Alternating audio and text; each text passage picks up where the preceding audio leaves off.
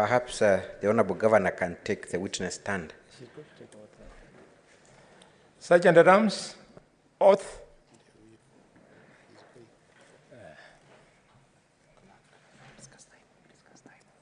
Yes, I will.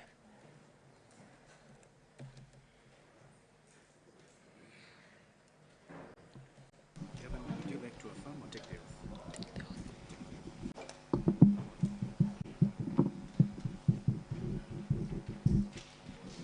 Right hand.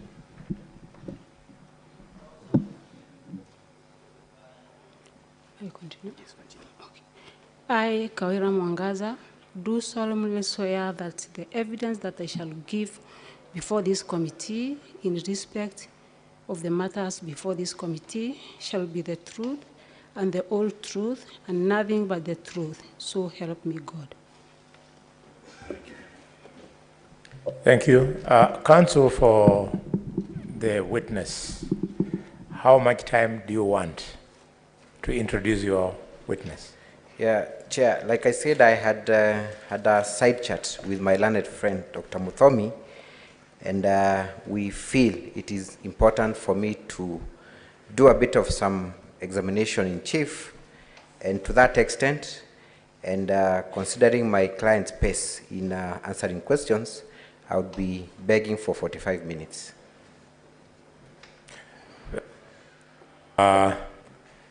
Dr. Muthomi?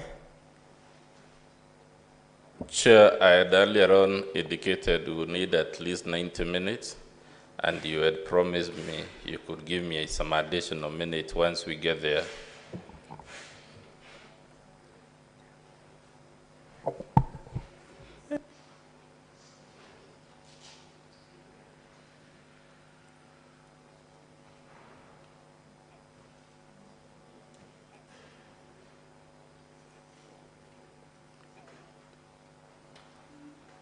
Very well. We have heard you. We are trying to manage time in view of what is ahead of us. And bear with us. Counsel for the witness, we will give you 30 minutes. And counsel for the county assembly, we will give you 60 minutes. And please, your 60 and 30 minutes, share with your team accordingly, because senators really want to listen to the governor.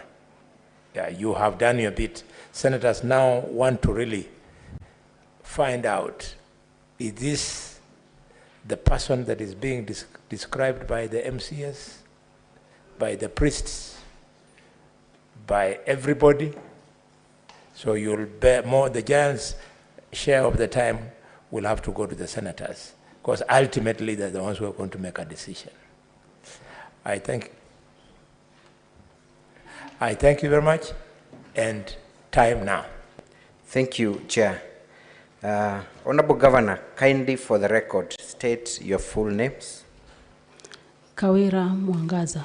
Kawera Mwangaza, the current governor of Meru. Yes. You are familiar with the charges that have been brought against you by the County Assembly of Meru before this select committee? Yes, I'm familiar. And you have responded to each and every accusation against you in writing? Yes, I have. Would you like to stand by all the averments contained in your response? Yes. Thank you. You have been asked, and that question has been posed through several witnesses, why you did not want to participate in the impeachment process to defend yourself, or at least give your side of the story, at the Meru County Assembly. Did you deliberately refuse to participate in those proceedings? No, I didn't. You did not.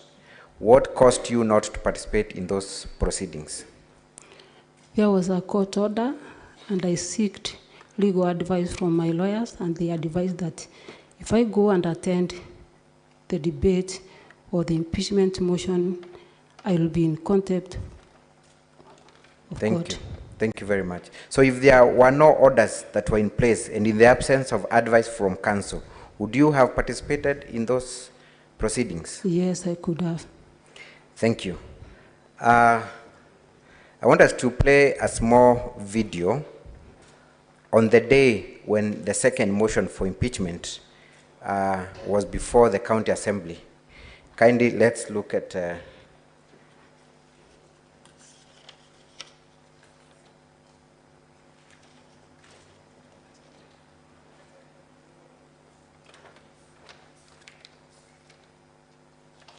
that is a video tagged as number 33, KMS 33.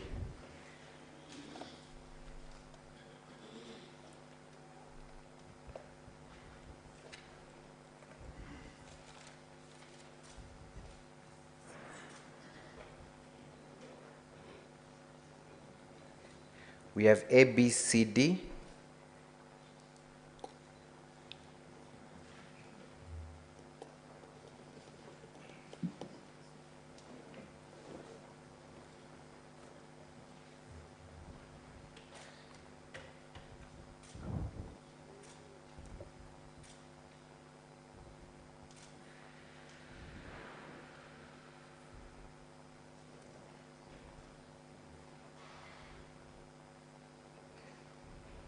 If we can have any indication, Chair, if the Secretariat is having any challenges, so that we save on time.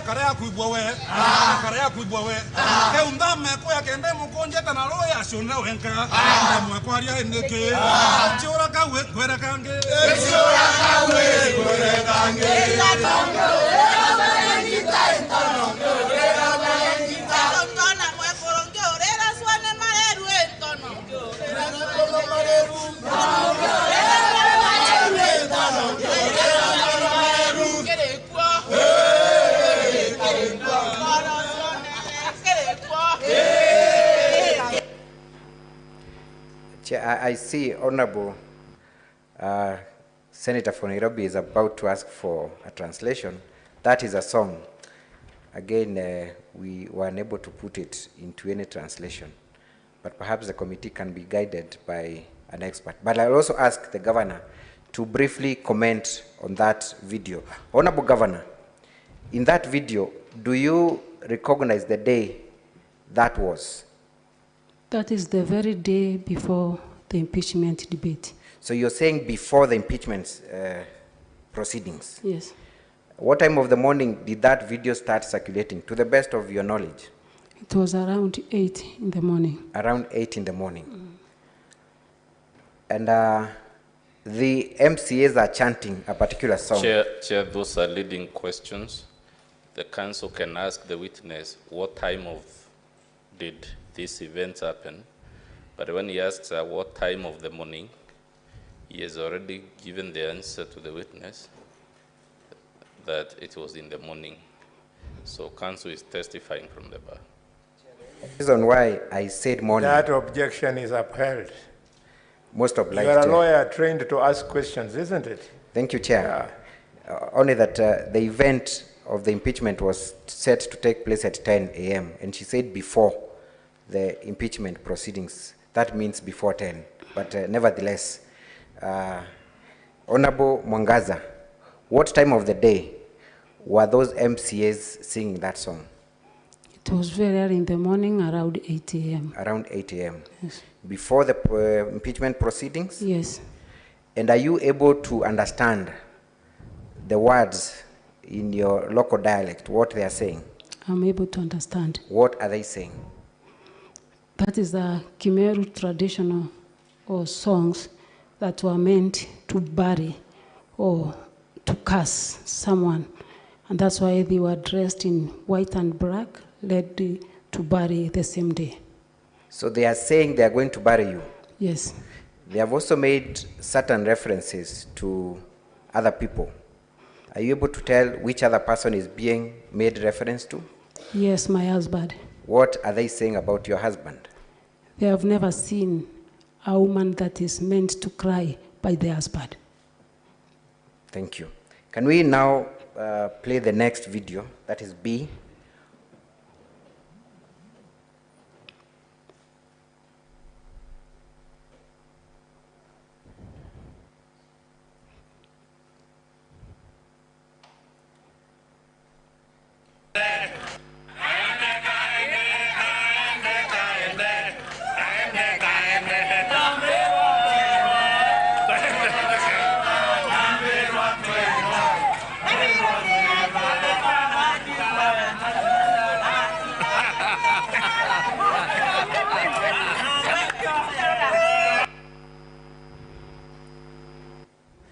Can we lastly play D? Can we lastly play video D?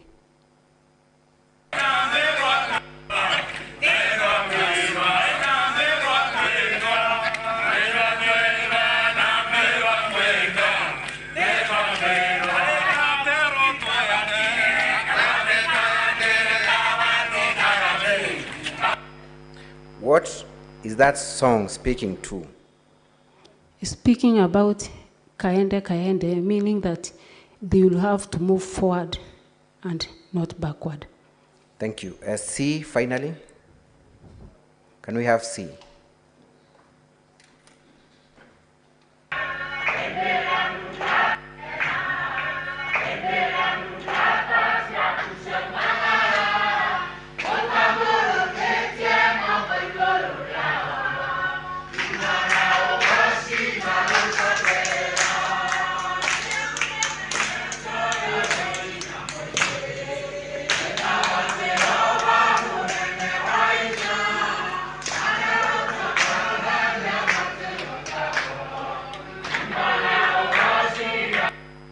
One would be forgiven that the MCAs are in a church. Can you confirm where the MCAs are when they are singing? In the County Assembly of Meru. They are inside the County Assembly of Meru? Yes. And that was the same day when they were set to impeach you? It is the same day. What song is being played inside the County Assembly? That's a Kikuyu song, praising God, and then saying that after victory, the name of the Lord shall be praised. So they are anticipating for a victory. You have been a member of parliament for 5 years. Is that behavior parliamentary in nature? No. It is not. And did you expect to have a fair hearing before such a tribunal or a committee or a house? No, no, no. No. Why do you feel that you do not have had fair hearing before the MCAs in Meru? Because they had already made a choice. Thank you. So they had already made a determination on Yes. your impeachment motion. Thank you very much. Very briefly, I want to take you through the 6 charges and in a very summary form, give your response to each of them. 1, you have been accused of nepotism and illegal appointments. And to this extent, I want to ask you specifically, are you guilty of nepotism and illegally appointing your husband or spouse to a county office? Not guilty. Did you appoint your husband to a county office? No. What did you, or rather, in what position did you appoint your husband to? I only appointed him as the ambassador of Hustlers of Meru and then the patron of MYS. Is that appointment in a county office? No, it isn't. What were you intending the first gentleman to do in the appointment that you gave him? The patron, as we know, or as I believe, is a person who assists, gives aid, support financially, socially, and expected the first gentleman to assist our youth in Meru County.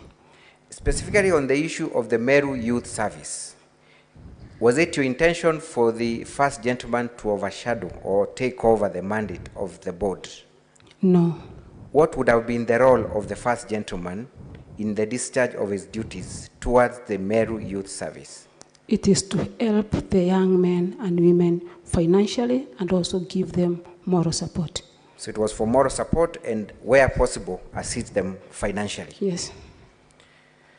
Are you aware of other initiatives by other first ladies or first gentlemen that have similar initiatives? Yes, I'm aware. You're aware. Were the other previous governors in Meru, or rather had the other previous governors in Meru appointed their spouses for similar initiatives? They did. They had offices, they had vehicles, and everything. Thank you. Does the first gentleman draw any salary or remuneration from the county government of Meru? He has never drawn any coin from the county government of Meru. Thank you. Let us briefly move on to the issue of roadside appointments, and I want to put them together. You have been accused of recruiting workers in Timau, specifically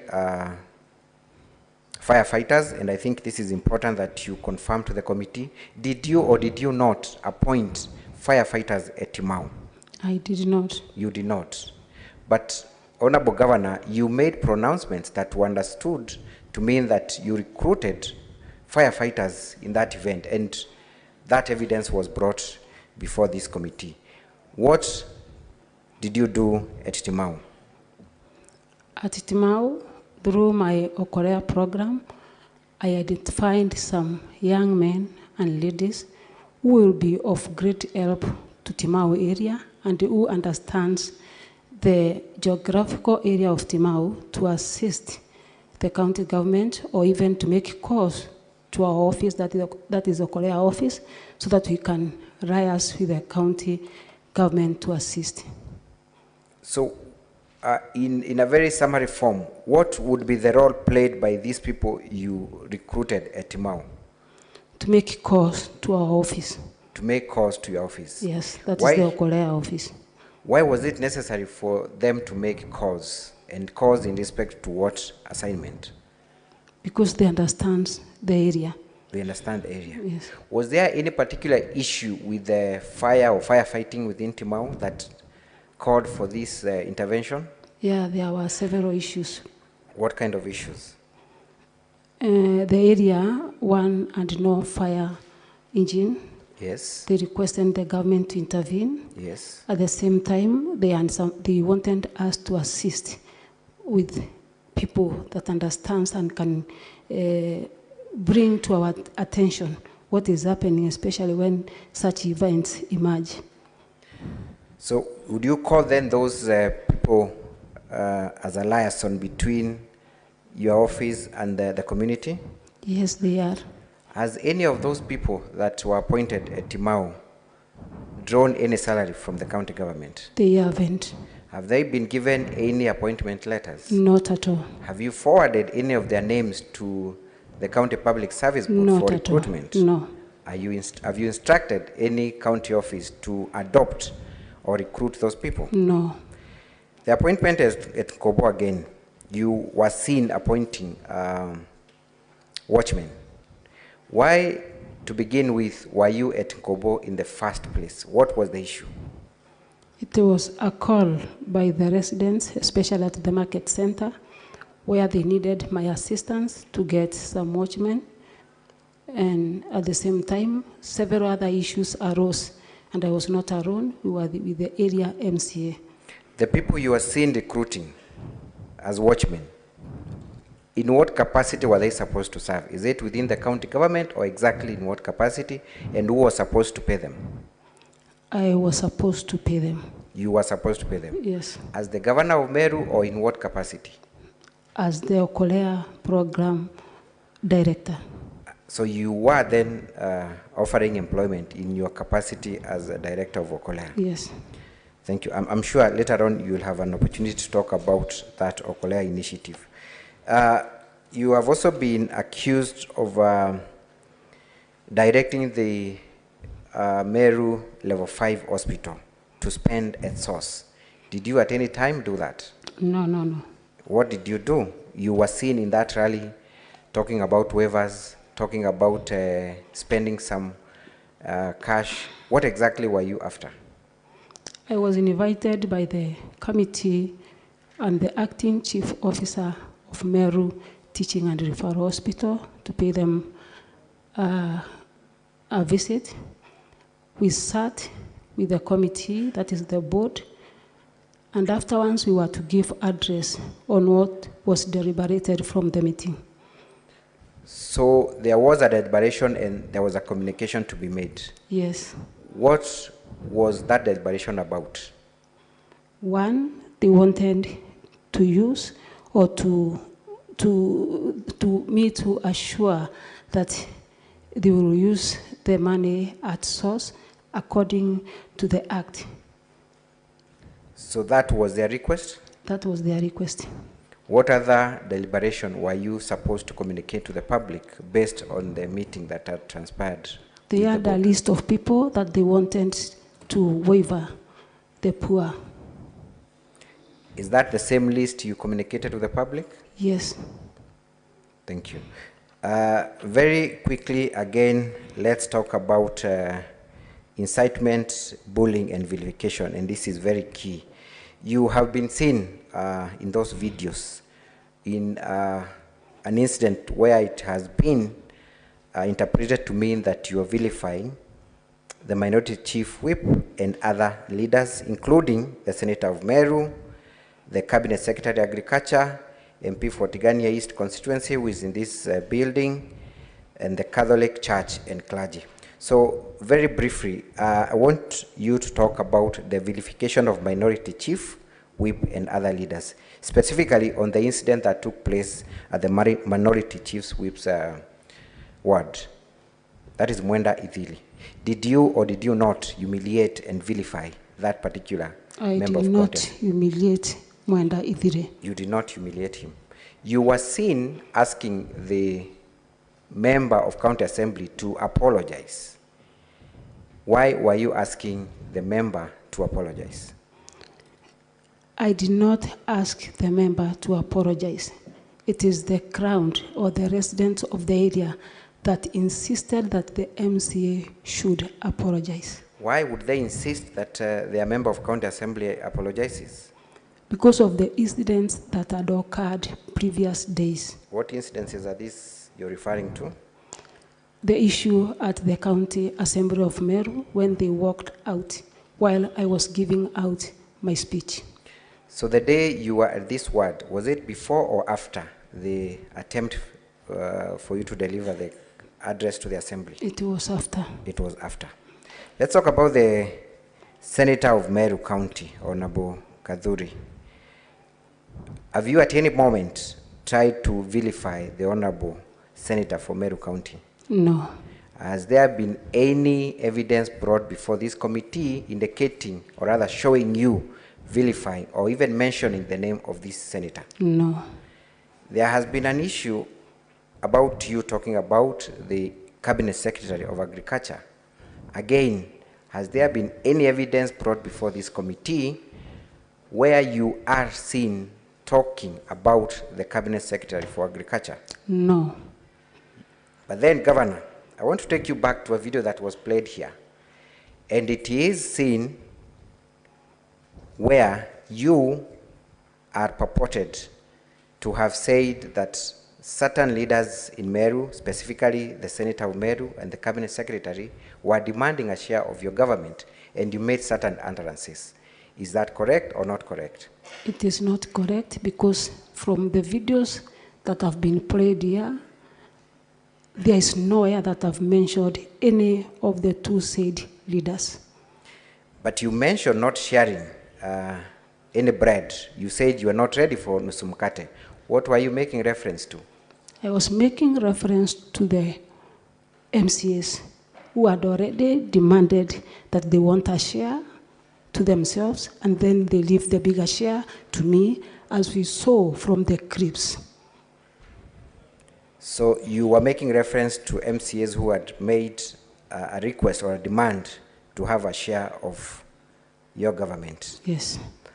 Have you at any time personally made any statements against the person of the Member of Parliament for Tigania East, Honorable Mporo Abori? No. You have not. Has the said Member of Parliament ever sought from you an apology or complaint for any form of vilification or humiliation? No.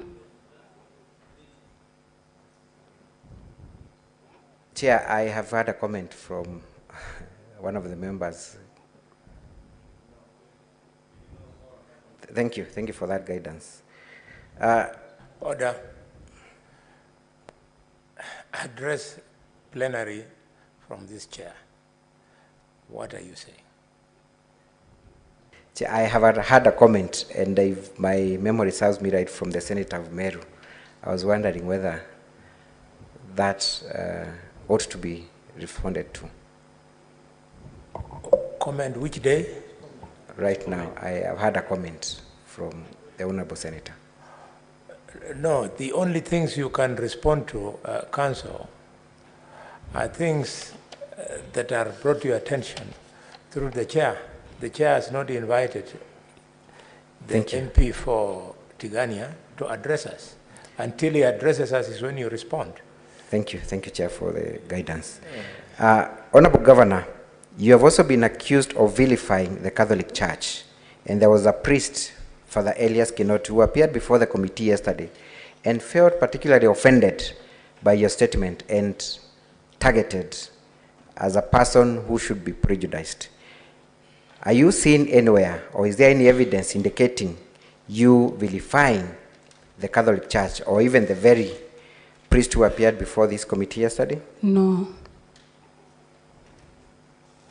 Briefly, can you explain to this committee why you had that meeting at Igoji Boys?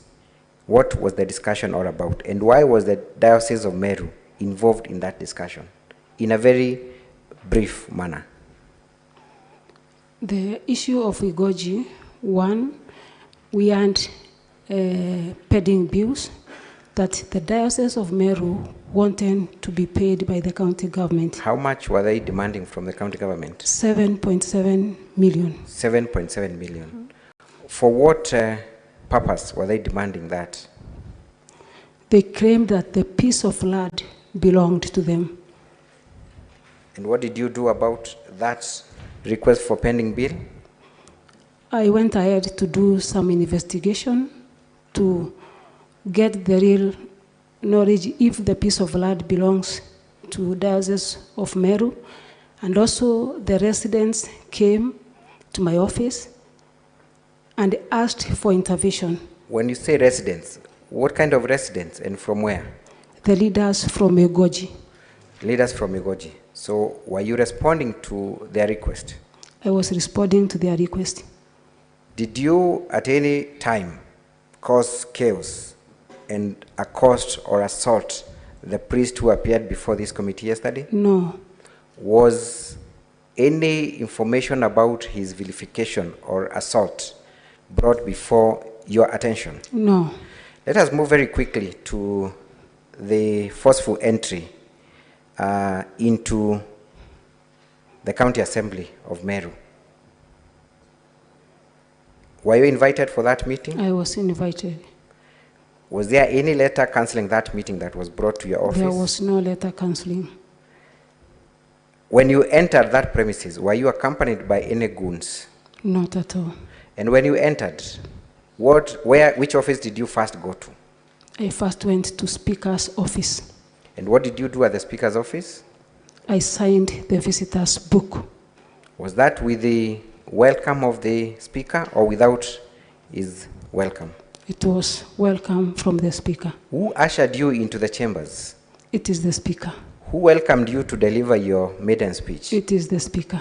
Who ushered you out of the chambers after the chaotic walkout? It is the Speaker. It is the Speaker. We have seen stones being pelted towards you. Was that stone from the County Assembly or outside the county assembly. from the county assembly. So from your evidence and understanding, who was throwing that stone at you? The MCS. The MCS. We move very quickly to the issue of nomination of CECs. You have been accused of not following the law, and you have been accused of misconduct when it comes to nomination of CECs.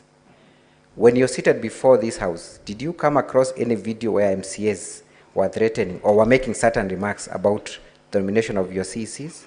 They said they will not pass the CECs unless I sit down with them and discuss about word for word. Did you ever present any list of CECs to the County Assembly of Meru? I did 10 of them. 10 of them. How many were approved? 3. Very briefly, I want you to talk about some of the members that were rejected, their qualifications, in 2 minutes, kindly. Were they incompetent? What kind of people had you presented for them to be rejected? One is Dr. Kiambi Adero, who is water engineer with an experience of over 20 years, a PhD holder. Another one? Another one is Kariminjeru. What are the qualifications? She owns master's degree. What other person was rejected? We may not go through all of them, but the last one? The last one is a young lady who was supposed to be the CEC for youth and sports, and she was also qualified. Were you given any report as to why those 7 names were rejected? No. They never gave you any report? Yes. Why did you restructure your government, Honorable Governor? I thought it was easy for me and good for me to restructure so that at least we can move on with the business or the functions of the government. Was business of the government not going on? Minus the 7 CECs, I thought it would be a bit hard. So I decided to reorganize and then assign the 3, those who have been passed, to handle at least 2 dockets each for us to move forward. Thank you. Before the red light goes on, you have been termed as the modern day Hitler, Adolf Hitler, that we need to sacrifice you for the county of Meru to prosper, that you are not seeing eye to eye with any of the elected leaders, that you are a lone ranger, that you are very arrogant. That is the picture that has been painted by the County Assembly of Meru. Is that who you are? Are you that modern day Adolf Hitler? An all-powerful, all-knowing, omnipresent person that does not require any input from any other person. Is that you, Governor Kawera? It is very unfortunate, and that is the narrative that have been sold by maybe the MCAs or my political competitors, just to show and paint the bad part, which I'm not. Are you in working terms with any of the elected leaders within Meru? Yes, I am. Kindly mention. You have 2 minutes. Thank you, Chair. If I could just get 3 more so that I have 5 to conclude that line of examination, kindly. Governor Kawera, are you in any working terms with any of the elected leaders in Meru? I'm in terms with almost all of them. Even the members of County Assembly? Yes, because for the last 2 months, I've been going around with them to take development to their counties, and for more than 26 ones, I've been with the relevant or the area MCAs with me. What was the purpose of your visit in those wards? To take development. Did the MCAs of those respective wards accompany you? Yes, they did. More than 20. More than 20. Yes.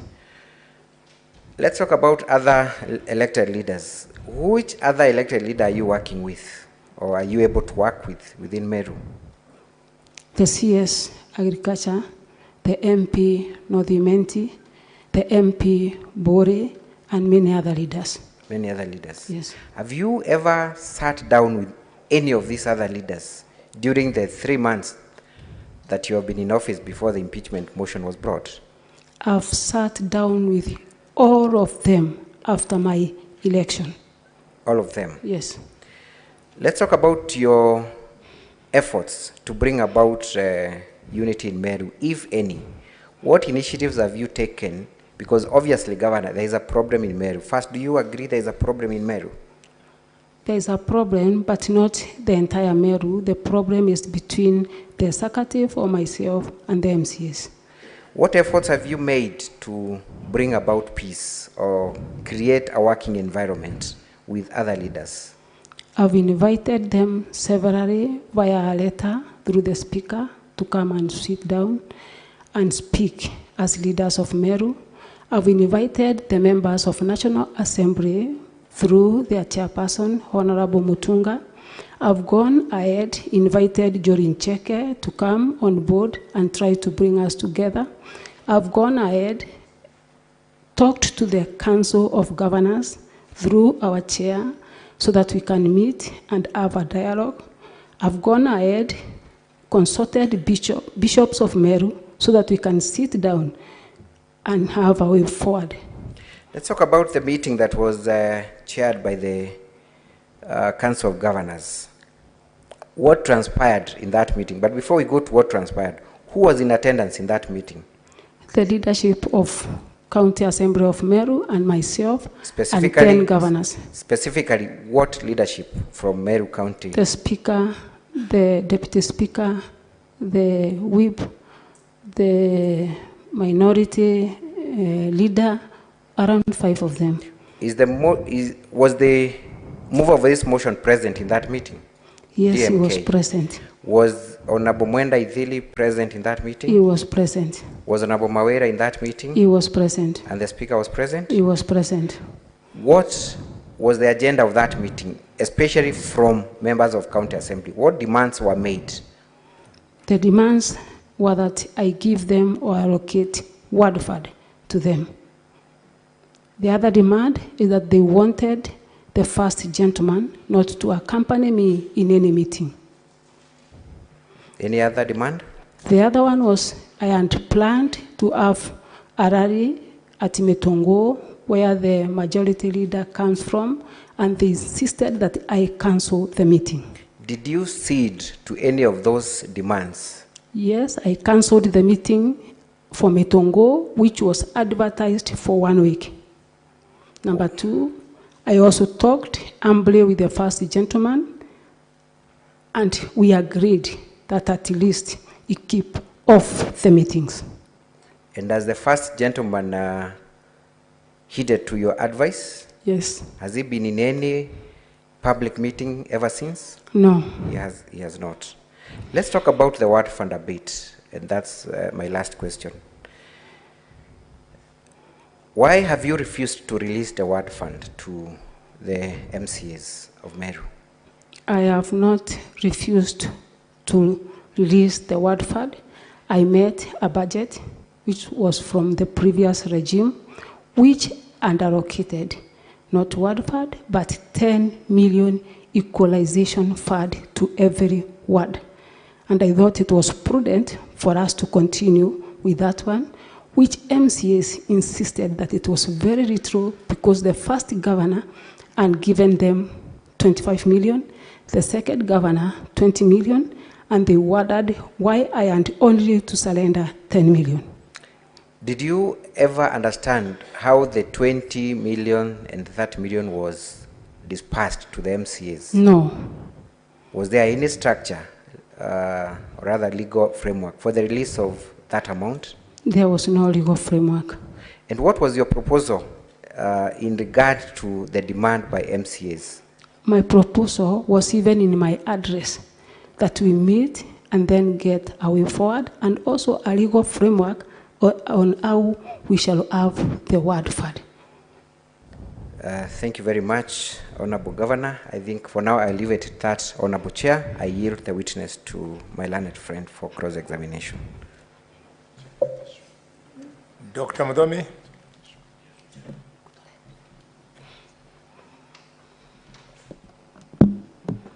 Honorable Kawera, please Please confirm that the Kawera program is a private charity that you run. Yes, it is. You have run this private charity for many years. More than 10 years. More than 10 years. I'll be right to tell the Senate the activities of this charity program are a frequent broadcast on Baite TV.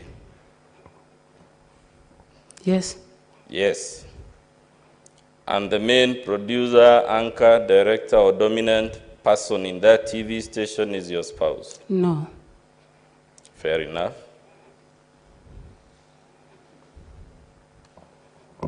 Now, your case has kept shifting, and please listen to the shifting before I ask my question.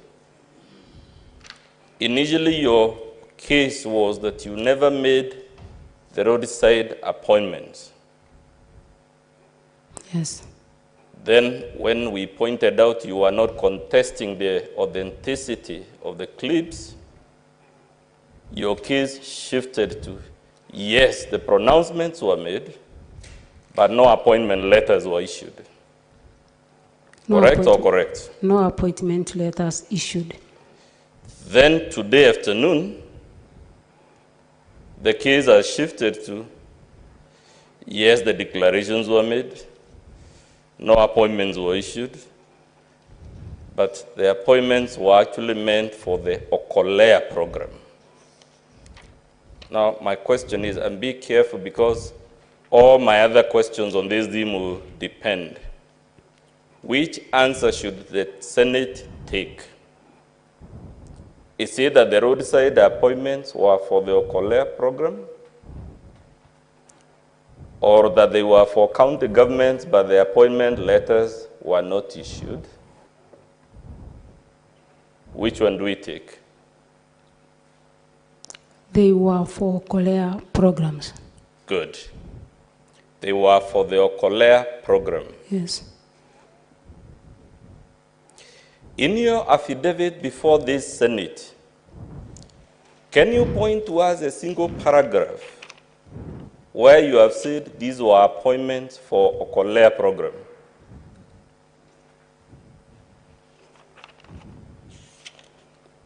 There is nowhere here, the document that I have. This charity you run is your charity, isn't it? Yes. You got the gentleman that just testified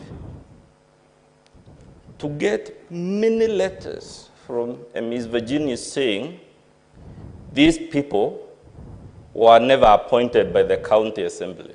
They were never appointed. Have you placed any letter before this Senate showing these roadside appointments were from the Kawera? The accusation was the appointment. Did by you the produce, of Honorable Kawera, have you produced any evidence? The charity is owned by you. It is you saying the employees were meant for the charity, not the county. Instead of bringing us letters showing these are employees of the charity, you have brought us letters saying they are not employees of the county. They are not employees of the county because I've not seen any appointment letter concerning the people.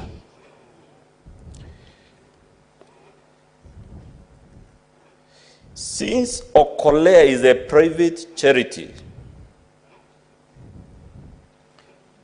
would it have any business with the statutory body of the county government of Meru? There is no statutory body of the county of Meru that is involved with the Kawera program. Good.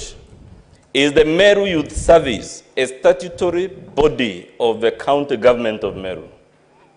You are talking about the roadside appointments, which none of the appointment has been taken to Meru Youth Service. Your declarations, which we don't contest that it was made, didn't you declare your husband a patron of Meru Youth Service? Yes, You did. yes. But now you say you actually meant it for the Okolea program.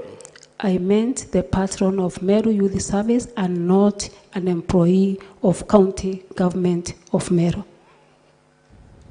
Should the Okolea program, in your understanding of governance, be commingled?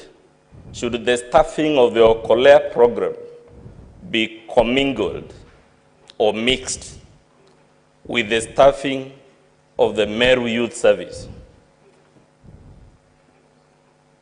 There is no way that it can mingle or be mixed because the position that is in dispute is the patron position. Good. Who responsibility is to give advice and also So when you appointed this husband of yours to patron, were you appointing him as part of the Okolea program or as... Order, Council. Council, again, let us remain respectful. You cannot refer to the husband of the governor as this husband of yours. You know the proper English. Chair, I'm profusely apologetic. English is my third language. I didn't mean any shred of disrespect to the governor, and if she is offended, I'm really sorry. Since it is your third language, I now direct that you withdraw that comment. Withdrawn, Chair. And we now want to school you that you are now free to call him the first gentleman, your husband, or your husband, Chair. who is the first gentleman. Chair.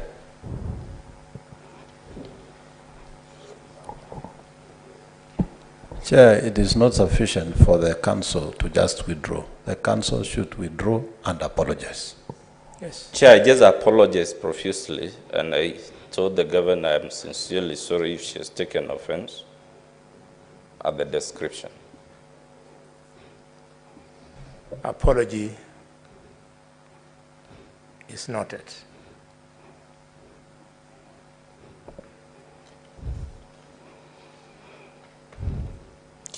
So when you appointed the first gentleman as patron of Meru Youth Service, were you doing that as part of Okolea or as governor of Meru County?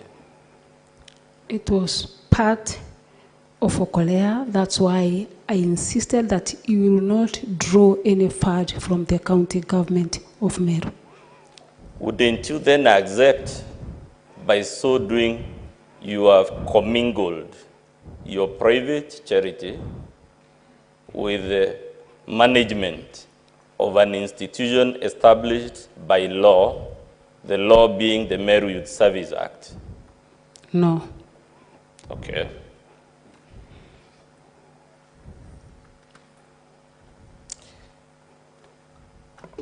Let's go to Timau.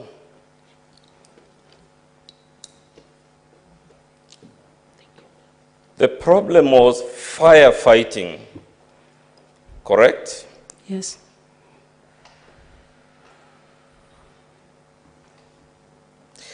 If the citizens have a problem with firefighting and they are addressing it to the governor of Meru, would they expect the governor to deal with the matter in a capacity as governor or in a capacity within a private charity called Okolea? The Okolea program has been there for the last 10 years. Even when I was the woman representative of Meru County, the residents or the people of Meru could bring their problems to me while in office, and I also assisted in the capacity of the Okolea program as the director. So they knew very well that I'm able to assist them. Does the Meru County government have a fire department? Yes, it has. Is that department staffed by the County Public Service Board? It is. Wouldn't that then be the body statutorily authorized to deal with the problem of firefighting in Timau? The people employed by the county government of Meru for the firefighting are experts in those areas. Those that we assisted at Timau are the local people that would assist in locating the places where there are problems. You've just confirmed in your affidavit, there is no way you say you made all these appointments as part of Okolea. Did you declare at Timau that you are appointing these people not as governor, but Yes. as, did you declare? I did not declare. Good, I was you did getting not them declare. as the county Let's government. go to Nkobo. There was a request by Honorable Makasi, right? Yes, Honorable Makasi is an MCA yes, addressing a problem his residents have with the governor of Meru County. yeah. When he was making that request to you, was he making it to you as the owner of Okolea, which is your private charity, or he was addressing you as the governor of Meru County? He was addressing both sides. Anywhere in the video where he mentions Okolea or in the transcript of that video? The evidence is clear because when we went ahead and got some people as watchmen, the position of watchmen are not there in the county government of Meru. My question And is that is simple, where- Honorable Governor. Is there anywhere in your video or any video in existence anywhere in the world in which Honorable Makasi is addressing this problem to you in your roles in Okolea as opposed to your role as governor of Meru? So many videos. Have you placed them before this Senate? No. Let's go to Kianjai. You issued a directive here to ward administrators, right? Yes.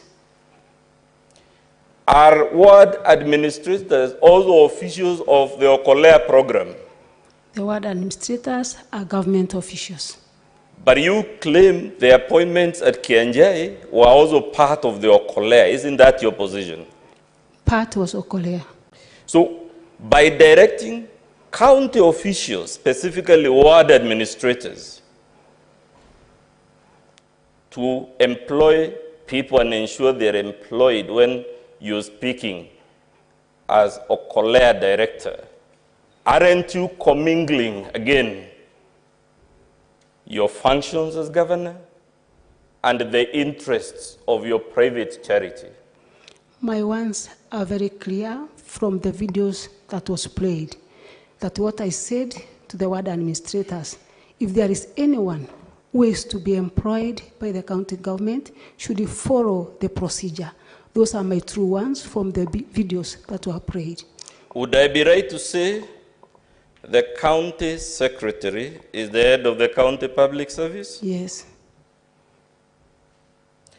This is an officer subordinate to you in the county hierarchy, isn't it? yes. It is therefore perfectly normal for you to give these officer instructions to respond to official complaints, isn't it? I'm the accused.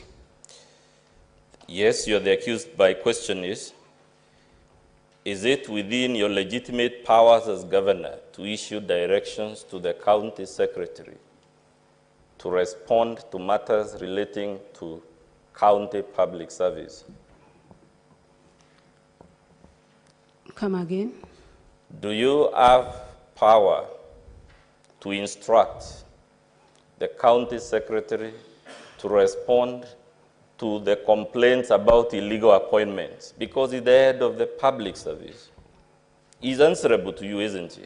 He's answerable to me, and he does what is right before the law. I didn't ask. Let's go to the secretary of the county public service board. This is also an official of the county executive, correct or incorrect? Correct.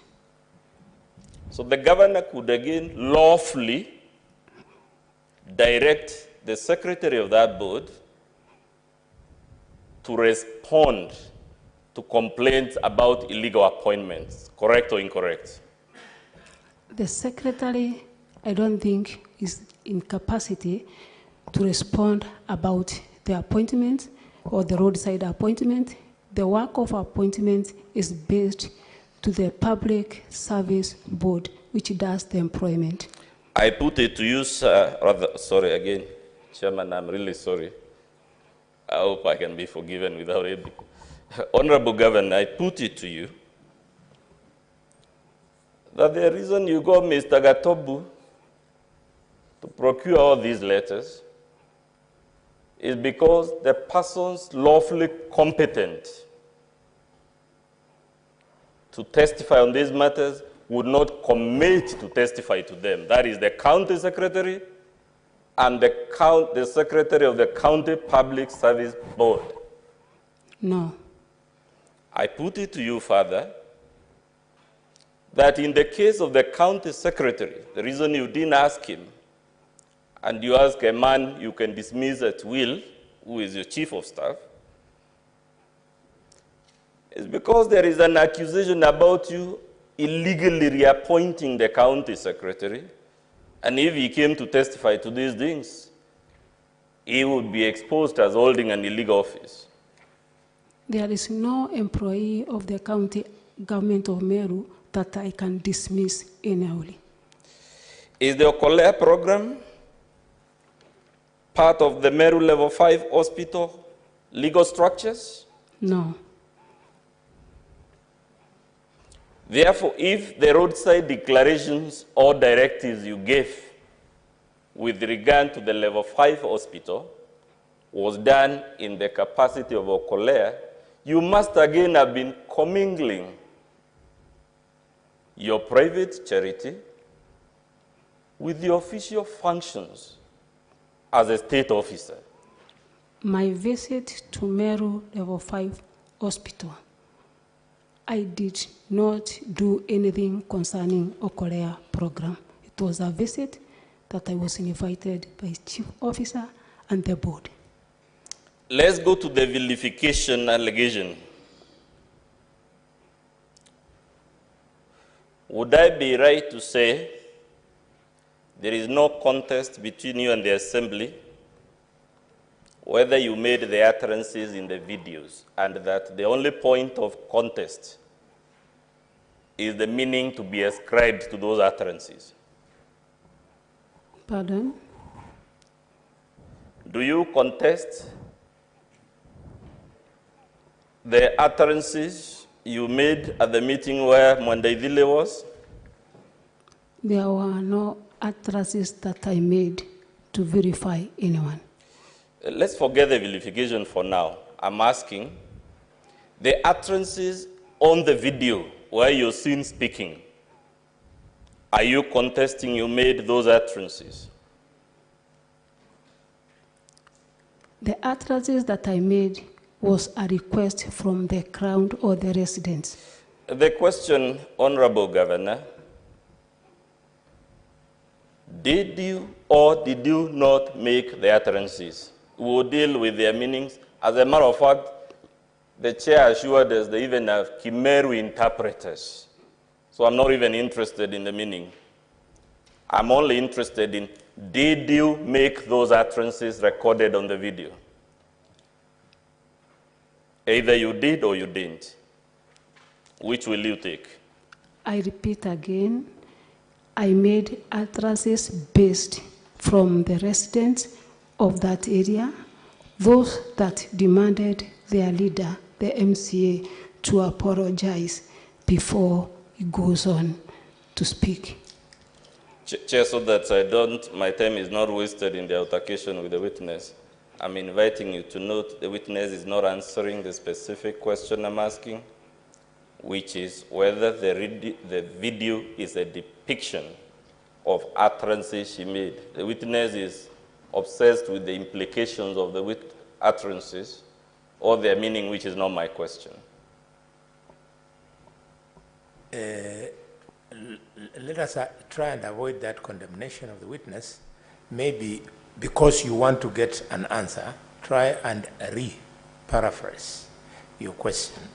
As you said, if a lawyer like you, who is schooled in English, admitted that it is a foreign language, how about her? We don't know her professional background.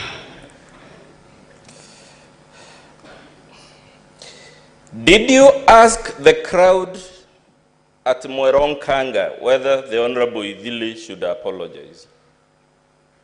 First, after the residents said that Please Mwenda answer my question. should You love the, apologize. did you ask the crowd? Yes, Did I you? asked. Good, you asked. After the first gentleman accused the senator and the MP Tigania East in your presence of sending you certain SMSs as per the video, when you rose to the podium, did you disown the sending of the alleged SMSs? In meetings that I attend, there are so many speakers, and it is not my duty to go It's a on simple disowning question, every Governor. speaker's Your words. husband, oh, sorry again, Chair. I'm sorry. Thank you. Chair, let's take it as a slip of the tongue. The first gentleman accused the Honorable Cabinet Secretary and the Honorable MP for Tigania East of sending you certain SMSs making extortionist demands. When you took to the podium, did you correct those assertions? Either you did or you didn't. Which one will you take? First gentleman is a grown-up man. That's not my question. Order, Madam Governor, you must answer questions the way you've been asked. He did not ask for that storytelling which you are starting. He wants yes or no. I did not disown. You did not disown. When the first gentleman told the public rally that the Honorable Mpuri Abori had brought fictitious pending bails for 12 companies, did you, after you took to the podium, correct that misleading information? No, it wasn't in my agenda. It wasn't in your agenda. Yes.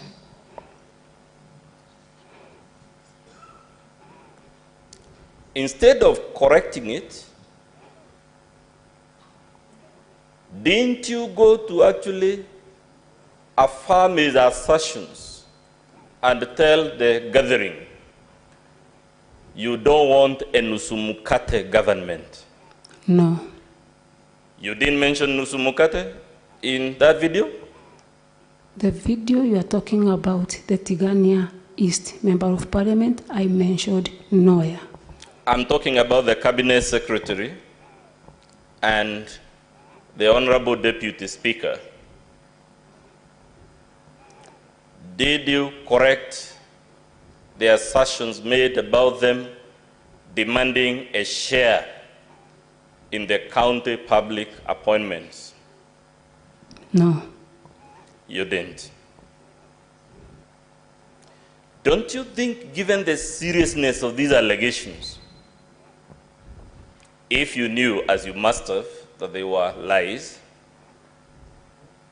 as a public leader and leader number one in the county, the first thing you should have done is to dispel the aspersions cast on the two honorable leaders?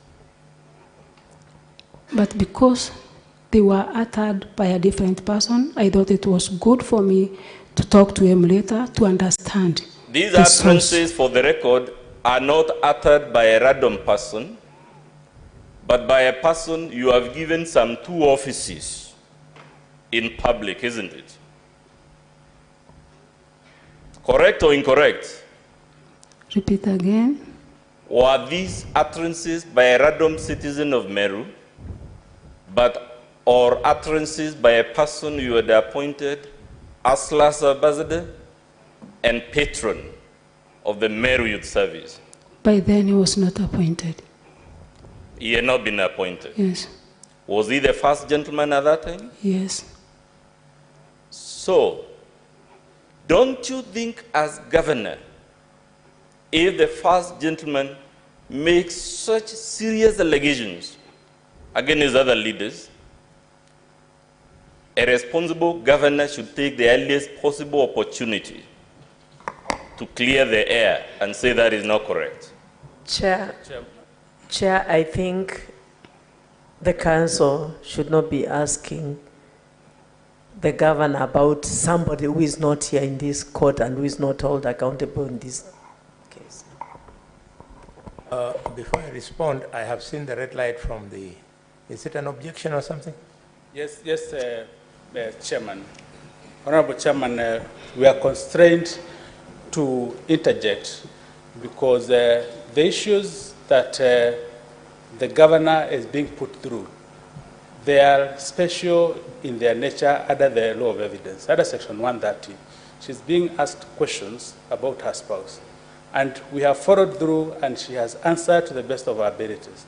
Now she has been asked to form an opinion about her own spouse in a matter involving criminal implications, whether she's the one who is charged or it may thereafter follow that the spouse may be followed in other different proceedings in another forum. I think under the law of evidence, under Section 130 of the Evidence Act, Cap 80 of the laws of Kenya, spouses and communications relating to spouses are protected. And also, this will not be a witness who will be compelled to form an opinion, especially of an incriminating nature, against her own spouse. And also to give such evidence, she will also not be allowed without the consent of that spouse. These are a declaratory statute. And two, I did not want to venture into Article 50, Clause 2, Paragraph L, which Honorable Chair had inquired about yesterday, on whether if this client is asked questions that are incriminating to her and she refuses to answer, how will the county assembly team treat her approach to such kind of questions? And we hadn't thought we'll get here. I thought the county assembly team will be a little bit guided, not to require the governor to form an opinion, especially of an untoward nature against her spouse. That is, Honorable Chair, the protection we are requesting this committee to afford the witness and the governor, and to allow her to exercise the right to a fair hearing under Article 50 on those two parameters that I've mentioned. Thank you, Honorable Chair. Council, I think both the Vice Chair and your colleague, they're not asking for too much. We are not sitting here to determine the innocence or otherwise arising from the utterances of the first gentleman.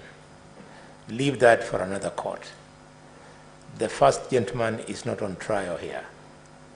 So let us focus. I'm guided in the interest of time, Chair, and I'm urging you humbly to note the interjections. Kanzo. I'm directed, I will obey that directive, Chair. Kanzo. Yes. Can you relax? We are aware that we have to save your time. You want us to take a shortcut so that an authority on pronouncement finds that what we did here was a sham? The only way that authority will find that it was not a sham is to follow the proceedings and find that they were done procedurally. So kindly enjoy your space, but separate the first gentleman from the governor. I'm directing, Chair. I don't think we should be detained. I'm entirely in your hands. Let's go to the municipality, the Honorable Governor. Is the Meru Municipal Board a statutory entity? Yes.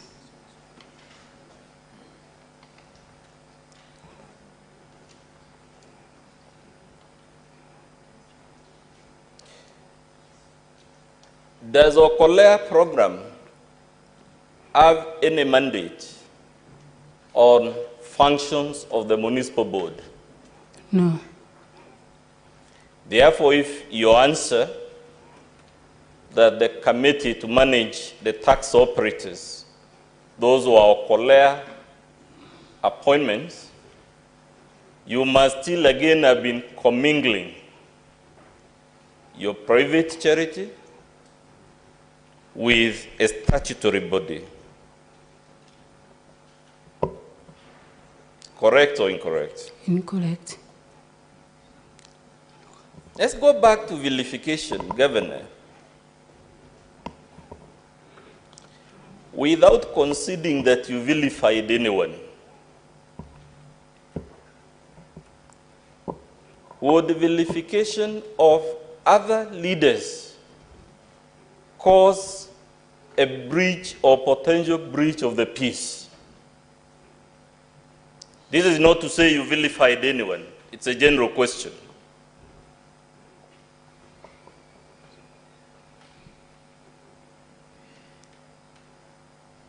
The Honorable Kawera, Yes. would persistent vilification campaigns against elected leaders create a potential threat of civil strife, assuming it were true that there was vilification? No. Would vilification of the church, the mocking of its clergy, the mocking of its liturgies, are those acts, in the event the Senate were to find there is evidence to support them, acts likely to lead to civil strife? I have not seen one. Chair, I'm not sure that your communication has been taken. And Council, there was an application which led us where we are right now. And that application is very clear. And I think that the reason why the governor, in this case the accused, took the stand was to be able to help us dig into this evidence in your own application. And if you didn't take the guidance of the chair in the first place, I think it's critical that you understand that you will make it very difficult for us to dig into the documents provided here by the witness and the accused at the same time. You haven't even helped us dig into some of the evidences provided by the governor in volume 1, which is an affidavit sworn by the governor. We just got some very, very interesting stuff that you could help us understand. And so is volume 2. So I wanted just to ask to the chair that remember your application and try to stick to application in the next 30 minutes that you still remain with. Thank you, the Senator of Migori. Yes, Senator of Nairobi, I see your light. Yeah, Chair, with the greatest respect to my colleague from Migori, this case is the Assembly's case. I wish that we would allow them to prosecute that case in the manner in which they would like. In the event that they do not touch on any of the documentation they have supplied us, they don't speak to the facts that they have alleged, they don't tell us the truth or point us to where we can see the truth of their assertions, that is their funeral. Chair, in the interest of time, I am not a morning person and I'm not also a night person. In the interest of moving the proceedings forward, let's allow the Assembly to conclude their case. Very well put. We do not have any luxury or responsibility council to teach you law. You keep on laying your bed. Let's go to You're paragraph going to 3. lie in it. Let's go to paragraph 3 of your affidavit, Honorable Governor. Which page? It is at page 15 of your volume of your response. That would be volume 1.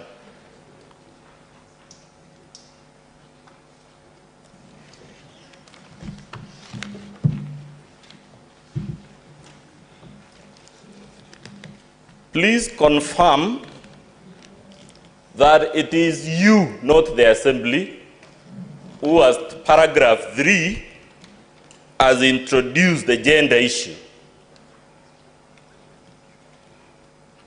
Correct or incorrect? Page 15. At paragraph 3.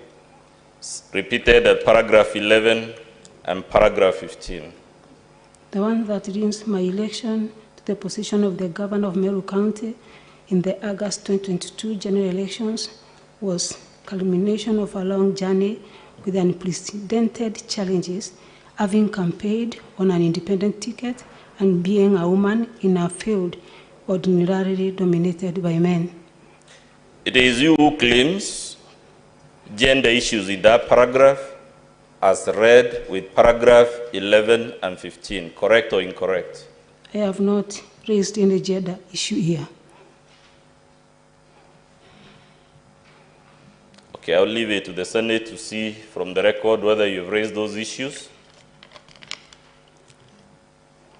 But weren't you, Honorable Governor, impeached by all the women MCAs? Never mind these claims about gender. Did they or did they not impeach you, all the women MCAs? The impeachment, to my understanding, does not either look at the gender of a person. My question is simple. Did the women MCAs of the Meru County Assembly vote in support of the impeachment motion? Yes, they did. Good. All of them, isn't it? Yes. Good. You say in paragraph, I'm trying to see the paragraph, Chair, 9 to 10 of your affidavit, that there is a power matrix in which the minority and the majority have joined hands to hound you out of office. Is that the position you've taken in those paragraphs? Yes. Are you aware, Honorable Governor, that the Meru County Assembly has 5 independent MCAs? Yes, I'm aware. Did those independent MCAs vote in favor of the impeachment motion? Yes, they did.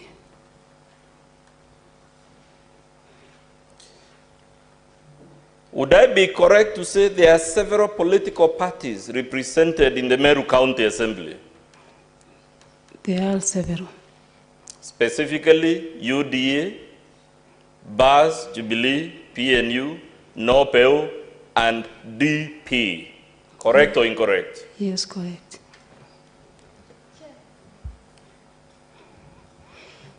Yes, Senator. I'm tempted to interject on, what the council has mentioned about the governor talking about being elected in an unprecedented situation as a woman.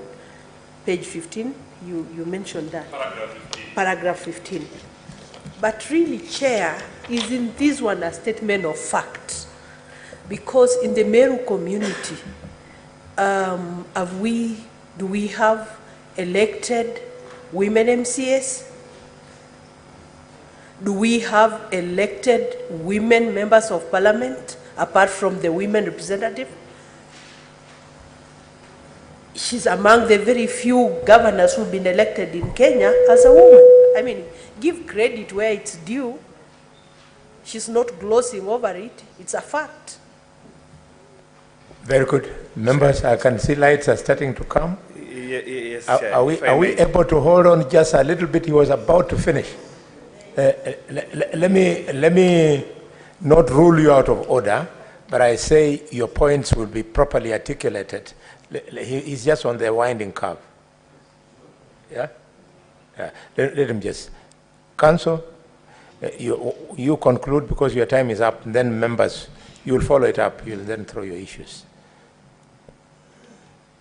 You say at paragraph 39 of your affidavit and paragraph 38 that there have been various efforts by various entities to resolve this crisis, ranging from the church to Jurincheke to Council of Governors and whatnot. Isn't that correct? It is correct. Have these efforts succeeded so far? Some have succeeded. But if the efforts by all these players have not resolved the problem in Meru, doesn't it then leave impeachment as the only way out? Problems are not solved in a day. I think the few months that I've been in office is a short duration. And I think it's good to give our issues time, and I believe all will be resolved well. You said the previous governor equally appointed his spouse to certain offices, right? Yes. Let's go to page 27 of your volume 2.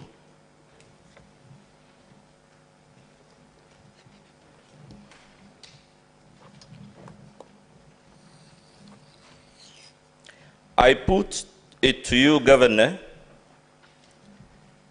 that this Gazette notice on its face refers to a decision by the County Executive Committee of Meru and not a decision by the then Governor of Meru. Yes. It is therefore incorrect for you to suggest that the former governor appointed his spouse.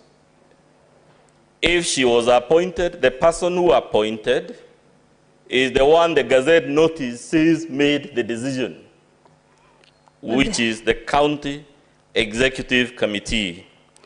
The pronouncements were made by the governor himself. Order, Governor. Don't respond. Because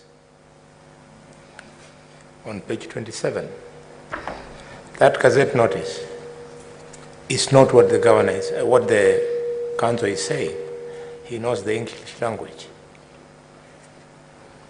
Can you read for us page 27, where it reads? Council, you know English. The Honorable His Excellency Kreitu is saying in this Gazette notice that pursuant to a decision by the CEC committee on 22nd of March 2018 establishing Meru Toweza program and in exercises of powers conferred by section 32L of the County Government Act, I, Kreitu Murungi, Governor of County of Meru, and purpose of that, appoint. It is the governor appointing.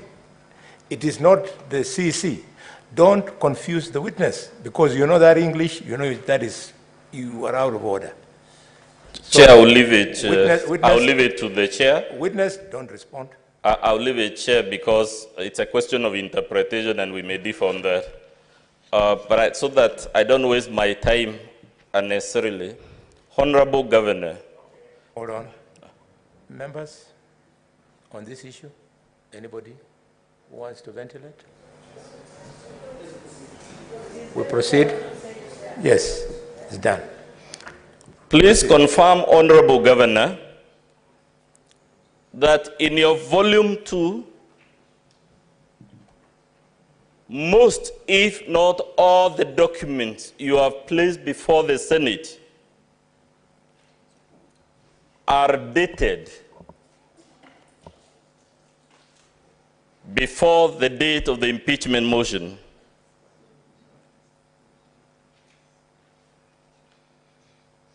Which document? You know, I'm trying to go in summary so that, would you confirm to me, Honorable Governor, if you want us to go them one by one, very quickly.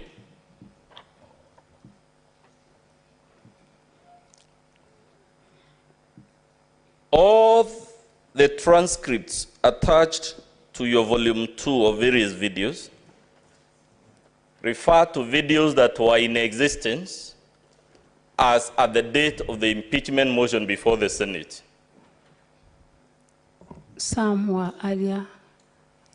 Yes, we know, of course, a few were not available, but would I not be correct to say most of them were available as at the date of the impeachment motion? No. These videos you have transcribed, were they in existence as at 5th December 2022? Some of them. Some of them. Yes. The document at page 27, was it in existence as at that date? Let me check. It's a 2018 document. 27. Page 27 of your volume 2. It is the same Meru Toeza program Yes. board. Yeah. The question was it in existence as at 5th December when the notice of the impeachment motion was given? It was. Same to the document at page 42?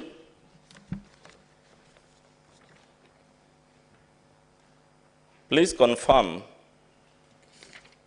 It was in existence. It predates 5th December, true or untrue? Yes, this one is dated 31st October. Great. Same for the document at page 51.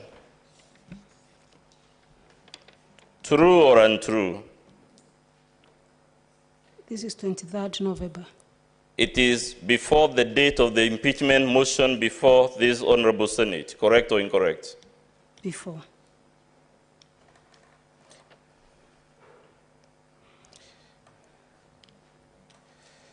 Let's go to the lease.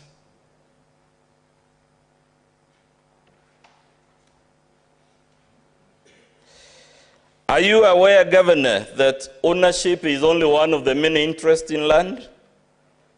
Yes. So you're aware possession, besides ownership, is an interest recognized in law? Yes. You're aware a leasehold is an interest recognized in law?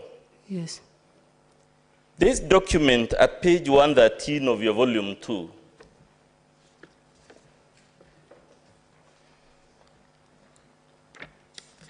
at paragraph B, does it show the Catholic Church as an interest in this property known to the law?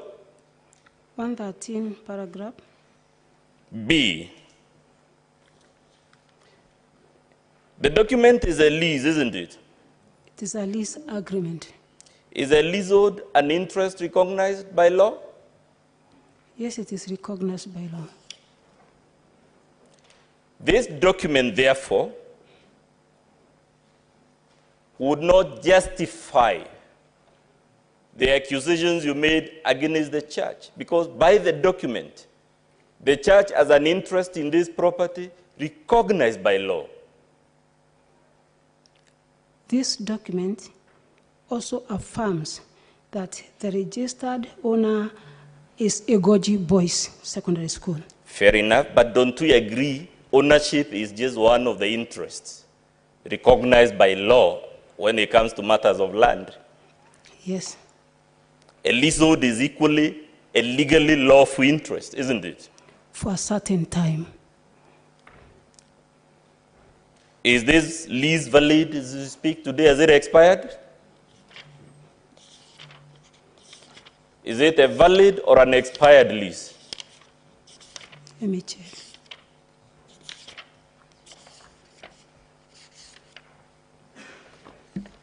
I put it to you, it's a valid lease.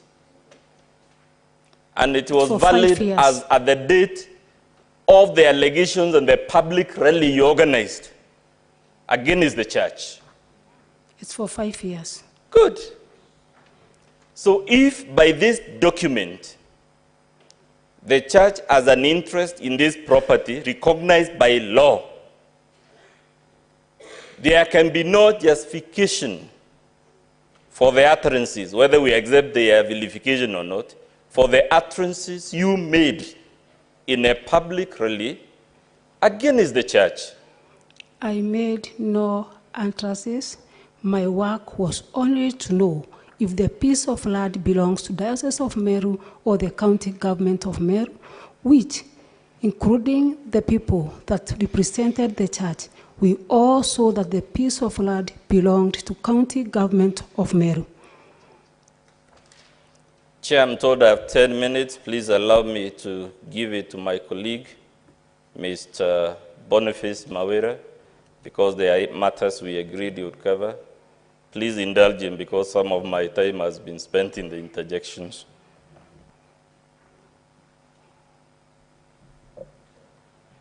Yes, Council Boniface. Honorable Chair and the Honorable Senators, my name is Morel Boniface Mavera. Honorable Governor, I have a few questions for you. Do you know Kasti Micheni? Yes, I know. Is she one of the nominated? Is she one of the CECs that you nominated but was rejected by the County Assembly? Yes, she is. Honorable Chair, I will request the Secretary to play Annex 20 in our flash disk, and to enable the Honorable Chair and the committee follow through. The transcript is on pages 138 to 139 of our volume 1, which is the impeachment motion.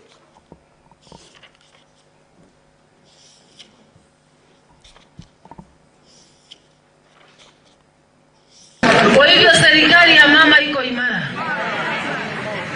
Ndio tuambeletie wira. Tureja kuja next week tutongere tuni kaste turogote siana bego jibara batina ambasari bakina nkagiro ambasari. Yile komi. Kaste uongoze hiyo exercise. Tuankia tuantikua. Tuana tena inya ampiga kuandika listi. Ana vetu bagome. Na hakuna uoga. Na serikali ya mama iko imara. Leo bali Kawera no ntone baraka lele kando. Uyo utilite katea. Honorable Governor, in that video, is it not true that you direct one Kasti Micheni to come up with a list of beneficiaries for bursary allocations? No.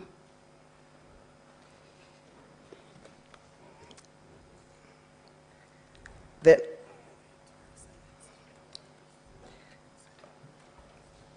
I think at this point, Honorable Chair, I will leave it to your interpreters. You informed us very well that you have interpreters of the Meru language. But Honorable Governor, are you aware of a law regulating the issuance of bursaries? Yes. What is that act? It's in the County Government Act. Honorable Governor, I put it to you that the law is not the County Government Act, but the Meru County Retention Enhancement Fund Act of 2016. Yes. And maybe I'll request your council to show you our volume 2, page 67. Our volume 2, which is our list and bundle of authorities, page 67. And maybe you can read it aloud. Section 10 on the top.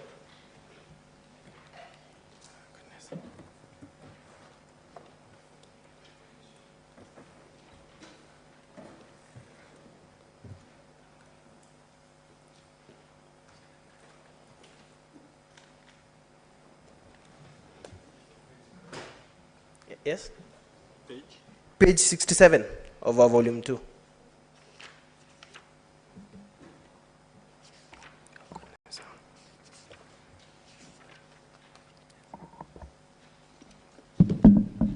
Are you there? Page 67. Yes. Yes. Please read aloud section 10 on page 67. The Meru County Retention Enhancement Fund Act 2016.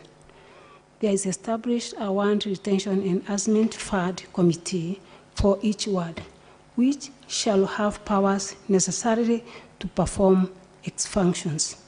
2, the committee shall consist of the following: a member of county assembly for that ward, who shall be the patron. B, ward administrator for that ward, who shall be the secretary. C, representative from the sub-county education board.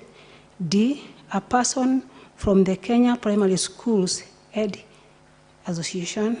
E, a person from Kenya Secondary Schools Ends Association. F, a representative from the tertiary learning institution. G, 3 representatives from the main sponsors, sub-county education officer, a representative of persons living with disabilities, 3 persons to represent the community, that is from the youth, women, and marginalized group or persons. Honorable Governor, you confirm that those are the people who comprise that committee? Yes. You can turn to page, Honorable Chair, on the same page 67, you will see the functions of that committee on section 11. Because you are pressed for time, I want the Governor to read function number D on page 68, 11D. D. Yes. Identify beneficiaries of the Retention Enhancement Fund. So, Honorable Governor, you confirm that one of the functions of this committee is to identify beneficiaries of the Retention Enhancement Fund? Yes. And these are the bursary allocations? Yes. So, Honorable Governor, you confirm that you appointed Kaste Micheni in place of a committee, a ward committee that is established by that county law. You confirm that?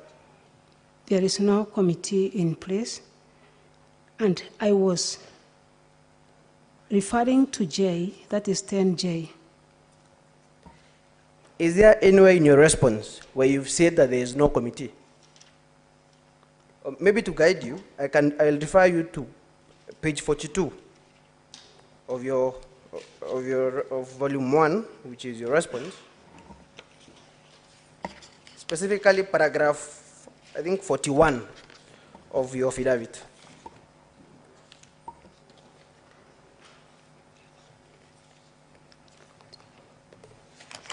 The second paragraph from the top. 41 or 42? Page 42. But I think it is in paragraph 41 of your response. Because the next paragraph, there is paragraph 42. Yes. Please read it aloud. The center stage in approvals of CEC nominees. No, the second paragraph, the appointment. The appointment to a bursary committee of one of the members was rejected as CEC nominee is a law done with the exercise of powers of the governor and cannot be cited as an act of misconduct. So, Honorable Governor, having read out to you this law, which you are not aware of, would you still hold that it is within the exercise of your powers to appoint members of this committee, when the members are specifically provided in section 10 of the Act? The members are provided in section 10, and that's why I say Kaste Mission falls under 10J.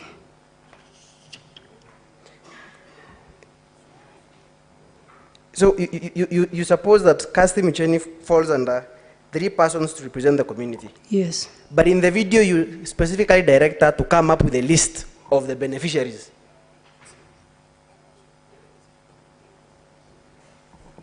You confirm that?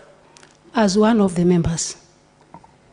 Was Kasti Misheni one of the MCA candidates in that area? Yes, she was. Which ward? Bogeta. I don't remember. I put it to you that it is Egoji West. West. And she was runners up in that election? She was in the elections. She came as number 2? Yes. And you appointed her in this committee, and in Annex 20, which is the transcript, or in that video, I think Honorable Chair, it is 19, Annex 19, and the transcript is...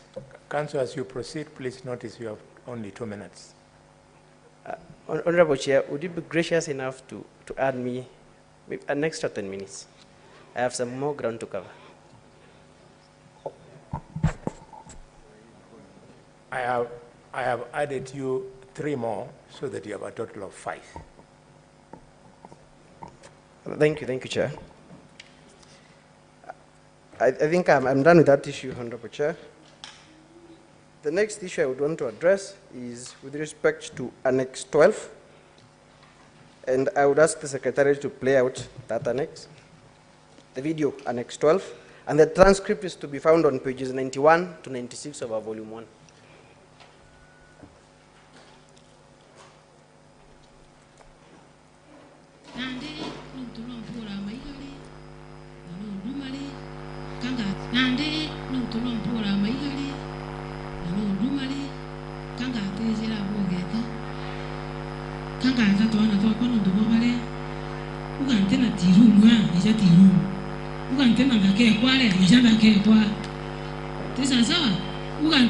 Administrator, ijaki alegea kwa.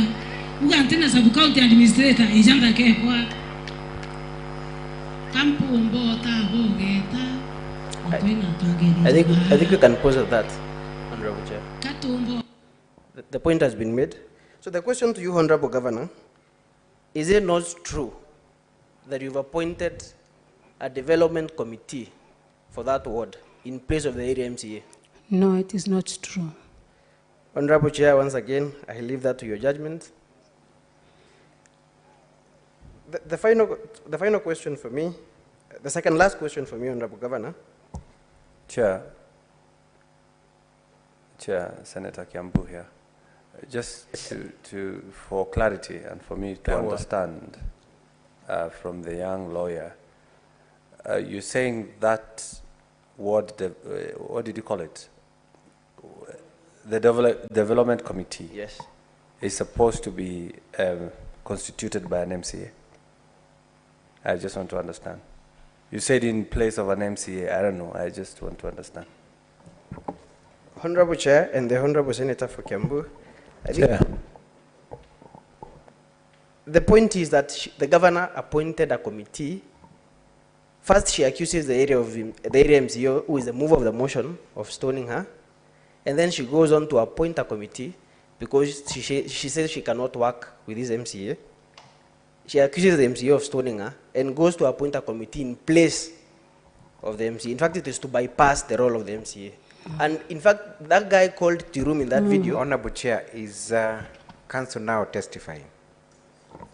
I'm responding to her question. In fact, Counsel for the Governor, in his testimony, the Counsel, in his own testimony, has just confirmed that the MCA actually stoned the Governor and gave reason.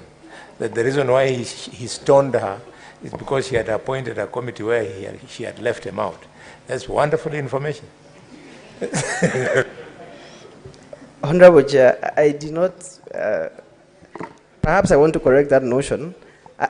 In the transcript that is on page 91 of our Volume 1, you will find a direct translation of what the governor is saying in that video. And the governor is expressly accusing the area MCA of stoning her.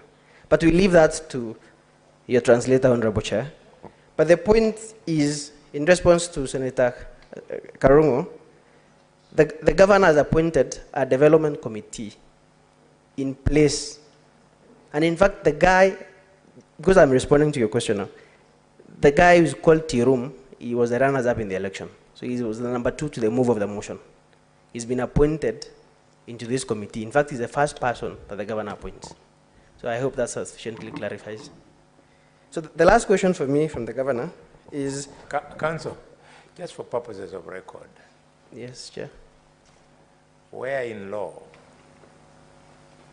is it stated that a runner-up cannot serve on a committee in a ward?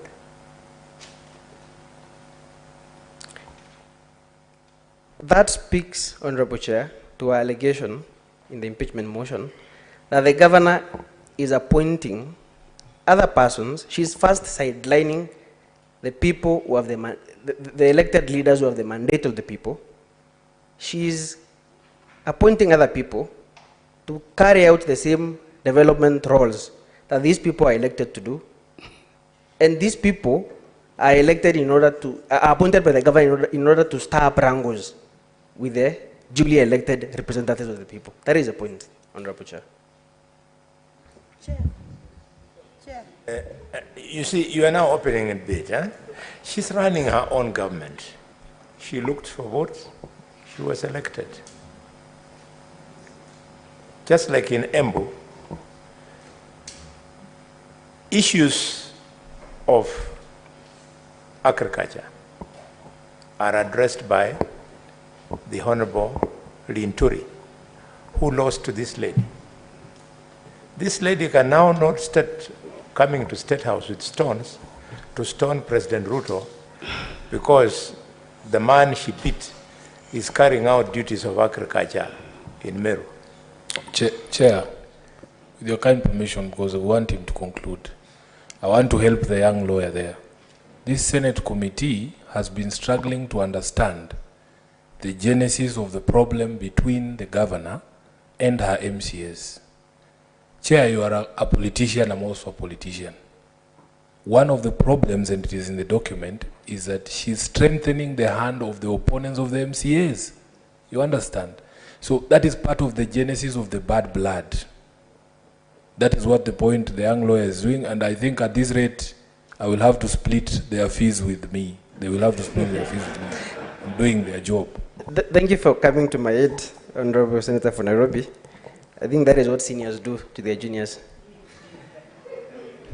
I think that the last question for me to the Governor, Honorable Chair, is, Honorable Governor, who is the founder of Baita TV? It's a limited company. Who is the founder? That is the question. It's a limited company.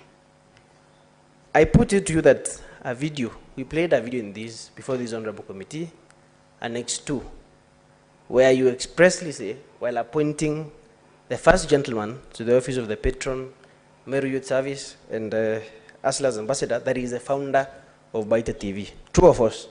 True. So you confirm that he is indeed the founder of Baita TV? In one of the ways, yes. I refer you to page 131 of volume 1. Please turn to that page.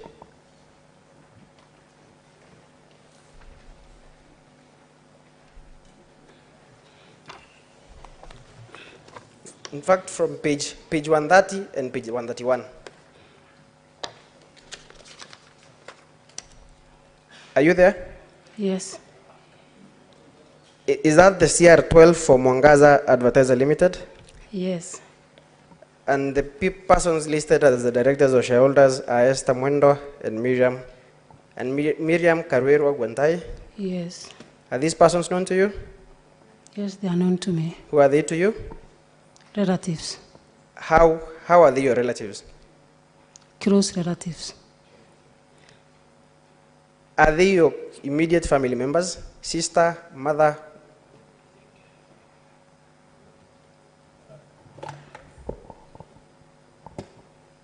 Yes, counsel for the governor.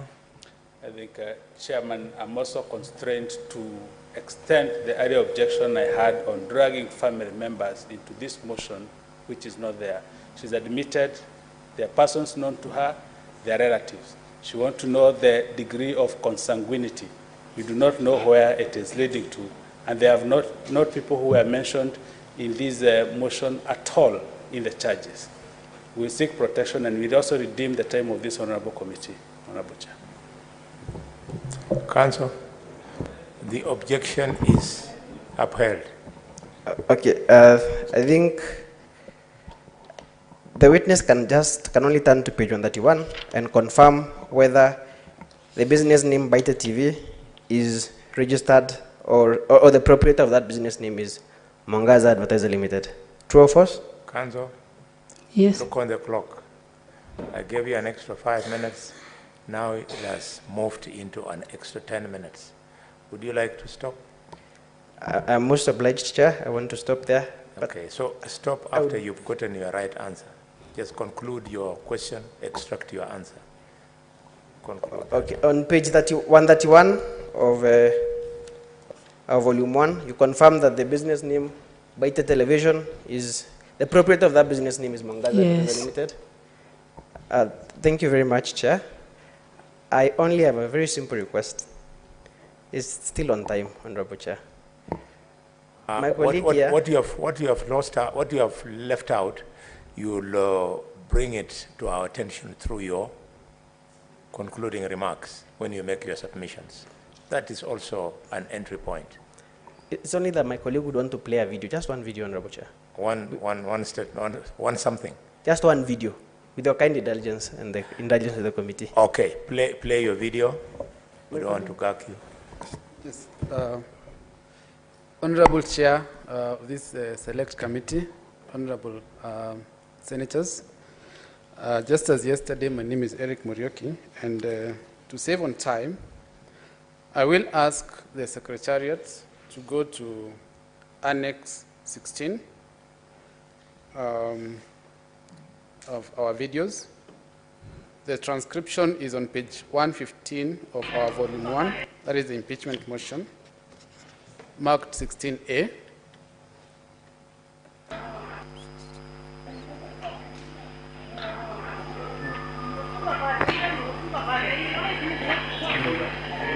Sorry, is that Annex 16?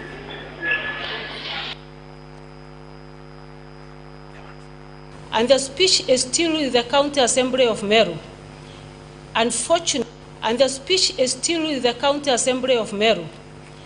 Unfortunately, our Kungoja, they barred me from entering the assembly, which I did by force or by God's grace. That's enough. And then immediately. So, Governor, is that you on that video? Yes. So you're the person there uttering those words? Yes. That you entered the assembly by force? By God's grace. Chair. Chair. Yeah, Mandago, yes. Chair, I don't know, the council doesn't want to play the whole video. He has chosen us to play the section that the governor says, I end either by force. Can we also listen to the second part? Because we cannot say time and disadvantage the witness, Chair. Okay, senators, we have to finish this matter. I think we shall grant Senator Mandako. No, Chair. Just play 2 minutes of that. Yes. That clip. I think it's only fair he has been extended time to play that video. Can we watch the video as it is? Not a section of the video. And the speech is still with the County Assembly of Meru. Unfortunately, our Kungoja, they barred me from entering the assembly, which I did by force or by God's grace. And then immediately after kuanza kuongea, wakatoka nje. Na walipotoka nje, wakaimba mapambano. Thank you, Chair. I think my point has been made, so I will ask my Council order. question. That was a request by Senator Mandako. You will come, Senator Mandako. I'm satisfied now. It is now clear, either by force or by God's grace. So whichever is applicable. Okay, Council. So my second last question, Governor, I will refer you to page 49 of our volume 2. That is the county, the Public Appointments, County Assemblies Approval Act. look at section 10 of that act.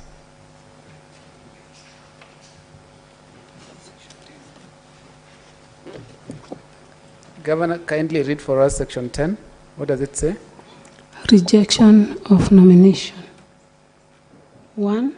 Where the nomination of a candidate is rejected by a county assembly, the appointing authority shall submit to the county assembly the name of another candidate, and the procedure for approval specified in this act shall apply accordingly. Is there any provision? Chair, point of order. Chair, the councils of the county assembly are becoming mischievous with time. They had asked to just play one video. Mr. Chair, I want to find out whether you have extended the time so that we can sit pretty and know we have another 30 minutes to listen to the county assembly. Senator Mandako, what Gabriel and the other lawyer are doing, they are bullying me. They know that I love young people, so they are bullying me. This is probably their first time to address the nation. They are addressing the nation, so I'm really constrained. Anyway, can you restrict yourself to your request? You wanted to be allowed to play, but because you had started, just conclude that statement and it ends there. Please. Yes. Chair, I had begged for the video on just one question, which is what I'm asking now. And I am concluding in the next 1 minute. So my question to you, Governor, regarding that provision you have read, which is my last question, is there any part in that law which permits the governor to go vilifying MCAs just because they have rejected the nominees of the governor? Is there any part of that law you have read which permits the governor to go vilifying MCAs for the reason that they have rejected the governor's nominees to the positions of CEC? There is no law, and I have not vilified the MCAs for that. Thank you. Thank you very much, Chair. Thank you for indulging me. Thank you. Very well. Back to the council for the governor. I've given you 5 minutes. 5.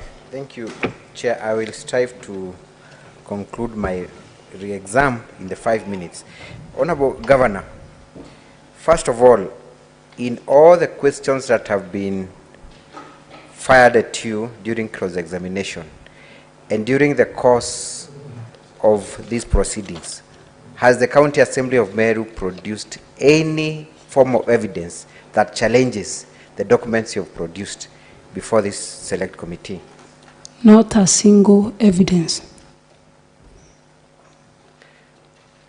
Have you at any moment ever admitted that you have made any illegal appointments? In your response, have you admitted of that wrongdoing? I have not admitted any illegal appointment made by myself. The role of the patron of Meru Youth Service, does it in any way collide with the role or the mandate of the board of that service? No. Does not. You have talked about your Okolea initiative, which you have been involved in for the last 10 years or so. When you became governor, did you abandon that initiative? No, I did not. Do you still get requests by the needy to support them through that initiative, even after you became governor? The requests have increased. They have now as the governor. They have indeed increased. Does your conscience rather allow you to turn down such requests merely because you become a governor? No, to my understanding, I should even be more conscious to them than before. Thank you. You have also been asked why you did not involve the county secretary to come and testify on your behalf or on any of those appointments that you've been accused of. Is it within your mandate to direct the county assembly to come and testify before the Senate on a personal matter touching on your on an accusation on a personal matter? No.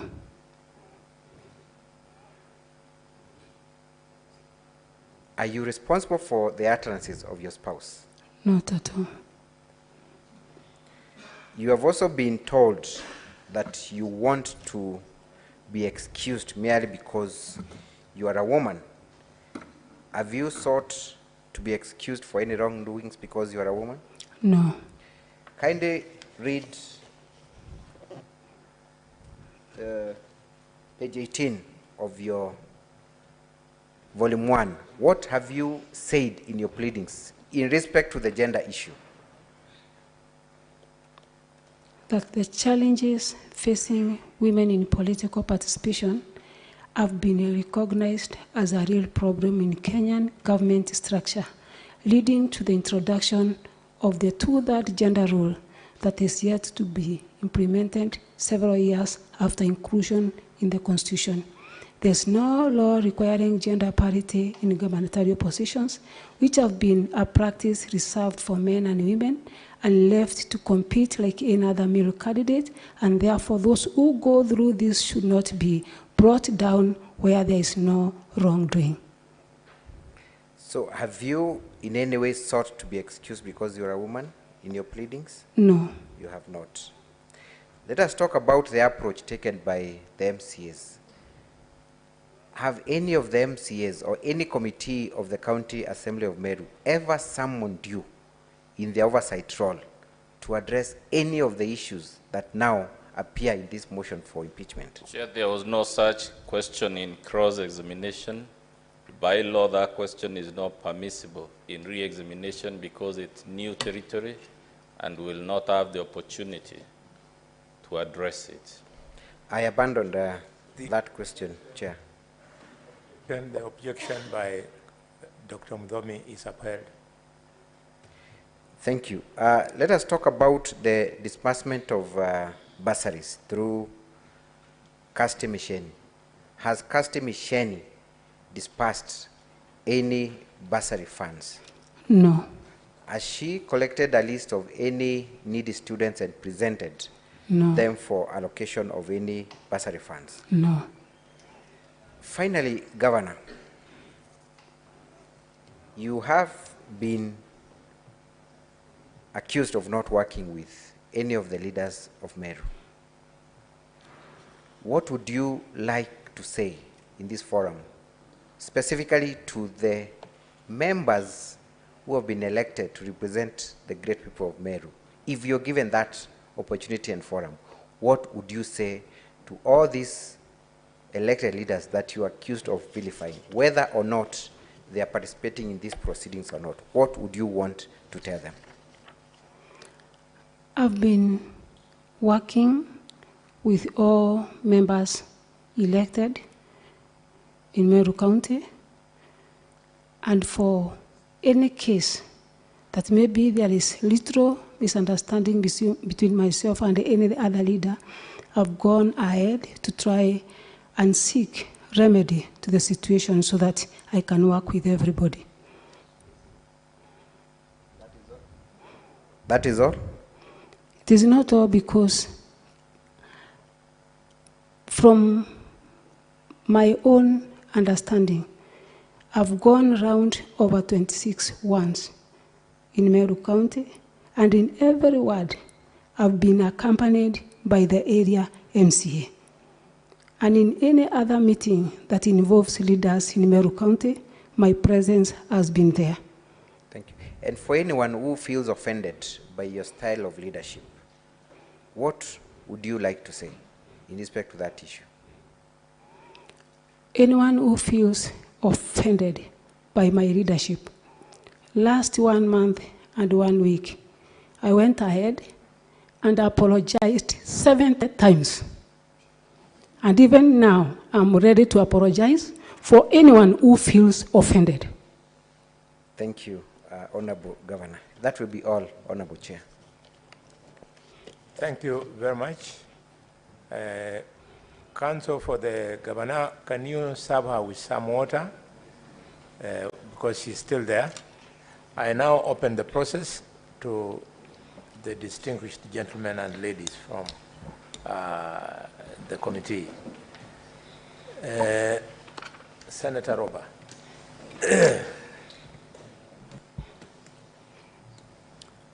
Has the governor taken the water?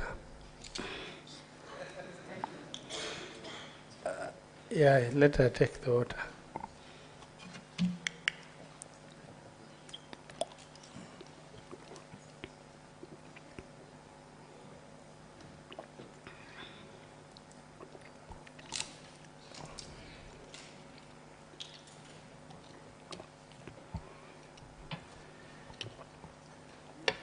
Thank you very much, Chairman.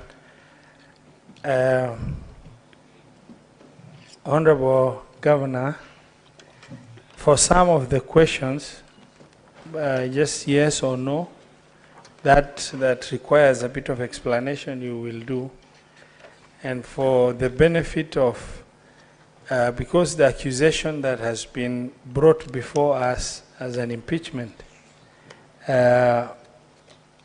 touches on you, and a lot has been brought out that is relating to attitude and roadside decisions and not getting along with the other leaders. My question very quickly is, after you were elected into office, having served in different capacity before, did you attend the induction courses arranged by Council of Governors to clarify roles, responsibilities, jurisdictions, and limitations? Yes. You have presented an evidence here, volume 2, from page 30 to the end, and the council can help you pull it out, your own evidence, volume 2. And there are a lot of photos of county first ladies and that. However, in the presentation by either your legal counsel or the key witness, it hasn't been clear what your intentions of presenting this additional evidence are. I would like to understand, by including this evidence, what did you want to achieve? By including this evidence, I wanted to show that the role of first ladies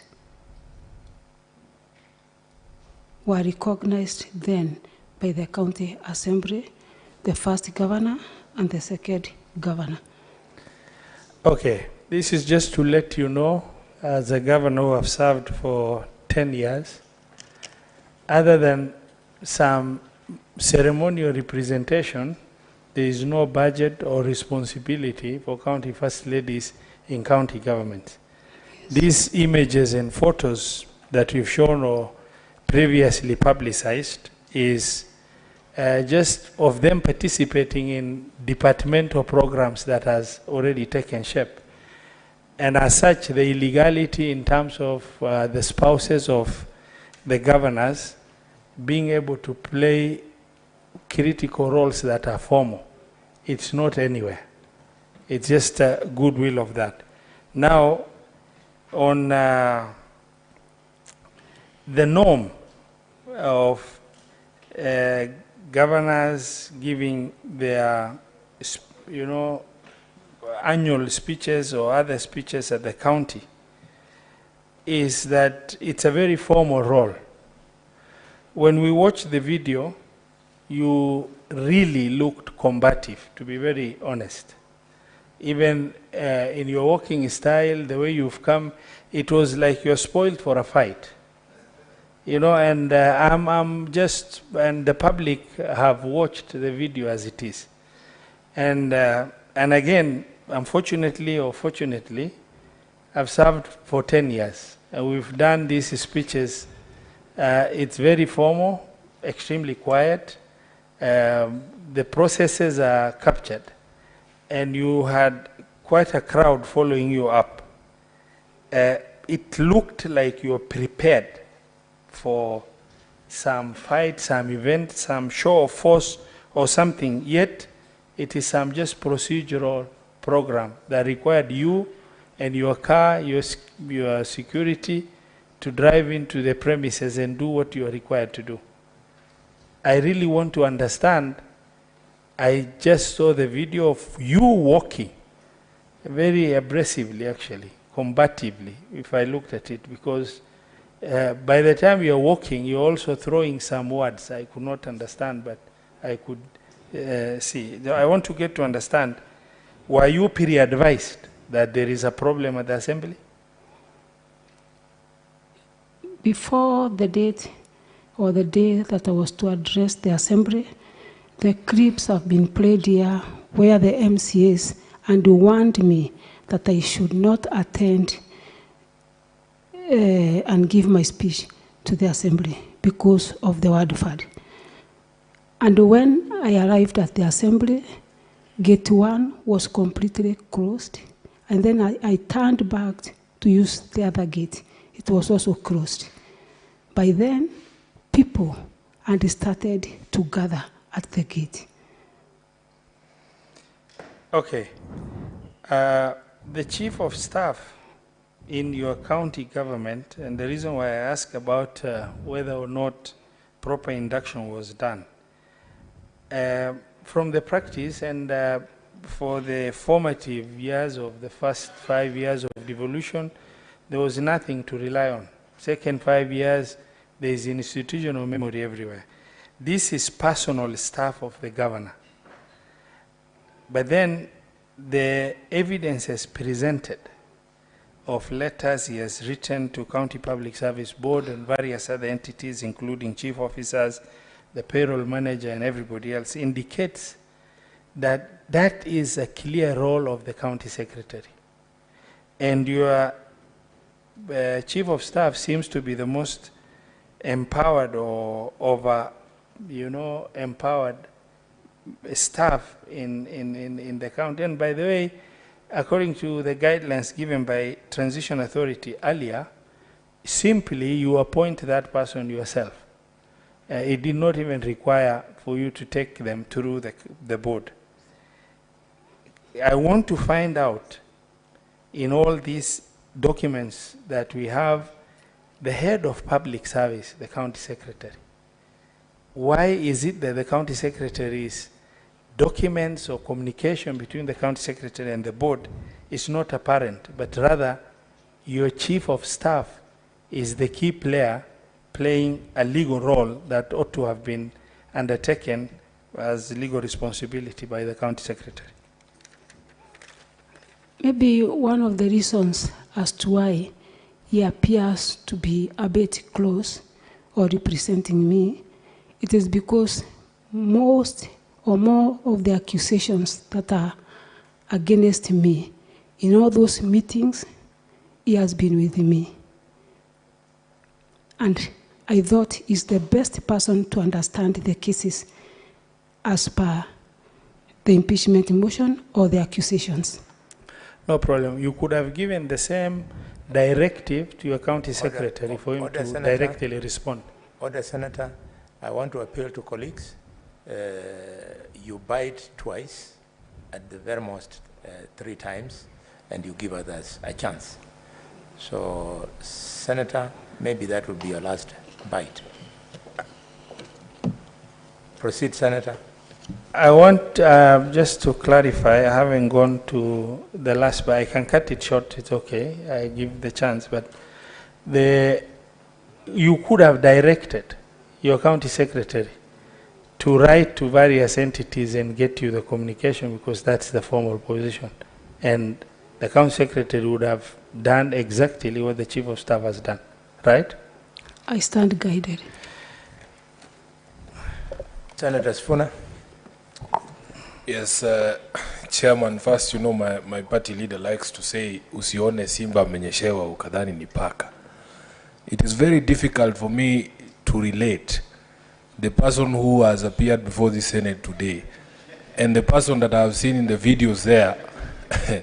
And certainly very difficult to relate you, Governor, to the picture that was painted by Counsel for the County Assembly during his opening statement. I was convinced that you are ready to invade Isiolo and to, and to invade Tharaka Nithi and the neighboring counties. But so, Governor, you know, the beauty with us is that we are politicians. There are certain political nuances that we will get that probably will escape the legal minds. And we want you to deal with us as your political colleagues. You have been a member of parliament. This chair has been a member of parliament for a long time. There is things we know between us, and you know what I'm talking about. But let me begin. The case has been laid out here that there were 2 impeachment motions.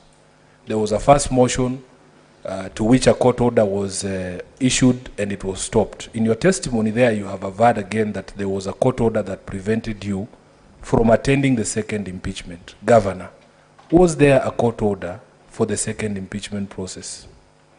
From the advice by my legal person, is that because the first order was given and the case hearing was to be January, he advised me that it will be contempt of court. This was a second impeachment. You are saying your legal counsel advised you still not to appear for the second impeachment? Yes. It is also possible, Governor, that since you had seen, you yourself have testified that you knew that these people had already taken a position. It is okay to say that you decided not to go to those proceedings because you knew these MCAs had made up their minds. What we don't want to get a sense of, because we, as I said, we politicians pick up certain nuances. We know our own cleverness. So if we get the sense that you're being clever with us, it upsets us. So the second question, Governor, these appointments, you are aware that firefighting is a county government function. Yes. Firefighting is a county government function.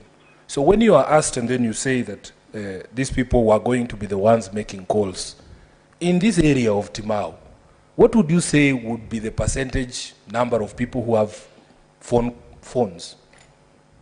Why would you need these 2 people to be the ones to call in case there are fires?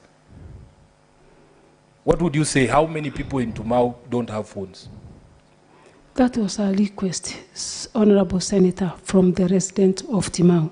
That they wanted 2 people who could call the county government when there is a fire. The number of people was entirely to me to decide because I was the one to pay them. But these people were to make phone calls in the event there's a fire to the county government. Not only phone calls, but also give assistance to the areas that have been with such issues. Okay. Some more political cleverness. This question of the harassment of Honorable Mitili at this event where you are saying it was demanded by the crowd.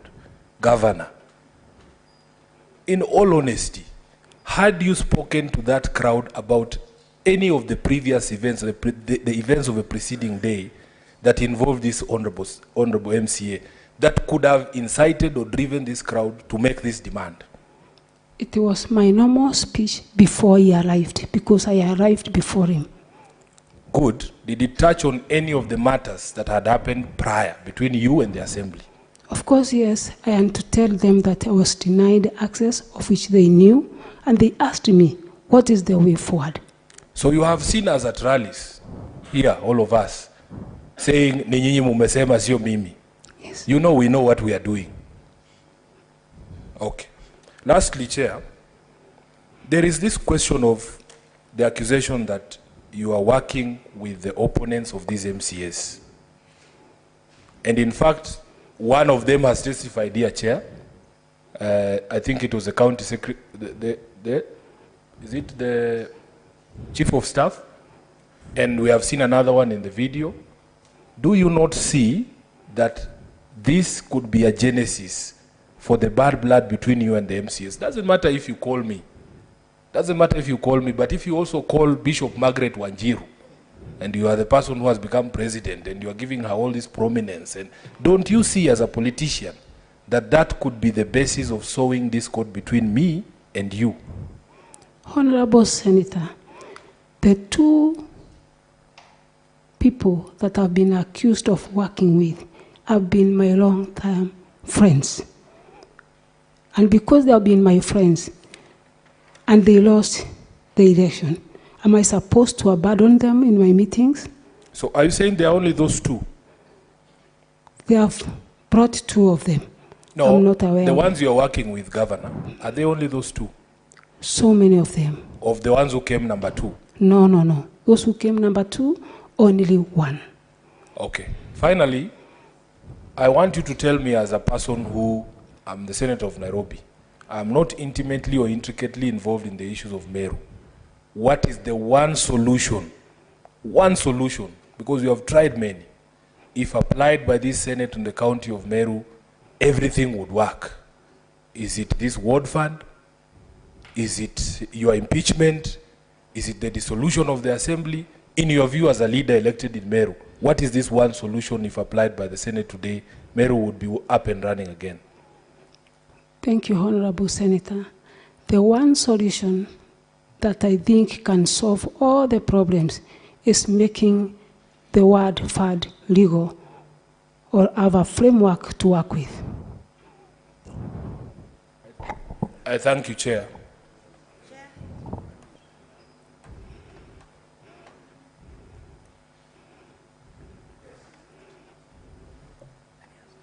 Chair, thank you. The Thank you, Bacon. Chair. Yes, thank you, Chair. Chair, because the Honorable Governor is a bishop, I want to take a biblical perspective. And I want to ask Governor Kawera Mwangaza, what does the Bible say about a loose tongue? A loose tongue can cause many problems. A loose tongue can actually burn down a nation. Yes. Honorable Governor, God gave you the victory, and I congratulate you. You are my colleague in the National Assembly. But did God give you the victory in order to go and trample upon everybody, to go vilify everybody, to go abuse other leaders? Were you given that victory, my sister, in order to finish yourself? Because I see a process of self-destruction.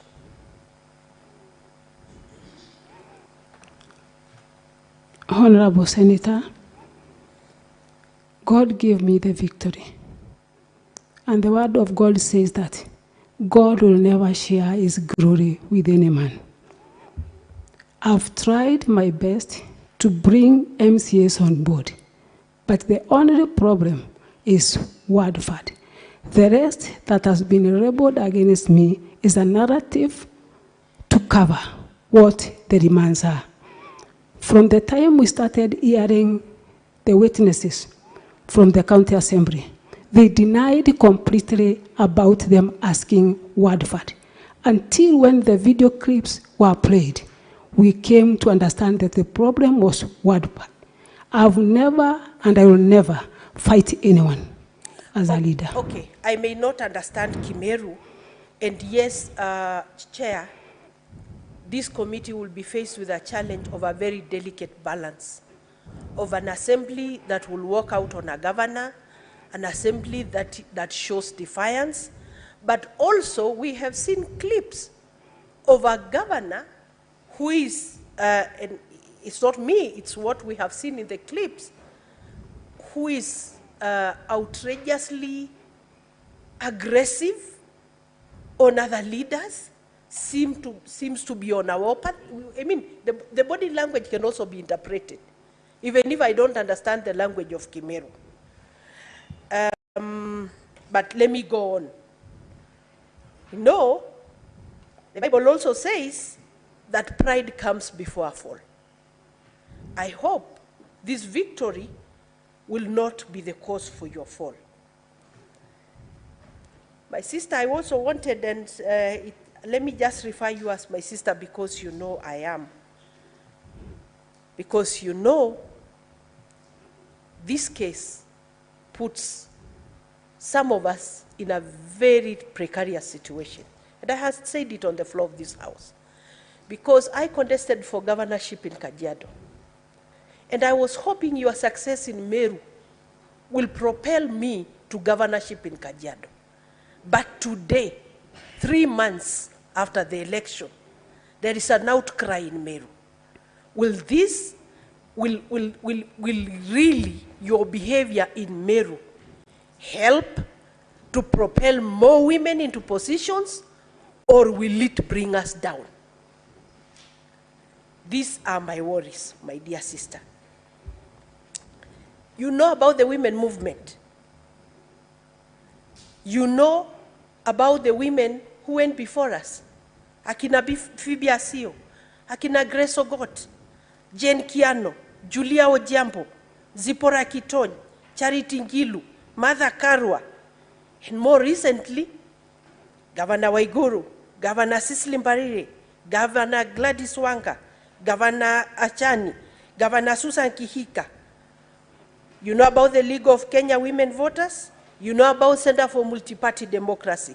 You know what it has costed the women of this country to create space for leadership. Will you be the downfall of the women of Kenya? Will you bring because you must see your actions, not just to affect the people of Meru, but to affect the women movement, to affect the girl child, even those we have given birth to. I am sorry to speak this way, because you must be told the truth, that you must be able to tame your tongue. You must be able, now that you are the victor, to know that it is the victor who needs everyone else. It's not everyone else who needs you. It is you, the victor, who needs other people. My sister, I foresee a situation where you are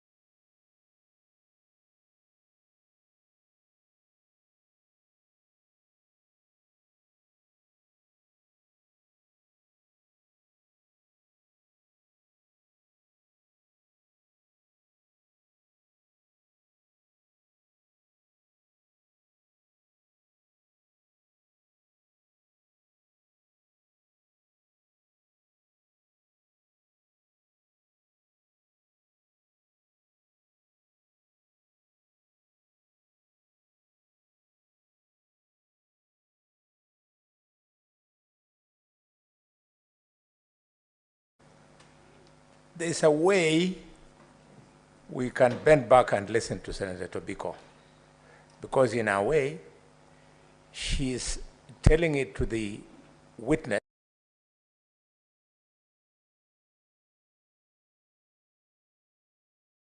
Young Sifuna, he speaks better English than me, who was telling me in the morning that it is expected that when a young person succeeds, he doesn't go through the door of success, but he stands in the door of success, holds the door for other young people to go through. So I am allowing Tobiko to do what she's doing, because should the decision of this committee be that the governor will not be impeached, the governor should not leave here thinking that this committee has not seen the things that Tobiko is saying. And therefore, I'm allowing, because I, like Edwin Sifuna, Tobiko is saying, you've gone through the door, can you please hold the door and let other women go through, instead of spending that time fighting priests, fighting MCS, pushing the case of your husband. I think that is the way I understand it, and this is why I'm allowing it. So, but Tobiko, having protected you, allow me to guide you. Question. Allow me to guide you. I'm your elder brother. Allow me. Okay? You can do that, but also remember what Mandako is saying. You do it so that you are actually calling for some response. When she stands there, then a witness is not supposed to be lectured. He's supposed to give us information. Can you extract the information? Asking the question now. Very good. So, Governor Kawera, 3 months after the general election, the Senate has been implored to overturn the sovereign will of the people of Meru. Would you tell us what is fundamentally wrong and how are we going to address it? Because all these leaders cannot be here for nothing. Can you tell us how to address this situation? Once again, Honorable Senator, let me repeat myself again. The only problem is the word fund.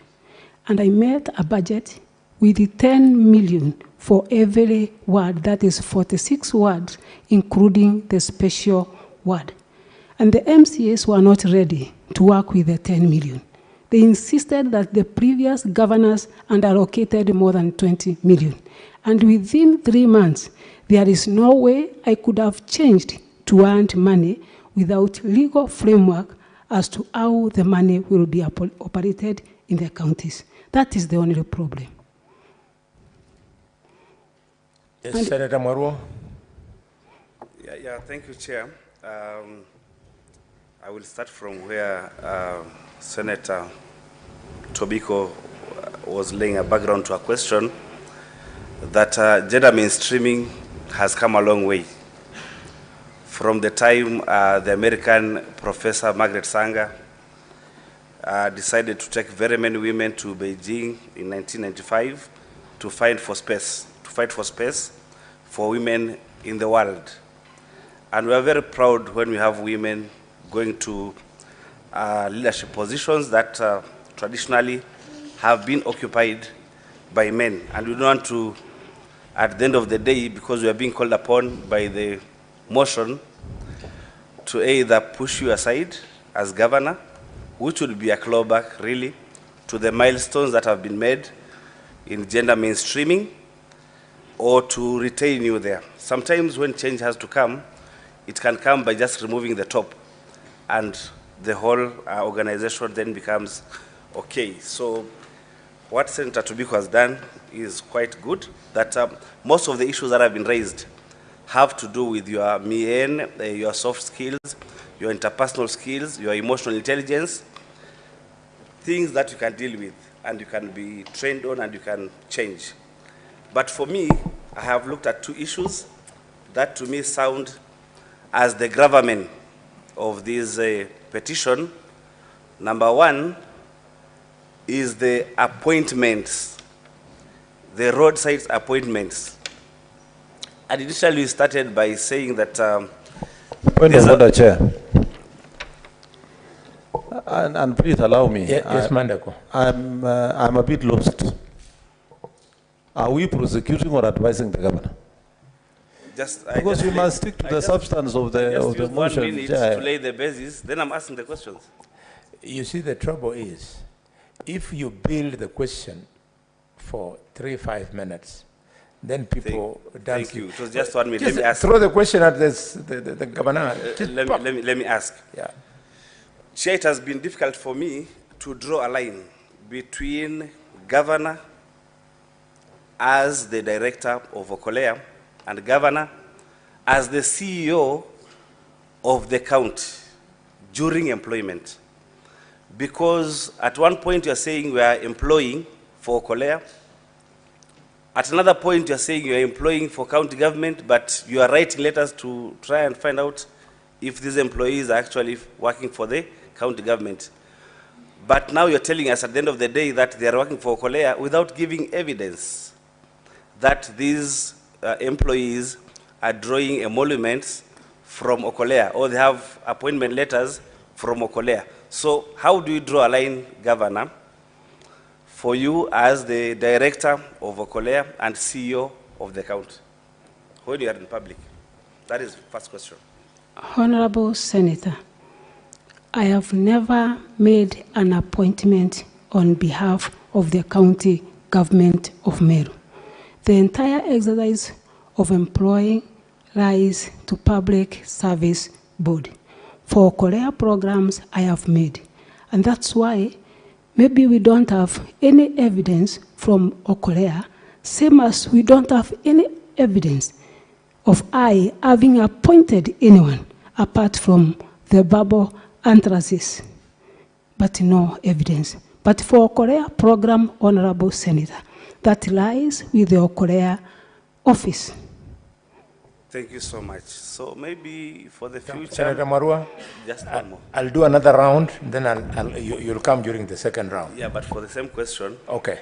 Then maybe the governor should draw a line so that you don't go ordering the county government officials, like the sub-county administrators, the ward administrators, to do the appointments on your behalf, because then it is posing a problem. Why don't you just do the last one, Chair? The last one is the spending at source at Meru Teaching and Referral Hospital. Already there is a board that allows that spending to be done at source at Moi Teaching and Referral Hospital. Why did you have to order that all the monies collected as revenue at MTRH to be expended at source? Yet already there is a law that allows that money to be expended there. Did you find that some money is taken to the revenue, county revenue fund account? And if that is so, were you trying to reverse it through that edict that you are making? So we need to know. Otherwise, if already you have a board that is supposed to oversee the expenditure of the funds collected at the county Meru Teaching and Referral Hospital, why did you have to say that money should be spent there? Why did you have to do that? From my statement, I only advised or uttered a testimony that had earlier been discussed between myself and the board of Meru Referral Hospital, that they should apply the fund as per the MTRH Act. So the money collected at the MTRH hospital was being swept to the CRF account. Is that what you're saying? The board has its own regulations on how they apply the fund, which I'm not mandated to interfere. Do you have that knowledge or you don't have that knowledge? That the money collected as revenue from Meru Teaching and Referral Hospital, whether it is expended at source or it is swept to the county revenue fund account. Do you have that knowledge? The board has the knowledge. But Senator, Governor, Volume 2 of your own response, you have appended the Meru Teaching and Referral Hospital Act that speaks to what the Senator for Taita Taveta is saying. Are you saying that this evidence is foreign to you? No, Senator. Yes, then you better own it, because even in their, when they were leading you, your counsels never mentioned this affidavit. And this affidavit actually turns the accusation against you in one of the charges, I think it's charge 5, in your favor. So just respond to this. Don't say you don't know. Respond to this so that it can be part of the record that you are not breaking the law. You are making decisions in line with an existing act. Marua is helping you.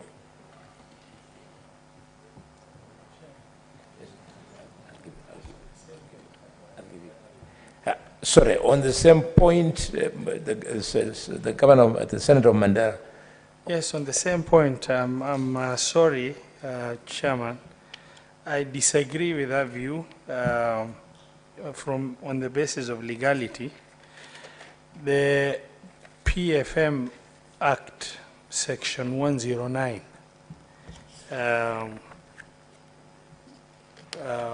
clearly,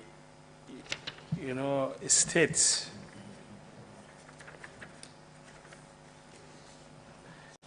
establishment of a county revenue fund.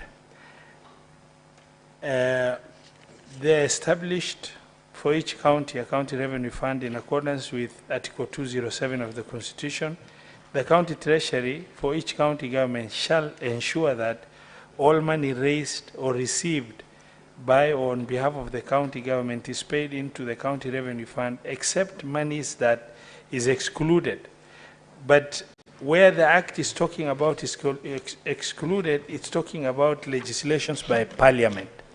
And the legislation by Parliament supersedes county legislation unless the PFM regulation is amended. Order, Senator. As your chair, I am not saying I know it better than you, but I beg you, these points of argument, we will prosecute them when now we are writing the report, because the same constitution that you're quoting, the actual article is 207. It provides, and it also provides that with legislation by Parliament, this can be exempted. Spending at source. So let's not prosecute it here. It will become untidy. Here we want to collect evidence. When now we are discussing it, we can do it when we have stepped aside, so that we don't look like saying Tianga is the one who is right and is wrong. Our secretariat is here. When we are writing the report, they'll give us the usual guidance that we get from the Senate on authority of the legal department, and the director of the directorate is with us here, Dr. Kello. So maybe we don't discuss the merit or demerit of the constitutionality or legality of a piece of evidence in plenary. I would like that we leave it there and we continue extracting evidence.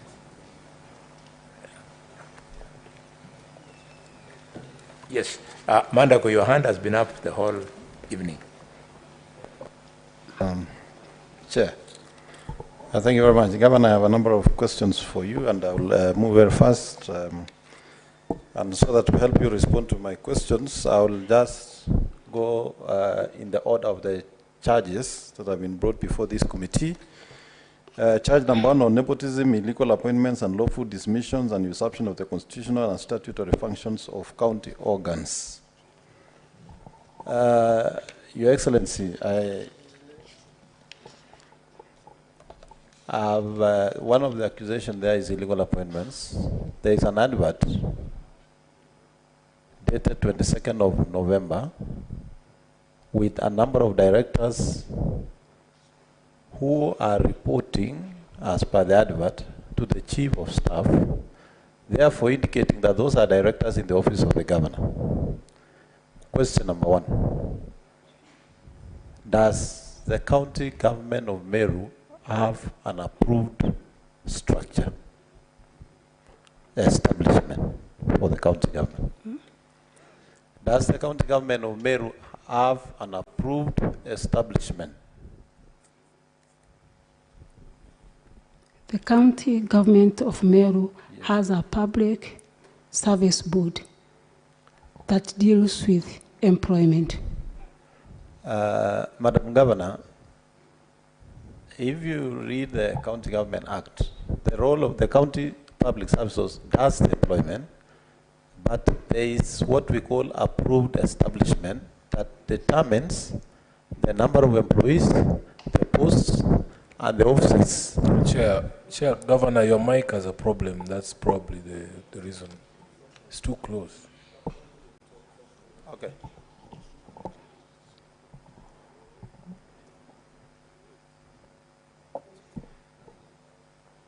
Thank you very much. Madam Governor was asking, does the county government of Meru, the county executive, have an approved establishment? The establishment, in this case, determines the number of employees or staff for the county government of Meru, the departments, the posts that are available. I'm only aware of the County Public Service Board. My second question. These posts of directors that were advertised on 22nd, prior to you coming to office, did we have directors existing in that post, or those posts were vacant? We still have the previous directors working with the county government of Meru. By the time the County Public Service Board advertised those posts, were the posts vacant or the directors were still in office? And if they were still in office, what was to happen to their terms of service? I'm not aware of any advertisement that has someone still working in the office.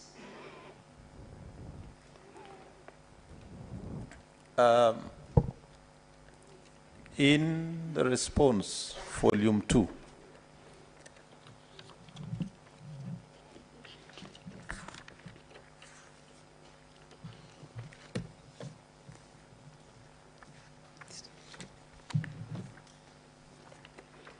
maybe Secretariat, you can help me quickly address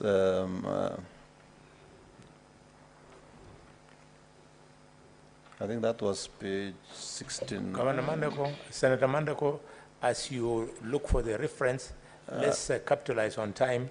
Yes, I allow somebody else to shoot. And I've already found it, Chair. Oh, please go ahead.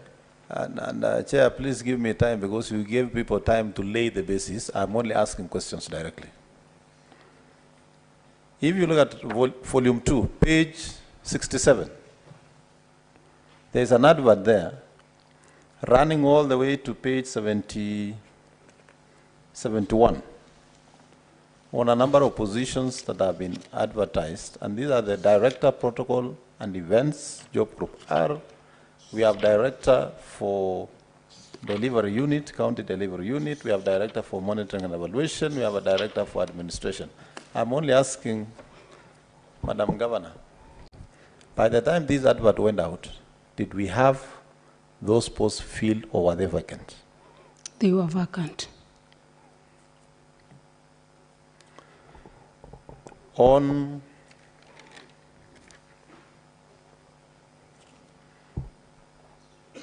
the issue of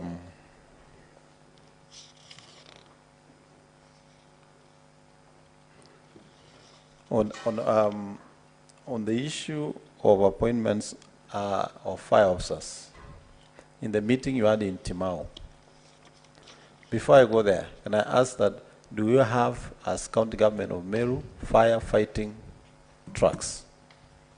Yes, we have. How many and where are they located? We have 5. Is it true that there is a firefighting engine in Timau that is not functional? Yes, there is. Was it therefore necessary to have 2 people to call when we have a fire engine that is not functioning in that sub-county? We locate the machines where there is need, it is not necessarily that the fire engine is meant for Timau. When need arises, we always send one to the area that is affected. And what I'm asking, Madam Governor, is you have identified 2 people will be alerting the county government amongst other functions if there are fires. But the fire engine in Timau, which be the nearest in terms of response, is not functional. Are there any attempts by your county government to make sure it is repaired and functional so that the 2 people that you have recruited under our Kawera program can then be able to function? By then, the fire engine at Timau was functioning.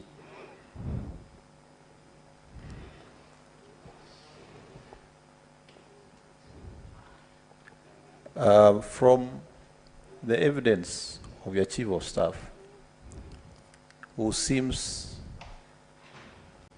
or has committed himself that he understands all matters to do with this petition, why was it appropriate for the chief of staff to himself ask for information from the different departments and not through the county secretary and not through the secretary of the county public service board? Was it under your instruction? No, it was not under my instruction. Madam Senator Governor. Senator Mandako, just put your finger there. That was part of my intervention, so let conclude it. Your answer, can you clarify? Because the counsel for the county assembly tried to get it from you, but he didn't push you well. This is the time. Were you deliberately avoiding the county secretary because he was not going to take instructions from you to give evidence in the manner you want to protect yourself? No, I was not avoiding the county secretary because of any issue, but the chief of staff has always been with me in the meetings that most of the accusations has arrived from. I put it to you that you need to persuade us better because there is a county government act that clearly specifies the county secretary as the custodian of the responsibilities that your chief of staff has been discharging the whole afternoon. Can you convince us? I stand guided chair that at no time that I have chosen to work with the chief of staff and then regret the county secretary. Are you aware of the County Government Act? Yes. And if you are, why did you bypass the responsible officer who is the county secretary? Instead, you bring here the chief of staff. I thought this is a matter that is personal and not a county government case. Being my case, then I chose someone who understands the issues better. But if it was a county government case, the best person would have been county secretary. Mandako, go on. Thank you very much, Chair. Now, Madam Governor, in your own affidavit, on the reappointment of the cabinet, of the county secretary, your statement reads, the allegation of illegal reappointment is denied and that the governor averts that the current county secretary was appointed in the previous regime and went through vetting by the county assembly, in which the mover of the impeachment motion participated in approval. His contract was extended by the previous governor without approval of the county assembly. Please underline, without approval of the county assembly. And the governor had to extend the contract again, owing to the crucial role the exiting county secretary plays in forming the new government. Just as I stopped there, when we asked your chief of staff, who has committed that he knows everything that goes around in there, your chief of staff said that the extended contract by the previous governor had not expired. Why was it necessary to reappoint? Two, You are already aware, Madam Governor, that the previous governor did not submit this county secretary for vetting by the county assembly as required. Did you have to continue with the same mistake that the previous governor had committed? Honorable Senator, when I assumed office, I met Rufus Meriti, who is the county secretary for Meru, and he was mandated to be the chair of transition for a certain period. I chose to, at least for a few months, to continue working with him. I sought advice from my legal team and also the board, who affirmed that the contract had not lapsed. So I had no otherwise other than to make a statement of intent that I will be willing to work with him even after this, if at all the Public Service Board agrees with my statement of intent. Senator Mandago, I'll come back to you another round. Let me now open up to another senator. Esther, I saw your Just, Governor, because again. I didn't spend my time laying the ground, allow me to ask one question, just one, so that you come back the next round. Senator, because you're my neighbor, I know those might be your winding remarks, and I want you in this meeting up to the end. So just quickly, Madam Governor, on charge number 2, incitement, bullying, vilification, and misleading campaigns against elected leaders. Did you, at any given time, call the MCAs by the word in Kimeru, Mberwa, which I am made to understand is fox? I have not.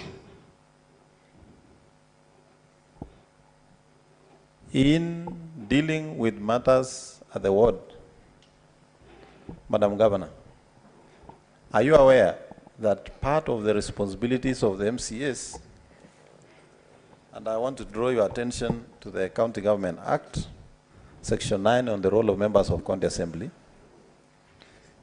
1A, that says, a member of County Assembly shall maintain a close contact with the electorate and consult them on issues before or under discussion in the County Assembly.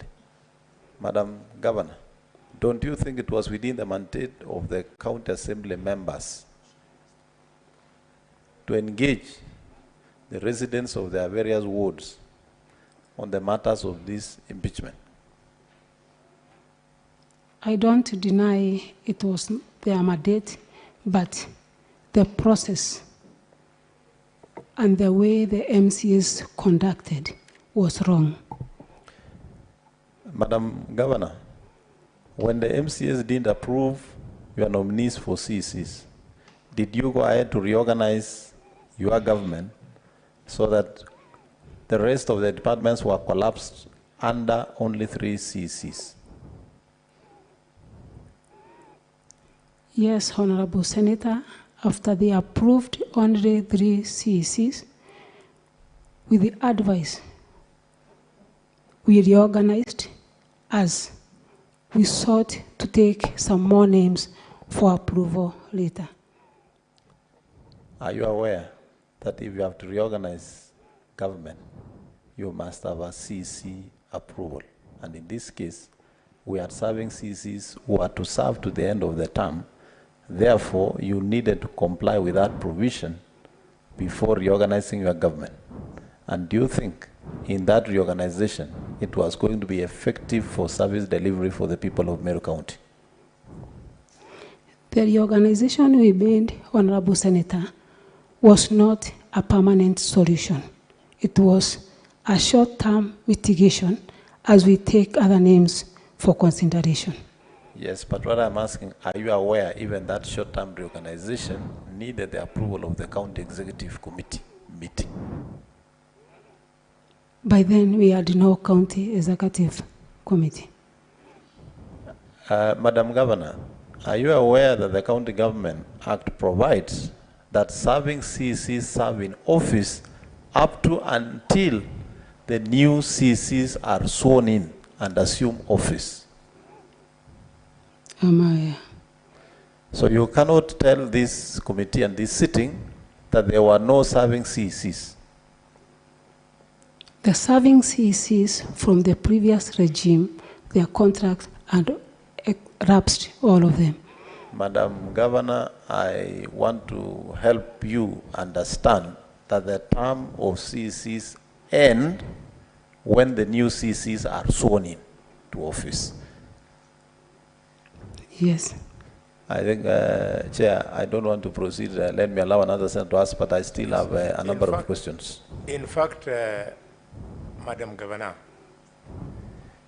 you will remember that you were written a letter to, and you were told to name names to go and sit on the transition committee to join names of officers led by the county secretary who was serving on Governor Krayudu's cabinet.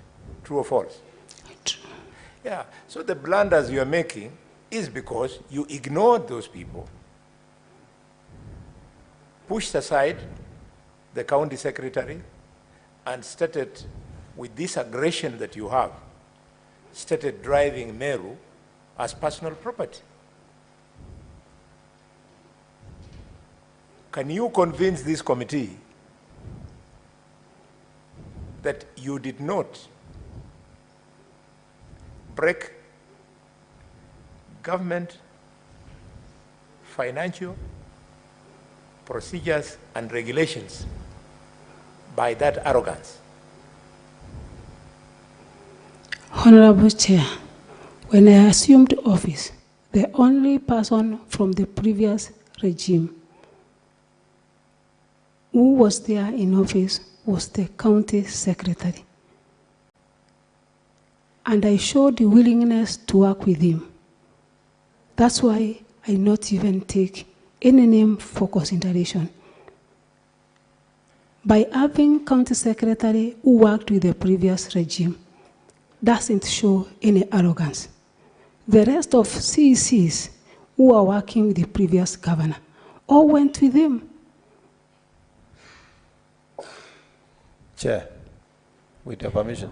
You know, Senator Mandago has guided you, and if you don't believe him, reflect when you are in this precincts of Parliament. When President Ruto was, when President Uhuru was forming his cabinet, he did not dismiss Kibaki's ministers. They only exited after his ministers had received approval and they were in office.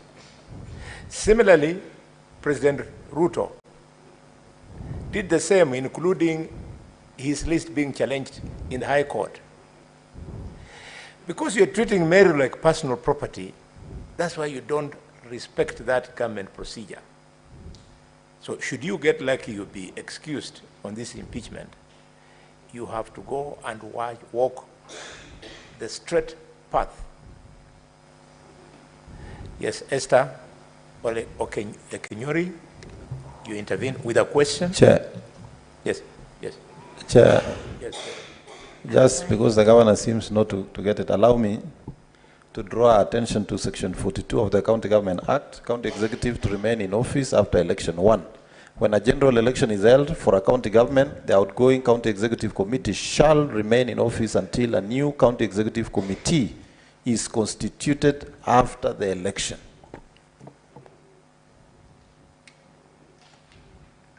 Governor? I stand guided, Chair.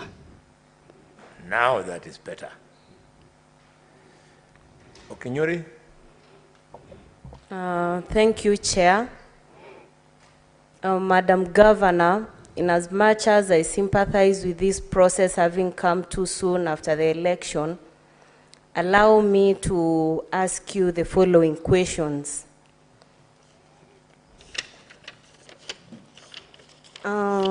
Pursuant to paragraph 23 in your sworn affidavit, that is page 20, you have strongly expressed your you feel that the mover of the motion, who is the Abogeta West Honorable Member DMK Kawera, having personal issues with you. What is, however, not clear is why the remaining members of County Assembly went ahead to impeach you. Then therefore, do you think there's a problem you have with the rest of the MCAs who went ahead to impeach you? Secondly, I think there's a musician by the name Dolly Parton who sings a song that my mistakes are not yours just because I'm a woman. Madam Governor, the immediate former governor of Meru served the people of Meru and nobody questioned it. Do you think, Governor, that the accusations made about you regarding the first gentleman are made because you're a woman, or there is something drastically wrong that you did, that you're doing that the male governors didn't do? My third and last question, Madam Governor, do you still insist that all MCAs who have been politically influenced, or you truly appreciate with hindsight that you took the wrong foot forward?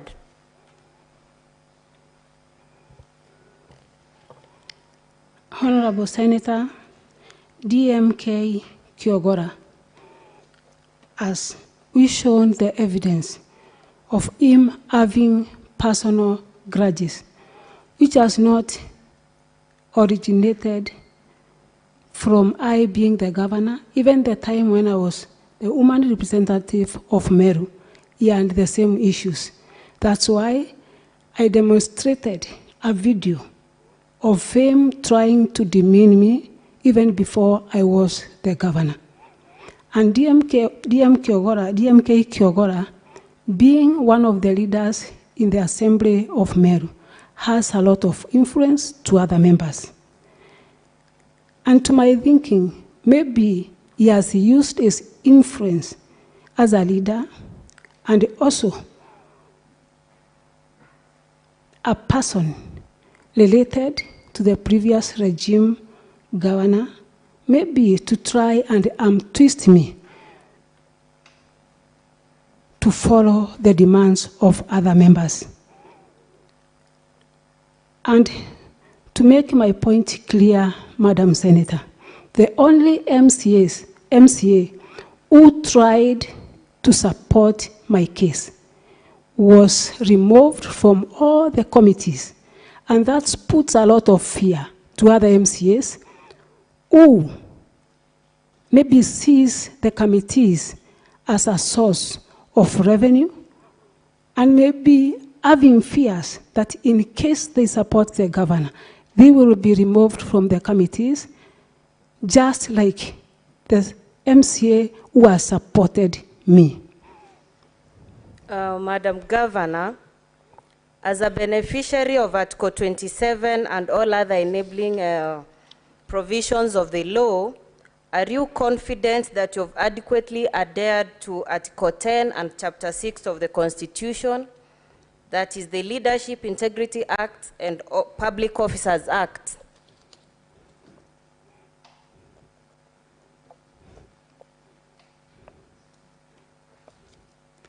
Come again, Madam Senator.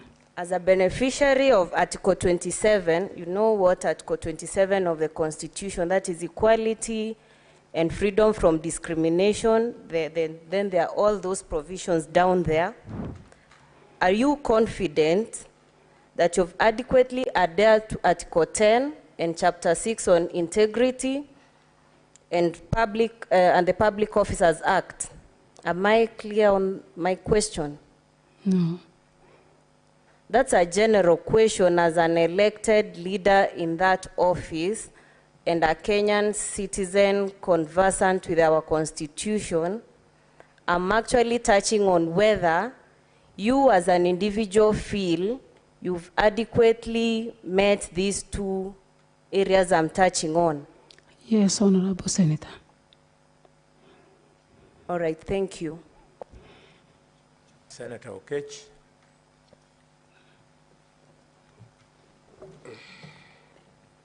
Thank you, Governor.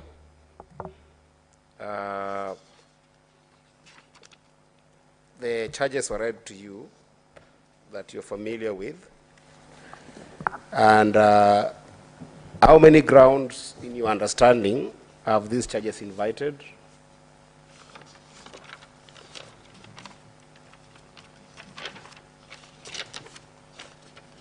From the assembly side, Yes. the legal person says there are 62. 62. Yes. Volume 1 of your responses, is this your affidavit? Because I want to be as fair as possible with you, Governor. Can you confirm that this is your affidavit, the volume 1 of your documents? Yes. Are you familiar with all the provisions of Article 181? 181.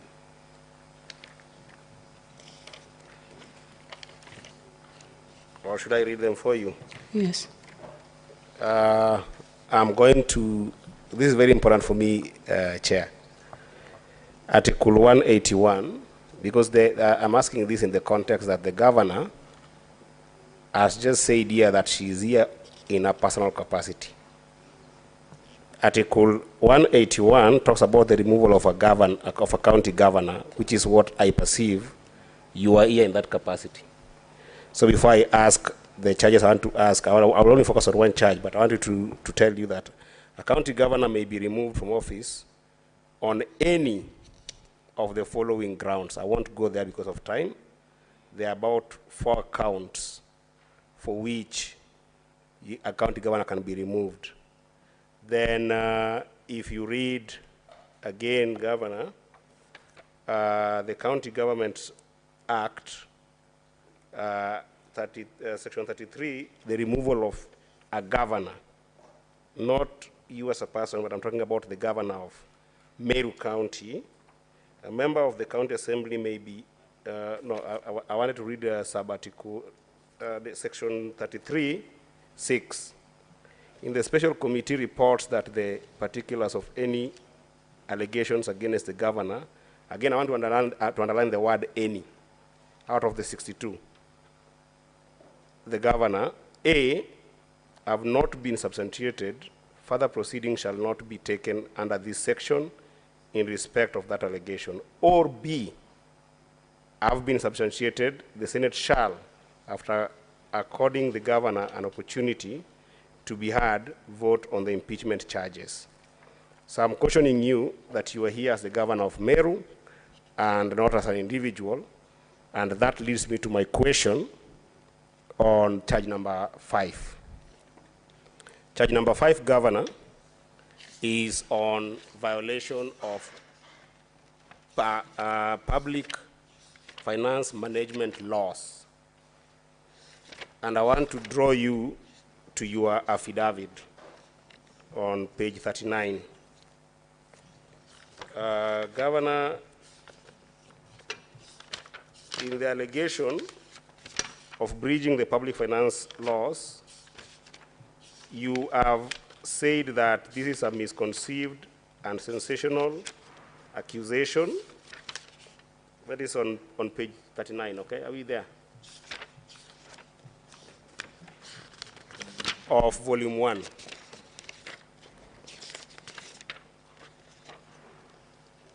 And if you found it, this allegation is made in complete ignorance of the fact that the Meru Teaching and Referral Hospital is a gazetted level 5 hospital that is also a semi-autonomous. Senator, you are emphasizing the law and the Constitution.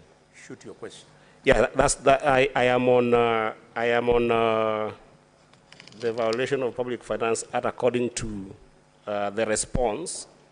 I want to interrogate the response that is given here by the governor. Governor, you are claiming that the evidence provided with regards to your pronouncements in the video that the county, the Meru Teaching and Referral Hospital should not spend at source is not a violation of the PFM Act. Is that right?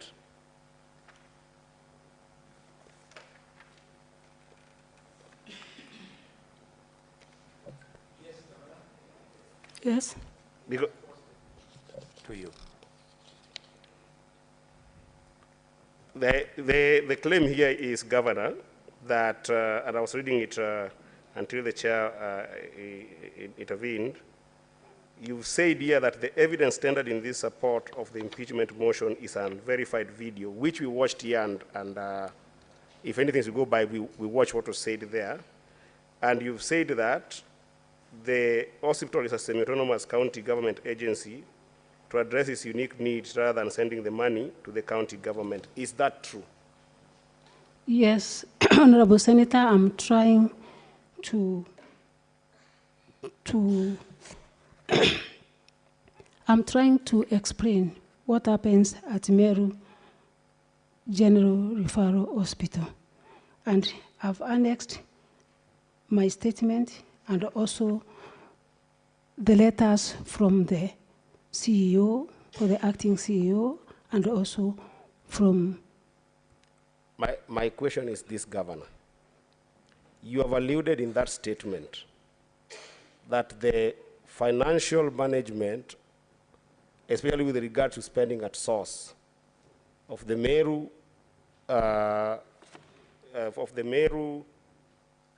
Teaching and Referral Hospital is not subjected to a PFM Act because it's an autonomous body that is dealing with its own issues. Is that true? It is subjected to the Act, and what I said is that they apply the FAD according to the law. But, okay, that's fine. You are disowning your own statements in the affidavit, but that's fine. The last issue that I wanted to prosecute on with regards to the same is on the issues of waivers.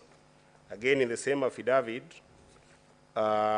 page 40, you have pronounced yourself to the issues of waivers, which you've said here, the practice of waiving hospital bills for the needy is not unique to Meru County and other hospitals, including Kenyatta Hospital, justifying your Facebook post that ordered an waiver in the hospital. Is it true that the waivers can be done without the PFM Act? Honorable Senator, when I arrived at the hospital, I met the committee, especially the waiving committee, who handed over the list of people that they were supposed to waive. And I only exercised from the list that I was given, and they were ready to do that even before I arrived to the hospital. Governor, who posts on your Facebook? It is my communication team. With your approval or without your approval? Sometimes without my approval. The post that was posted on your Facebook on the 6th of September, was it with your approval or without your approval? I can't remember, Honorable Senator. You can't remember? Yes. Okay, that will be all from me, Senator, Chair. you're free to show her, and so you're free to show her the post. Yeah, I wanted to show her the post. Yeah. Pass it over to our secretariat. Yes. They'll give to the council, and then they should be shown. Actually, it's also in volume 1 of it's in the document? Yes. Then refer to it. I'll refer to it very quickly.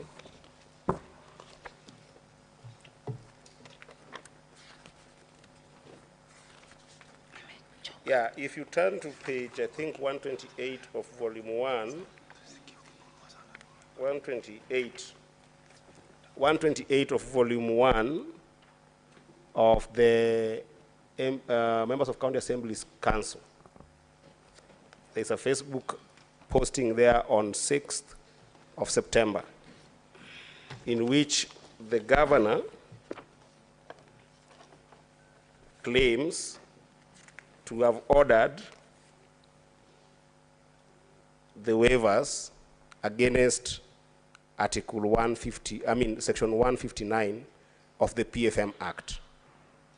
That's why I'm asking you, Governor, the post that was put on your Facebook page on 6th of September, are you aware of it? Was it put on your Facebook page by your approval or by yourself?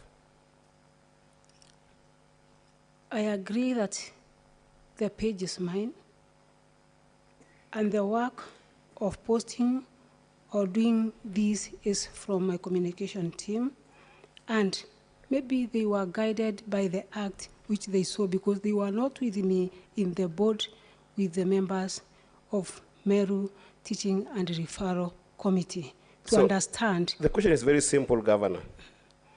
Is the post your own post, or the post was through your approval? That's all I want to know. No. It was not by your approval? It is mine, but I did not check what was written. So it is your post? It is my Facebook page. Okay, that's all I want to confirm. Madam Governor, if you must rely on Facebook, Twitter, Instagram, and so on, you must play by the rules. You'll end up in jail. If your account is being run by an administrator, then you must put a disclaimer on that account that all posts here do not reflect your personal position, unless they are initialed with something. Otherwise, you are well advised in the current times to run all your social handles by yourself. And Chair, just for the record, Yeah. It is verbatim from this page. The governor says, last but not least, I have waived all hospital bills for the patients who are extremely poor and deserving with huge bills that are not held at the facility. In the affidavit, the governor says she met the committee prior to this posting. And under PFM Act 159, the powers of County Executive Committee member for finance to waive or vary tax, fees, or charges, the County Executive Committee member for finance may waive a county tax, fee, or charge imposed by the county government and its entities in accordance with criteria prescribed in regulations provided under here. If you read A, B, and C, which I'll leave it for the chair and also the council of the governor, the criteria that is stated here, none of those are spoken to in the affidavit. So this is a serious violation in my view. Yes, Governor. Honorable Chair, I stand guided that I will not repeat again the exercise or allow my team to post on my behalf without first seeing what they are posting. Because the post, even if it's mine, Honorable Chair, there was a meeting before then where all these issues were discussed between myself and the board, and they gave me a list of people that they wished to waive and go home. Senator of Kiambu. Thank you very much, Chair. As a layman,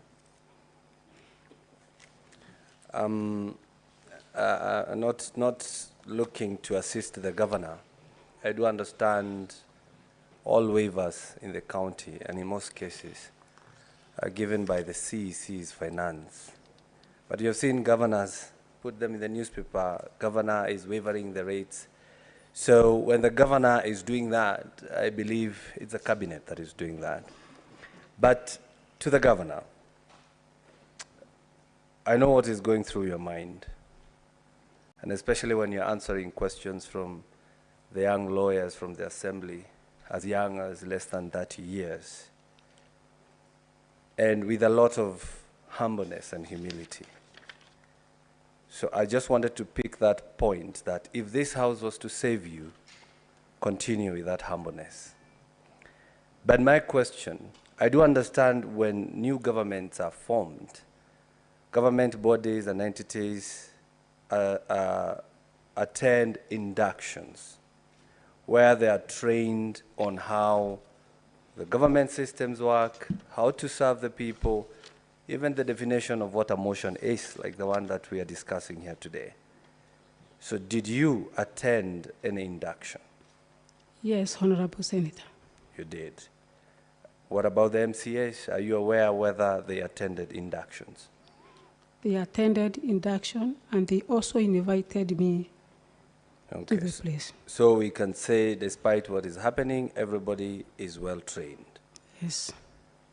On the issue of Okolea and the issue of the county government of Meru, which you're both the CEO of the county government and also the CEO or the director of Okolea, don't you think running them parallel is somehow undermining the way you serve your people?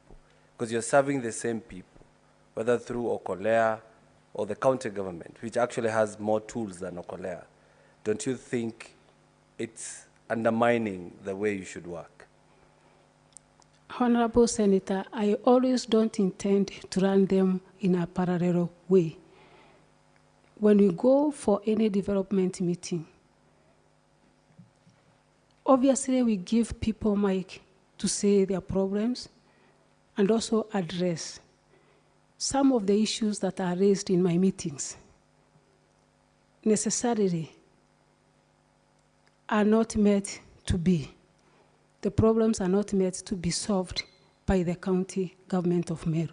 That's where now I chip in as the Okolea director. A good example, if a mama comes on board to a meeting and begs that she needs a cow, and in Meru County government, we don't have such a program. That's where I chip in and donate a cow. And I don't think, Senator, by doing charitable work or even assisting people that come to my meetings, even if the meetings are official, is a gross misconduct. Well understood, well understood. I understand for the county. Senator Thangwa, yeah. You are helping the witness. Witness, in accounts, there is an animal called double accounting. If this Senate allows you to run that monitor called Akolewa or Kolea, we run the risk of allowing you to be diverting public funds, apply them on Okolea, and say that it was your own private initiative. If you think I'm very far from it, you have already done it. You've told this plenary that you went in a public function, you announced the names of people to Okolea, to Okolea, but it is not lost to us that in the process, you went with a government car, fueled by the government, support staff probably got per diem, and you went there bragging that it was your private entity. Please, as Senator Thangwa has said, the county government has a better tool of you to intermit through. Wait until when you are approaching elections, then you wake up your Okolewa things instead of running the risk of double account. Chair, allow me to record my divergent view on that matter. I was on the floor, Chair, and I have not at any time have I interjected in one.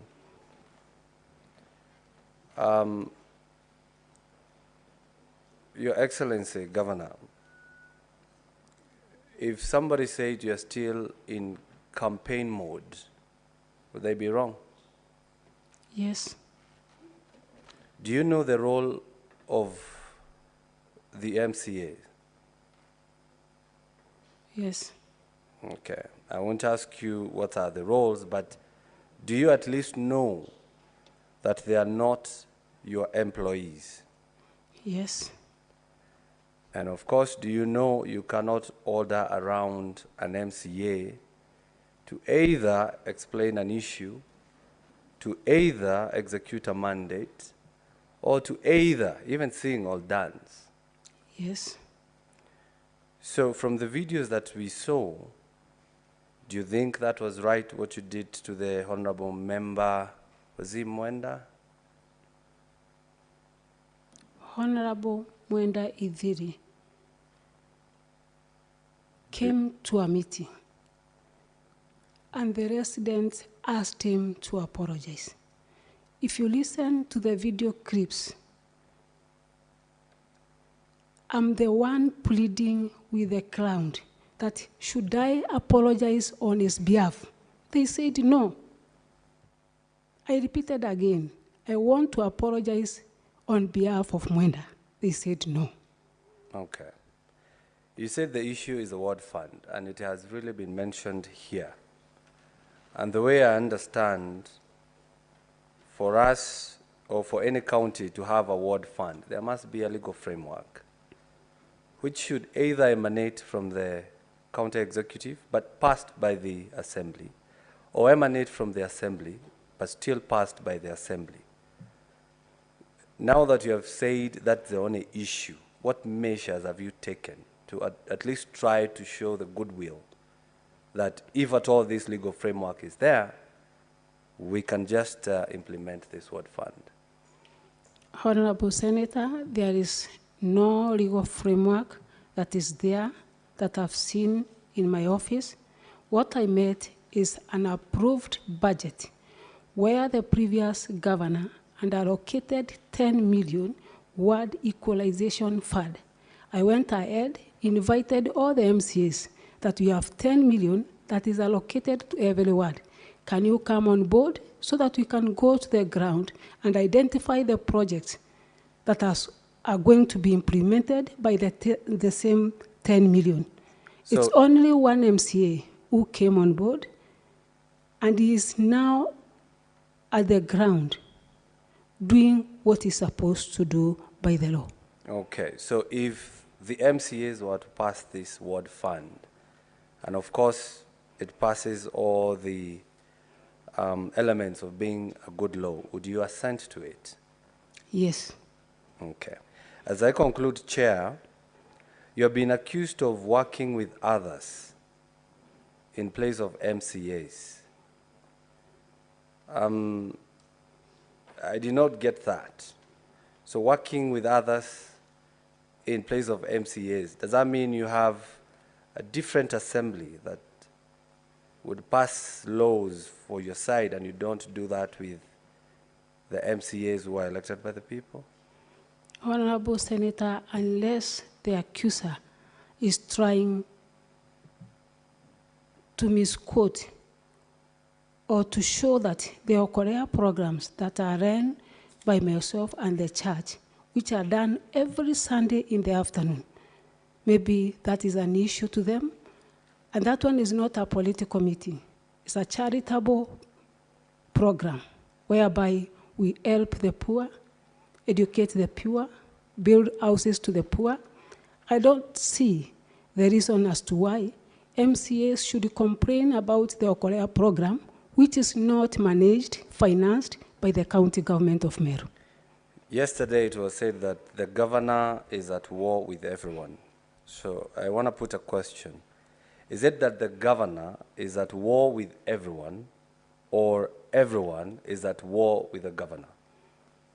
Maybe the vice versa, that everyone is at war with the governor, but not the governor at war with everyone. Why would they be at war with you? Some of the issues that I've said, it's about the fund. The fund. Yes. Finally, Mr. Chair, the governor has been referred here as Hitler. So allow me to ask this question. She has been referred to us as Hitler. And others have also accused her of revering them as Mbirwa. So in these two terms, Hitler and Mbirwa, if you were to choose one, which one would you choose to be referred as to?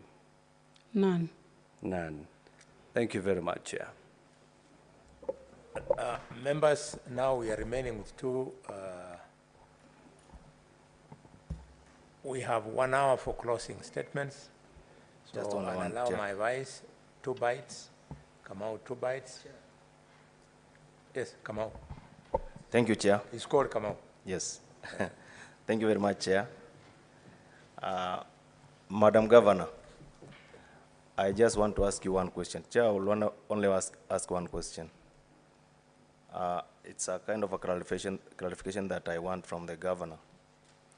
In an event, Governor, that this committee finds no merit in your impeachment motion that has been brought before this committee, how are you prepared, or how will you demonstrate the spirit of collegiality between you and the members of County Assembly that, according to me, it is the one that lacks? And at the same time, I wanted you to demonstrate how will you do, or how will you deal with that problem, because this is something that you would have dealt with there before, but you left it at that. Being the senior-most politician in Meru, it exploded until it reached here. So how will you do, or how are you prepared to deal with that problem in an event that one will happen? Just that, Chair. Yes, Governor. Thank you, Honorable Senator. Thank you, Chair. I will go ahead and extend olive branch to the MCs. I've not done it once, but I will again and again invite them so that we can sit together as leaders. If the issue is Wadford, they fast track and see that there is a legal framework for us to have the fund increased so that they will be satisfied. Senator Kavintu. Thank you, Chair. Madam Governor, we know you've been standing there for a long time, but just bear with us. I'll have only one question, and this is from the volume 1 of the MCA's, accusation. And this is in page 18, which is incitement, bullying, vilification, and misleading of leaders against, misleading campaigns of against other leaders. Madam Governor, according to the witnesses who stood on that deck there and spoke, majority of them accused you of not having respect for any of the leaders, especially elected leaders of Meru County. What can you tell this committee about that allegation, and what are you prepared to do moving forward to make sure that you can work with the Meru people, and even if not now, in future, and for your own goodness, being a bishop, somebody who is called by God? What can you say about this allegation? Because it came out more than anything else. Thank you, Honorable Chair. One of the reasons as to why maybe we are here, it is about the funds, and at the same time, being an independent governor. When I assumed office, a lot of people came on board, including leaders. And I want to bring to your attention that it is too early for one to judge a person. I'm in the process of learning a lot of things. I'm in the process of trying to organize my government. And maybe there are some people who feel that I should come to aid or do what they want me to do within a very short period. This is too early for me, maybe to give people some favors, which I don't believe in, Honorable Senator. But I'm ready, and I've been ready to work with all leaders, not only elected leaders, but any other leader, including the Nyumba Kumi and chiefs and everybody else. And if I was rude and the behavior as it has been narrated by the MCAs, I don't think the Meru people would have given me such a big position. In fact, to be very clear, not only the MCAs and not only the leaders of Meru, that goes to even the Catholic Church. The father who stood in that deck yesterday, he was really, really bitter. To an extent, he said that, I don't know if you were here, but I think you were here. He said that there is no forgiveness in such a case like this. Yeah, and if a man called of God can say that there is no forgiveness, and Jesus says that we should forgive 77 times 7 in a day, then that really left me with a lot of questions. And I know at times things happen and things are said. When I was campaigning last year, many things were said about me. But you know what? I went above the things. Governor, I would advise you to go above the issues that you are going through. And I know it is doable because I did it myself personally. And I know you can do it and you can overcome.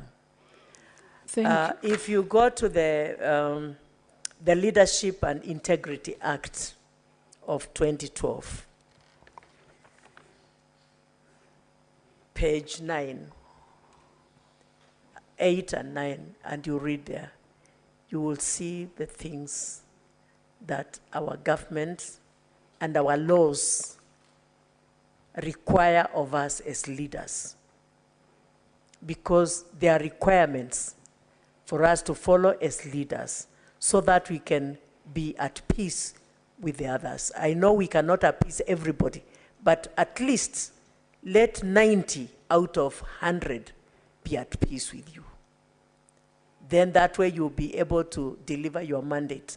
And Chair, if you allow me, I will speak to Madam Governor as an elder sister now and advise you.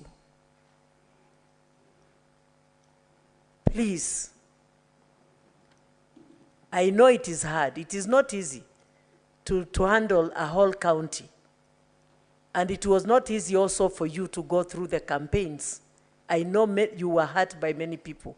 But that hurt now, take it out of your heart so that you can love those people and serve them. Because they are your people now. And you are their governor. And they should all come to you as the CEO of the county, as the overseer of the properties of the county of Meru. And if you do that, God also will bless you. And what do you think people think about you, a bishop, and then they're accusing you of all those things that they are saying? You know, the name of God is looked down upon, and that is not godly. Just raise above the bar, and God will bless you. Thank you, Governor. Thank you, Honorable Senator.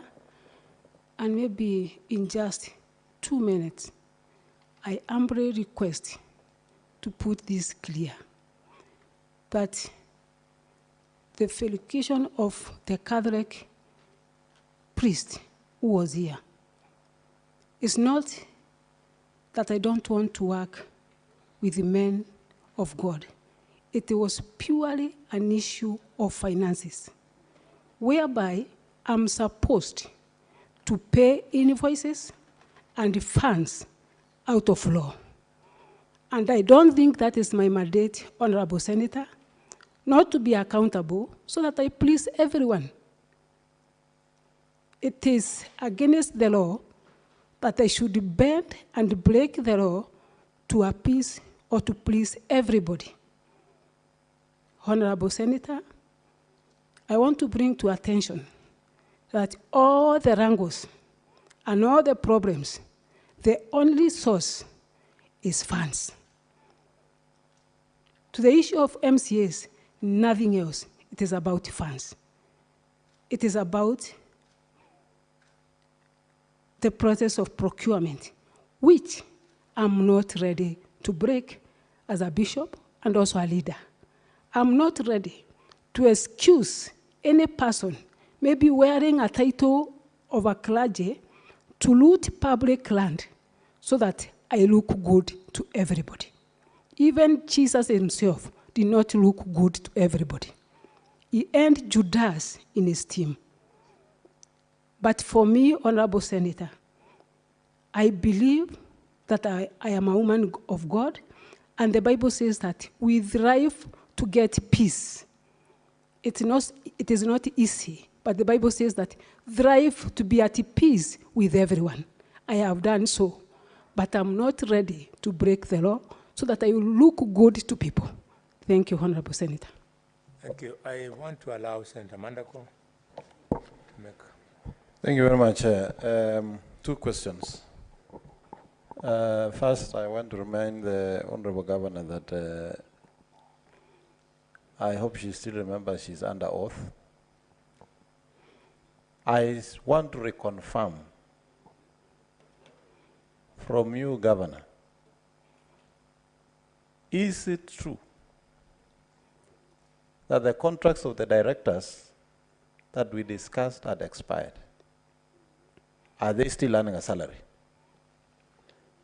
2, would you be okay if this committee seeks further information on that, including getting the whole IPPD payroll here for analysis to just confirm that those directors are not earning? Honorable Senator, Governor, I want to confirm that the post that has been advertised, as much as I know, from the Public Service Board are vacant. In the previous regime, we had people taken from other departments to do jobs which were not meant to be done by them. By the time I came on board, they were taken back to their departments. That's why, up to now, I don't have a protocol director.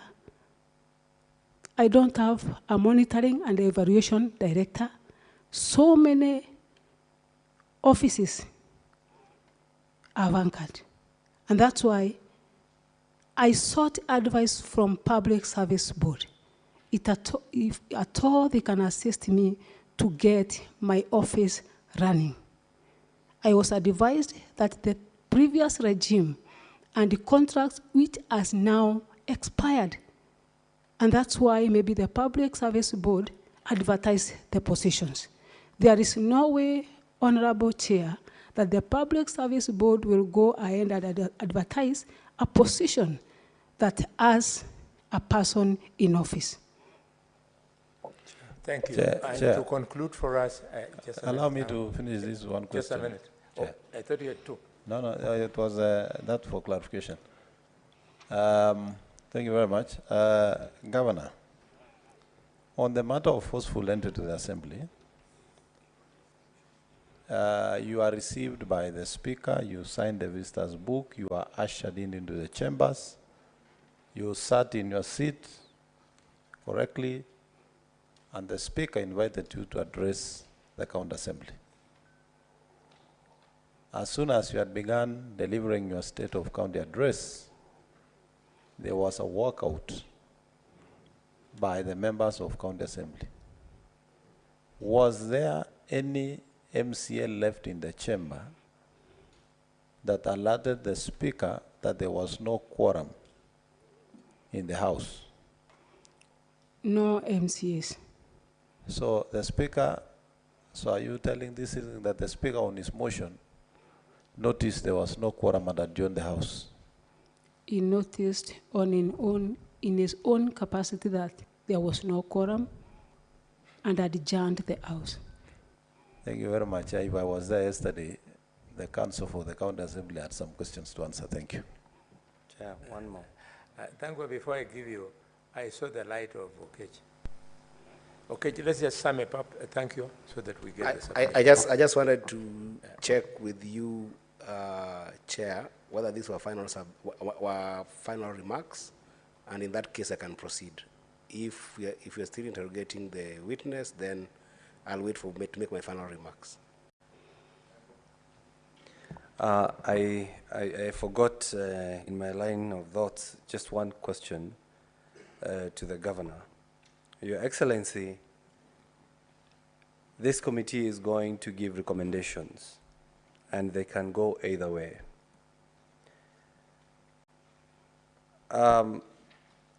What if, I want to hear your thoughts, because I said here yesterday, I think it was yesterday or in the morning, that from what I have seen here, the problem is more egocentric than constitutional crisis in the county.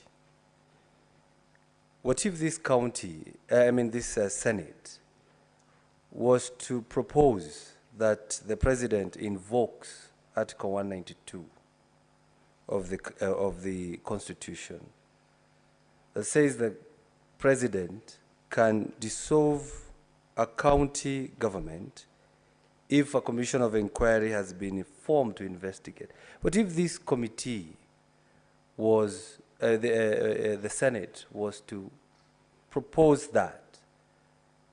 Because it seems that nobody wants to work with the other.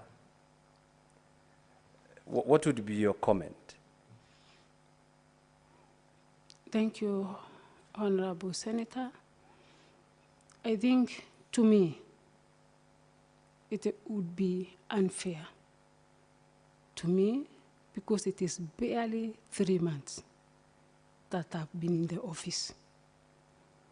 It is good to give some issues time. There's a saying that says, time heals. Maybe we are in the process of, or we are in the teething problem, whereby the governor and the MCAs, because during my campaigns, I was doing it all alone. I've never had a chance to mingle with the MCAs, not any one of them. We just met after elections. And I thought it was good for us at least to have time together, work together, and see if these problems will be healed by time, if not mediation. But from my side, I'm ready. And I have been doing so from the word go, trying to bring them on board, including appealing to the President of the Republic of Kenya to try and unite us. That shows the willingness to work with them. Thank you, Honorable Senator. Chair, one minute, members. Let me ask my 2 questions, then we shall make a decision on how to use time. We need to sort out some issues so that I can contribute during report writing. 1, the County Assembly has filed a document, and on page 59, the County Assembly has attached a letter from the Ethics and Anti-Corruption Commission. I would like you to clarify whether you have ever appeared before EACC to respond to charges? The EACC wrote to me after a letter. Have you appeared to EACC? No. No. Yes. Thank you very much. Number two, it is all not about Ward Fund, because one of our witnesses, I think it was Lucy, from the, Lucy or Eunice? From the, Lucy. Lucy told her that your interpersonal skills are so bad that you don't recognize nominated MCS. You tell them women who won their seats through the blanket. Can you, under the blanket, can you speak to this evidence so that we know how to treat it? The evidence, Honorable Chair, is null and void. I have never, to any MCA, that she was given a chance under the blanket. The last point that I have is your husband, the first gentleman. Looking at MCS, both on the videos and here, they are not mad people. It looks like they find it difficult to work with your husband. Given that it is a fact of law that there is no budget for the office of First Lady, First Gentleman, First anything. There's no such a budget, there's no such a law under the county government. Are you prepared to ask your husband to take a backstage and keep out of any offensive public functions? And by this I mean the functions where he wouldn't be needed. Would you be prepared for purposes of Meru going forward? Thank you, Honorable Chair. Point of order, Chair. Point of order, Chair. Point of order, Chair. Point of order. There are many now. Here. Start with Esther and Kamala. I'll come to Mandako later. Yes, Esther. Yes, you are actually cautioning the council there against addressing the first gentleman as your husband. No. I was cautioning him about the English. And you're using the same. Just a minute. That husband of yours. There's a difference in English between that husband of yours and your husband. That husband of yours is abusive, but your husband is respectful. That's it. No, Chair, let me defend you from Senator. He has used it properly. Yes. Yes. Chair, with a lot of respect to you, Chair, I want to completely disagree with you. In that, the first gentleman of Meru County, in social events, Chair, can be sent by Her Excellency to represent her in functions. Mr. Chairman. Mr. Chairman, it is a tradition all over. And it's a practice that has been practiced by all governors when they are unable to attend functions, Chair, that are not official in nature or social in nature within their counties or even outside their counties. They have sent their spouses to represent. So we are not going to gag the first gentleman of Meru to attend social functions, Chair. We have, I think there is, we are just found in a situation where we are not used to having the first gentleman. In fact, I was asking, when they go for the first spouses meeting, there would be only 7 men out of how many women. It's a very unusual situation that we have to learn to get used to. However, what we don't expect is the first gentleman to get involved in the running of the affairs of the county government of Meru. To Chair, I'd also asked for a point of order earlier, and you asked me to wait on the Okolea program.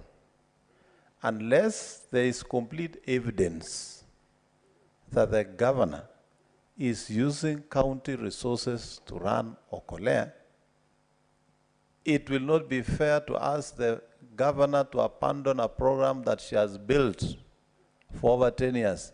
Chair, you are aware that leaders run their personal foundations, not necessarily for official work they are doing, Chair, but to address other societal social issues that cannot be addressed using public resources unless there is completely evidence that Okolea is being run by public funds. It would, in my considered opinion, it would not be fair to ask the governor to abandon a program she has started and run for 10 years. And for 10 years, she was not the governor of Meru and the program was running. So I think we have to get evidence that Okolea is using county resources for us to really ask the governor to abandon that kind of program. Point of order, Very well. so I that when think, you rule, let me handle this point of order. you can rule for I both. think you have a point of order? Yes. Okay. Yeah, my point of order, Chair, is about the timing, because we are at midnight. And the timing that we had given, or the direction, is that we'll go for recess or some break, then we come back for the final submissions. It's already midnight, and if we continue like this, then we'll stay up to morning. Please, I seek your indulgence. Thank you. That is for you, with your intelligence.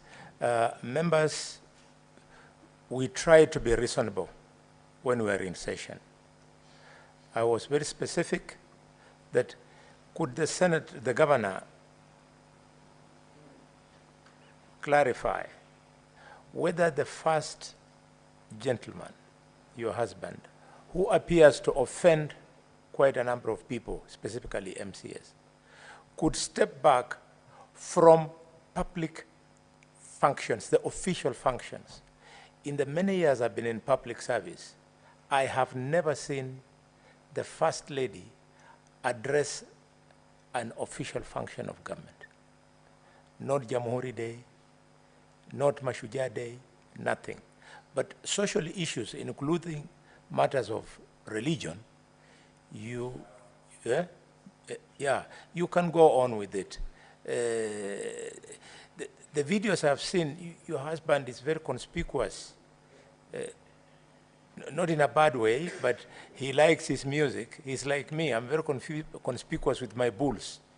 So that's how people are. So is it possible that we step back?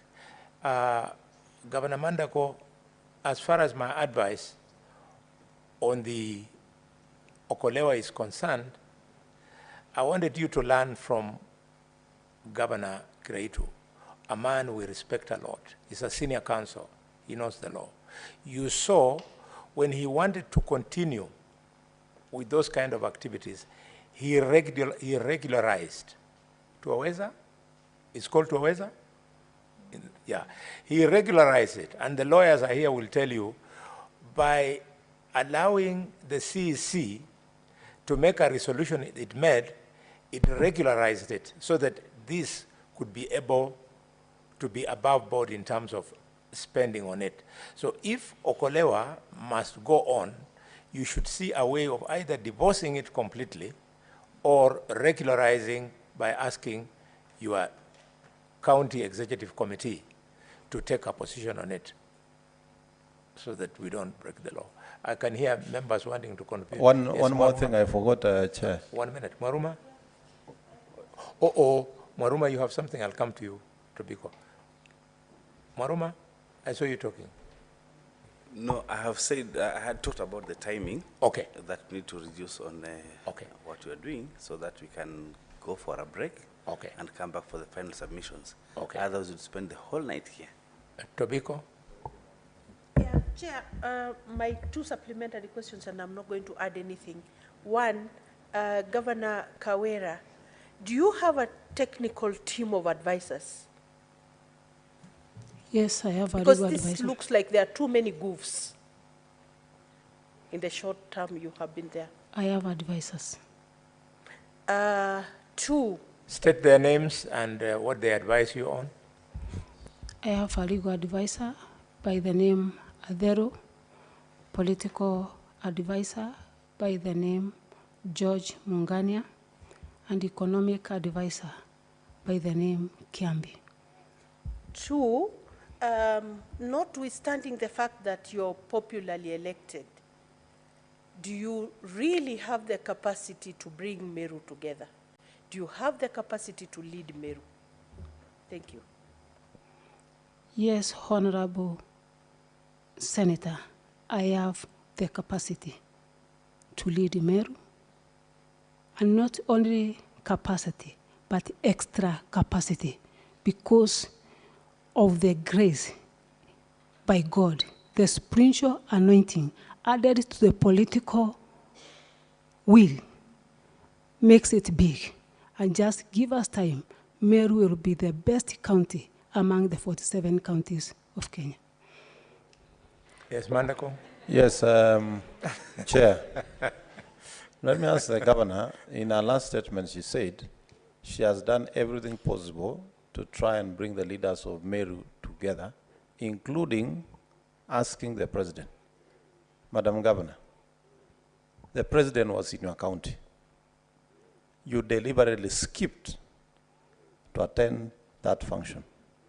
Is it true, really, what you are telling us? Thank you, Honorable Senator. Some issues I will not discuss in this place, given to the sense that the one I may discuss I'm not mandated, but I did not skip the meeting just for the sake of doing it. There was communication, and I don't want to lay it to this house.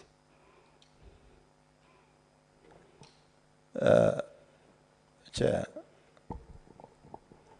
Madam Governor cannot say, I've reached out, and when we ask her whether she skipped, she becomes dodgy. Madam Governor,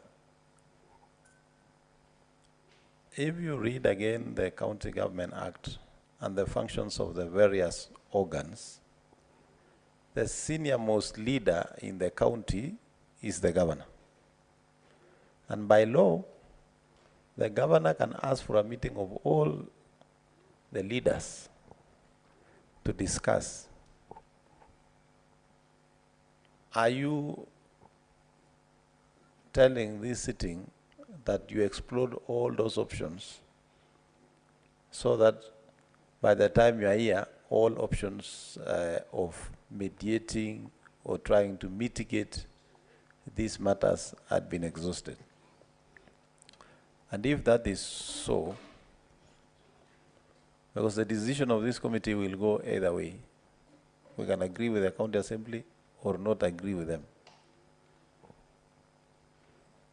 Would you be comfortable, you as the senior most leader of Meru, if the decision of this committee is to agree with the impeachment and Meru County has to go to election 3 months after general election?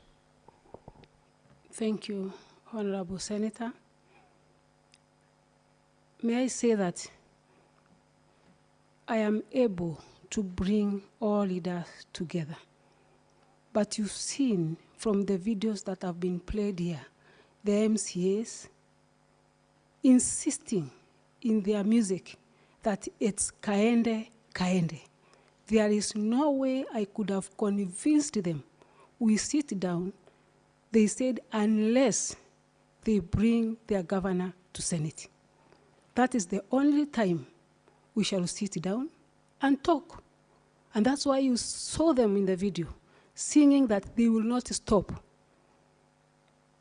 And they will not accept anyone to talk to them unless they take their governor to Senate. And because maybe they have fulfilled their desires, they will accept, we sit down and talk. But it's very unfortunate, Honorable Chair, that not once have I invited them, we sit and have dialogue.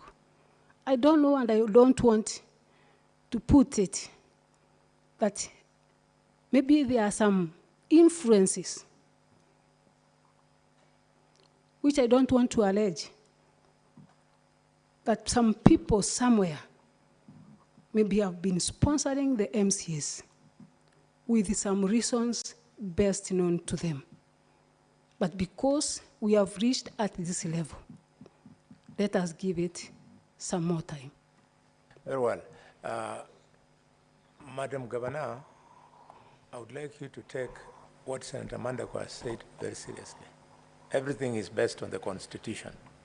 And this Constitution anticipates the following, that the county government of Meru can go on without you. Yes. The same Constitution does not anticipate the county government of Meru going on without MCS. Yes. So you must go all out of your way. I don't know how this committee will decide, and find a way of working with MCS. Because they can go on without you, you cannot go on without them. What do I mean? This impeachment can decide to send you away, and a new governor will come into office. And the MCS will be in office. On the flip side, for the MCS to go away, they can only go away under 192 with you through suspension of the government. After 90 days, you go into election, and that's the end of you. So you need them more than they need you in terms of survival. So should this committee so decide, you have to bend your way backwards. And I think, don't listen to me, the only person who have spoken to your heart here is Senator Kabintu. Become friends with her. Point of order, Chair. Yes. On your last statement, let me also go on record to differ with you that the MCAs also need the governor of Meru as much as the governor of Meru needs the MCAs. You can buy time, Chair, and remain for 5 years, but I can assure you they will not be re-elected. And if they want to learn a lesson, they can visit Makueni County.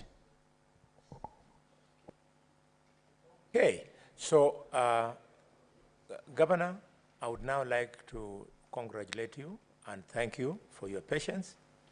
There are many who came on my page and attacked me that you have allowed the governor to take the podium and she's going to destroy herself. She's going to destroy the evidence because she's a very temperamental person.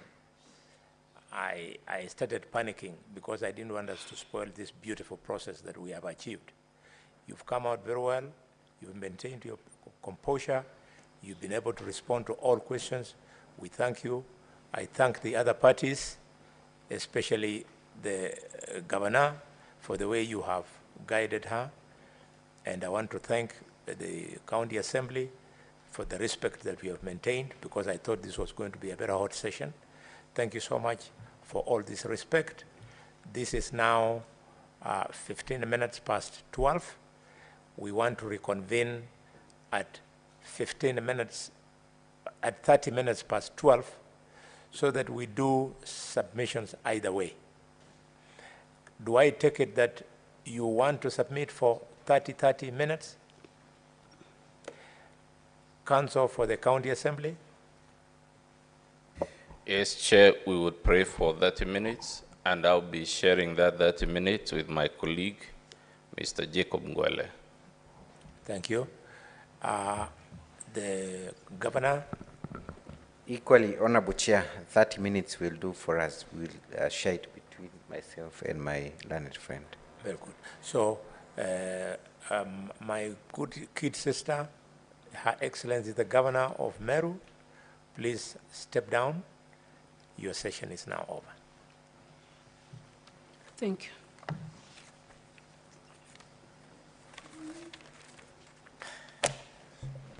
So, mwanzo kupanga vitu. Au sio? Hii yangu mpepe tu mpeleke huko, nitatumia maneno yenye nitaandika hapo. Kasi. Very nice. So, members will withdraw to the lounge a little bit for 15 minutes.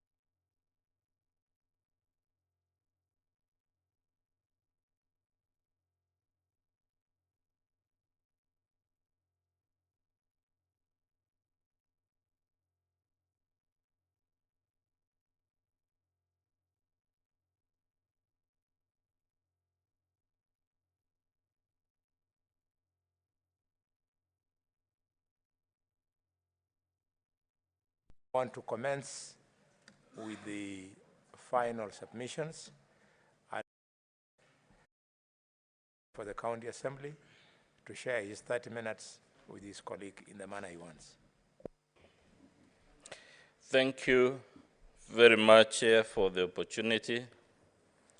Chair, when I was in primary school and in secondary school not long time ago, we were often asked to engage in an exercise called composition writing. And when you retire to deliberate as a tribunal of the Senate, one of the questions I would urge you to consider: did the Assembly really go sit down and write a composition of imaginary things that the governor is alleged to have done? Or from the evidence, the Assembly had a good cause to bother you over Christmas period? Number two, can we in good conscience say that there is no crisis in Meru? Because when I addressed you in my opening statement, I told you Meru is in a crisis. It is at a siege. It is now common ground between both sides that there is actually a problem in Meru. It is common ground that the church has been asked to deal with this problem. It is common ground the venerated Jurincheke has been invited to resolve this problem. It is common ground even the President of the Republic has been requested to deal with the problem. Our submission, therefore, is that it cannot in good conscience be concluded or argued that the Assembly was trifling with you when it brought the case that it brought before you. If we agree there is a problem in Meru and it must be resolved one way or another, the solution we have asked you, Chair, to provide is a solution provided by our Article 181 of our Constitution. The consequences that ensue in the event you agree with the Assembly are spelled out in Article 182 of our Constitution. And in short, the consequence is that the deputy governor assumes over as the governor of Meru, and he nominates a new deputy governor. Luckily, Chair, and this is why I salute the makers of our Constitution, the deputy governor was on the ballot box. So we shouldn't be too worried whether you're moving too far away from the choice of the people. There is a reason I now realize why our Constitution requires presidents and governors to have a running mate, and why it says if the solution we're asking you to give Meru is allowed,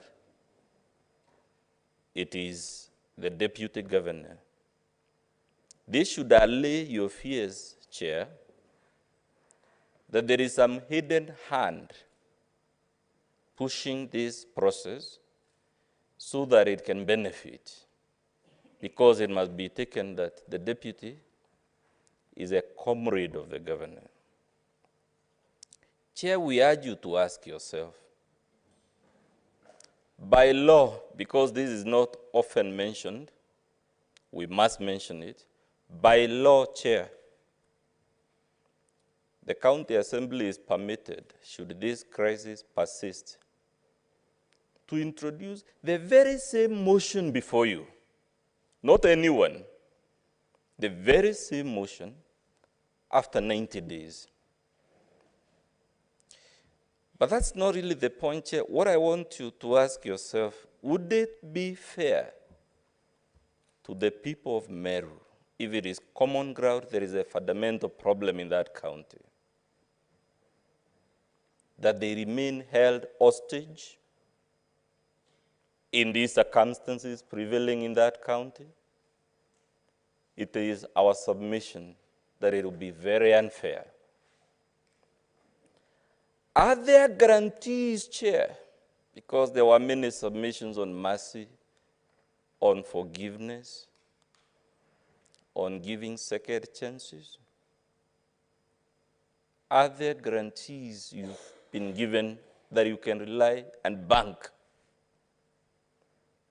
That if you give this governor a new chance,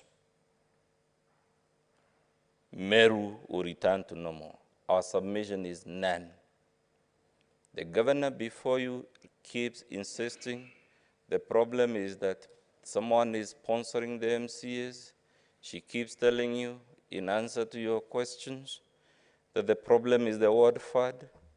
She keeps telling you the problem is everybody else and everything else except the governor. Whether you believe or not, that's up to the committee. I cannot direct you. But for me, the question is, would it be fair to the Republic of Kenya, to the people of Meru, to our Constitution, to allow this situation to fester? And more importantly, given the things you've seen and heard on both sides, do we even want to take that gamble if we were to assume, for argument's sake, that the aggression against other leaders will persist, that the aggression against MCAs will persist? Chair, your mandate under the law is to consider every one of the 62 allegations separately and independently, not collectively. That's what Section 33 of the County Government Act, subsection 6 and 7 say, that if you find even one of them to be substantiated, it's very interesting, Chair, because ordinarily the law actually talks of proved. Here you're being told substantiated, not even necessarily proved, whatever the semantics lie. But the law, Chair, is that if you find any one of the 62 violations to have been substantiated, then the Senate in plenary is to take a vote on that finding by your committee, and if a majority of the delegations uphold that finding, then the governor starts removed from office. My colleague, Mr. Jacob Ngwele, will address you on the specific question whether we have substantiated or proved, whichever the word, any one, not two, any one of the 62 allegations. When you retire to consider that question, Honorable Chair and Honorable Senators, we invite you to note from the evidence, it is not in contest whether the appointments were done, the illegal ones. It is whether they were meant to occur, whether appointment letters were actually ensued after those declarations and whatnot. It is not in contest, Chair, whether the allegations against other elected leaders were made. It is not in contest whether the utterances against the Catholic Church were made. What is in contest between the parties is not whether any of the things we have alleged, any of the things in our videos took place, but the meaning to be attributed to them or the context in which they were uttered or done. We take comfort, Chair, in your assurance that this being an inquisitorial committee, the Senate has its own independent translators from Kimeru to English and vice versa, from Kimeru to Kiswahili or wherever. And we'll urge you to ask those translators to tell you from the videos whose accuracy is not in contest between the parties, there was vilification of other leaders, whether there were illegal appointments. Chair, we'll urge you to note, because it's easy to be lost in the legalese. I'm a lawyer and I'm often guilty of this. That for virtually every official institution set up by national and county laws, from the evidence before you, the governor has a parallel structure, parallel appointments that supplant the one known to the law.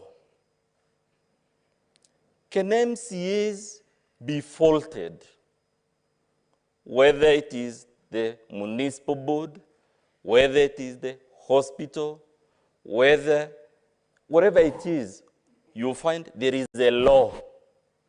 The law has established the official organ to deal with a need of the people or a problem of the people.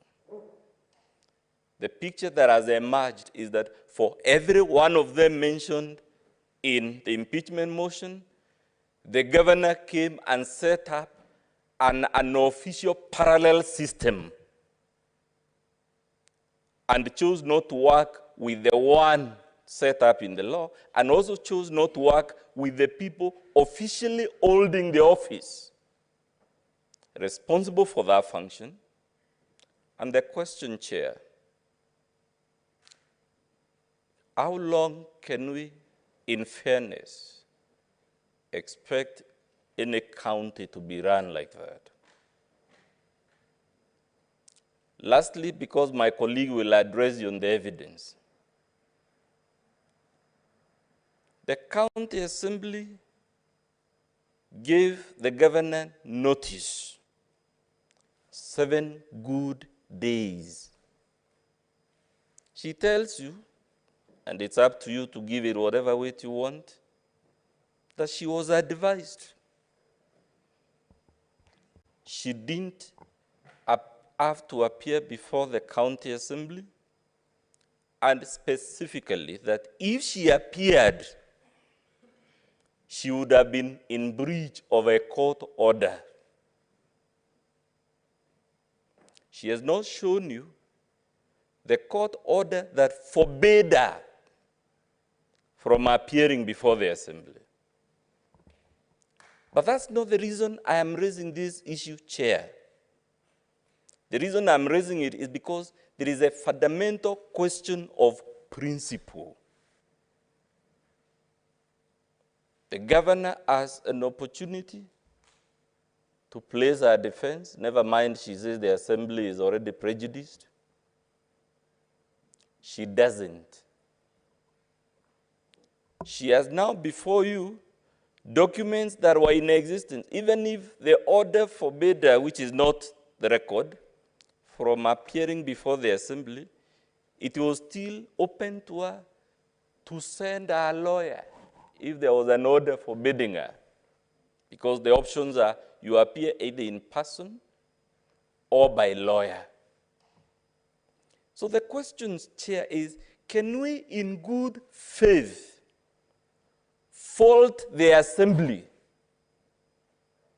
for making the decision it made when the opportunity to place all this material? Can the assembly be faulted for not considering the matters you're now being asked to consider in favor of the governor when the window to avail that material was there? Lastly, Chair, I am not actually worried as a lawyer whether your decision will be legally correct or incorrect. And the reason I'm not worried, all of us, including me, Chair, every day make legal arguments and decisions that are shown to have been incorrect once in a while. At the University of Nairobi, there is a course they teach called Law and Economics. And in that subject, Chair, which I actually teach, we are told the value of a decision, whether by a judge, whether by a tribunal like this one, we are told, secondly, the value of a law, whether it's the Constitution, whatever law, Chair, is not what it says or doesn't say. So the value of your decision is not what you will say or you won't say. Scholars of law and economics tell us the true value of your decision is the scheme of incentives for either good behavior or bad behavior that your decision will establish. I very humbly tell you, Chair, that if you let this governor off the hook, the scheme of incentives you'll be sending to other governors, both now and in the future, is that you can engage in whatever number of violations of the law, whatever the nature of those violations, whatever the potential consequences of those violations, but the Senate of the Republic of Kenya, for one reason or another, can let you get away with it. That is what the priest meant by the difference between justice and forgiveness. He was actually addressing on moral and legal philosophy, and I'm not sure he was understood. The matter before you is about justice. It's about what legal consequences should ensue for certain acts and omissions. Chair, allow Mr. Ngwele, because I know we have only 30 minutes, to address you on why we believe we have substantiated or proved, or whatever the word we want to use, not just one, because we only need one, but actually several allegations. Thank you very much, Chair. Chair, for the record, my name is Jacob Ngwele, and I'll be submitting on the remainder of our submissions.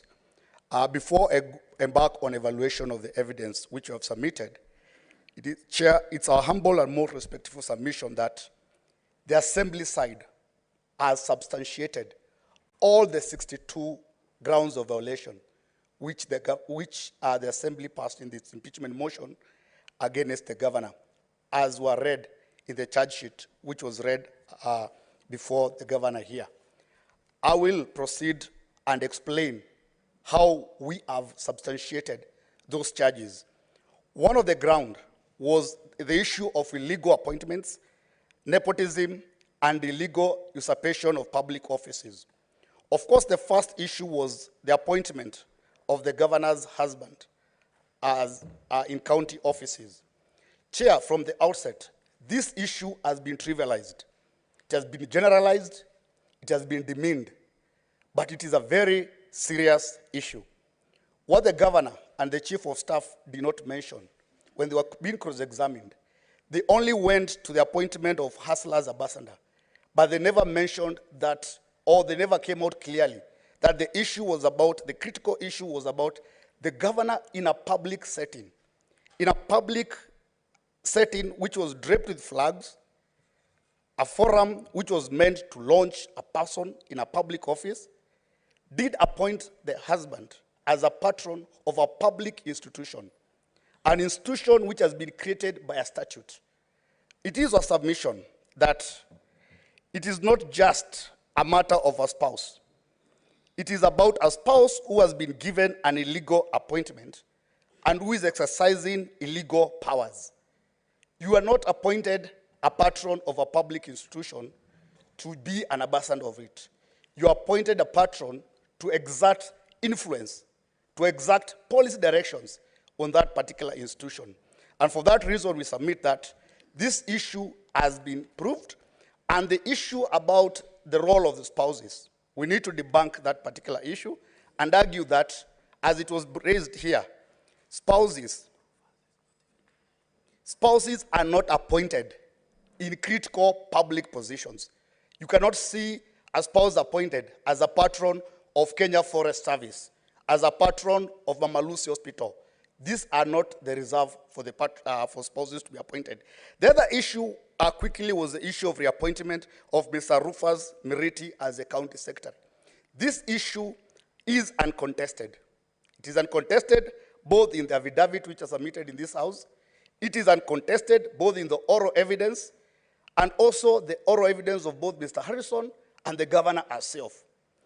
It is not contested. It is not in dispute or doubtful that Mr. Miriti has been reappointed as a county secretary. It is not in dispute that Mr. Miriti was the county secretary of the previous regime. It is not contested that Mr. Miriti's term came to an end with the tenure of the previous government. But what Mr. Harrison told the court, the Senate, was that the term was extended, the extension was allowed by the TA, then the term is still ongoing, he still has a contract which expires on 23rd of January next year. We do submit that this is one of a very critical illustration whereby the governor has disregarded the express provisions of the law. And the law is that an appointment, including reappointment, must be submitted to the county assembly for fresh vetting. We did submit in our documents 2 decisions of the High Court. One is the one for the High Court of Machakos, and the other one by Justice Murima. In the Machakos judgment, the court said that in case of the term of the CCs whose the tenure of the governor has come to an end, they must be subjected to a reappointment. Similarly, Justice Murima said that if the term of the CS comes to an end with the end of the tenure of the president, they must be submitted. That particular gentleman is still up to date exercising illegal powers, and that is one of the grounds we have submitted. The other issue, which I'll go quickly, is the issue of the roadside appointments. It is not in dispute, both from the governor's evidence and from Mr. Harrison's evidence, that these appointments were made, both in Timau, Nikubu, and Kianjai. What has happened is that the evidence has shifted. Initially, it was that no pronouncements were made. Then, no letters were given. Now, it has become the appointments were actually made for an organization called Okolea.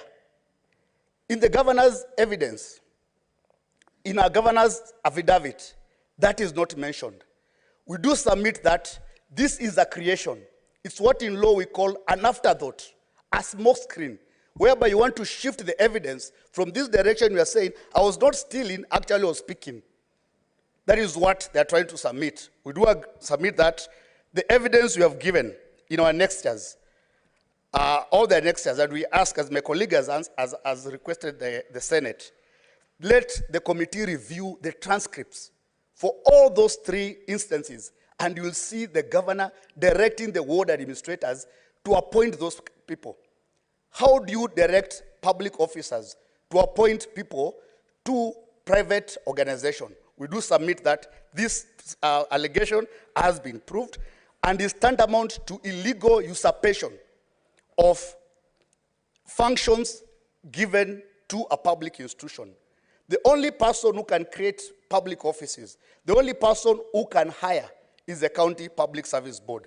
Honorable Senators, the other issue, of course, similar to that one, was the issue of illegal committees which were created for municipalities. It is not in dispute that in Meru, they have municipal boards. It's not in dispute that one of the functions of the county government is management of parking and taxes. So the governor cannot go ahead and create parallel structures to manage these functions which are provided for in the 4th schedule of the Constitution. This was a committee with a treasurer, with an organizing secretary, with a chairman, with a secretary. What were they created to do? We do submit that this allegation has been proved, and we invite the committee to review the evidence. The other issue was the issue of incitement and bullying. Incitement and bullying. We do submit that all the instances, the four instances, I'll go first of all, incitement, bullying, vilification of leaders. One was about Honorable Mwenda. That one, the member himself gave evidence here. The video which was produced here showed how the governor humiliated him in public. The governor was there parading him, asking him to apologize, telling him, I'm going to offer you protection. But now the narrative has changed, that it was the members of the public who were asking the member to apologize. Yet the governor herself has admitted she's the one who introduced that subject to the gathering. The other issue about vilification of the senator and the CS and the MP for Tigania, that is very clear in the transcripts. If you read those transcripts, it is on a meeting where the governor was present. And the issues was about this, allegedly, that these leaders were putting pressure on the governor to share power. But what does the governor say? She changes the narrative and argues that the half a bread, half a loaf she meant was that sharing half a loaf with MCAs. Yet the context was that these members want half a loaf of my government. We invite the committee to review that particular evidence. Chairman, I'll ask that, because I'm going through a lot of grounds which you covered, that you add me 5 more minutes in my time so that I can wind up. The other issue, and you can see I'm rushing and I'm doing the work some justice. Order. The other issue. Order. Everything that you are speaking to has already been articulated. It is up to you to ensure that you squeeze it into the limited time. Yes, Chairman. The other issue was about vilification of our Catholic Church. When this matter began, the evidence was not clear. But from the evidence adduced by the governor and also the priest, the matter has been shed clear that there's a dispute between the Catholic Church and the county government of Meru, and a dispute which has now arisen after the governor came into place, where she's challenging the lease which the church is holding. And the governor is saying she's being put pressure to pay the money. What does she do? In a majestic style, whenever you confront the governor, she calls for baraza to fight you, what we call bully pulpit. She calls the meeting, takes down the church so that the church can relinquish their leasehold, which is still valid. We do submit that this evidence has again been submitted. Another issue which is close to my heart, because that is something which is very close also to this committee, about the inviolability of the precincts of the assembly. This Senate has enacted the County Assembly Powers and Privileges Act. That act makes it very clear that you cannot force yourself into the county assembly. It provides offenses which you commit when you force yourself into the county assembly. The governor herself, in Annexure 16, the last clip which was played here, she has said that she was barred from entering the assembly, but she forced herself into the county assembly. The evidence also produced shows that the governor was accompanied by goons and militia. What was played by their side was different from what we played. You will see when she was coming, other than the clip which showed her entering the assembly, there was another clip outside there where she had a group of people. And the posture the governor had taken, the demeanor, the temper she had, meant that the governor was coming for combat in the assembly. And the honorable senators, we do request this Senate I want to direct the Senate to the County Assembly Powers and Privileges Act, more so Section 3, which protects the precincts of the assembly. Not even the agents of the national government, not even the police, not even the NSIS can enter without the invitation of the speaker. But the governor went there by force. Honorable senators, I wish to remind you that of the issue of the January 6th, 2021 in America, whereby the then president of America incited a group, a group of gathering of people. They went ahead and invaded the hallowed precincts of the US Capitol. They took over, they commandeered the Senate, they commandeered the House of Representatives, and what has happened? The January 6th committee has found that the president needs to be prosecuted by the Department of Justice. Had the president been in the office today, he would have been impeached. It is impeachable. It is an offense under the laws of this country for you to hold gathering outside the gates of the assembly. The law protects even the gates of the assembly. The law provides even the gates of this Senate. You cannot come and hold a baraza outside the gates of this Senate. You will be violating the laws of the land. My last two issues is the issue about violation of the Public Finance Management Act. We do submit that this allegation has been proved.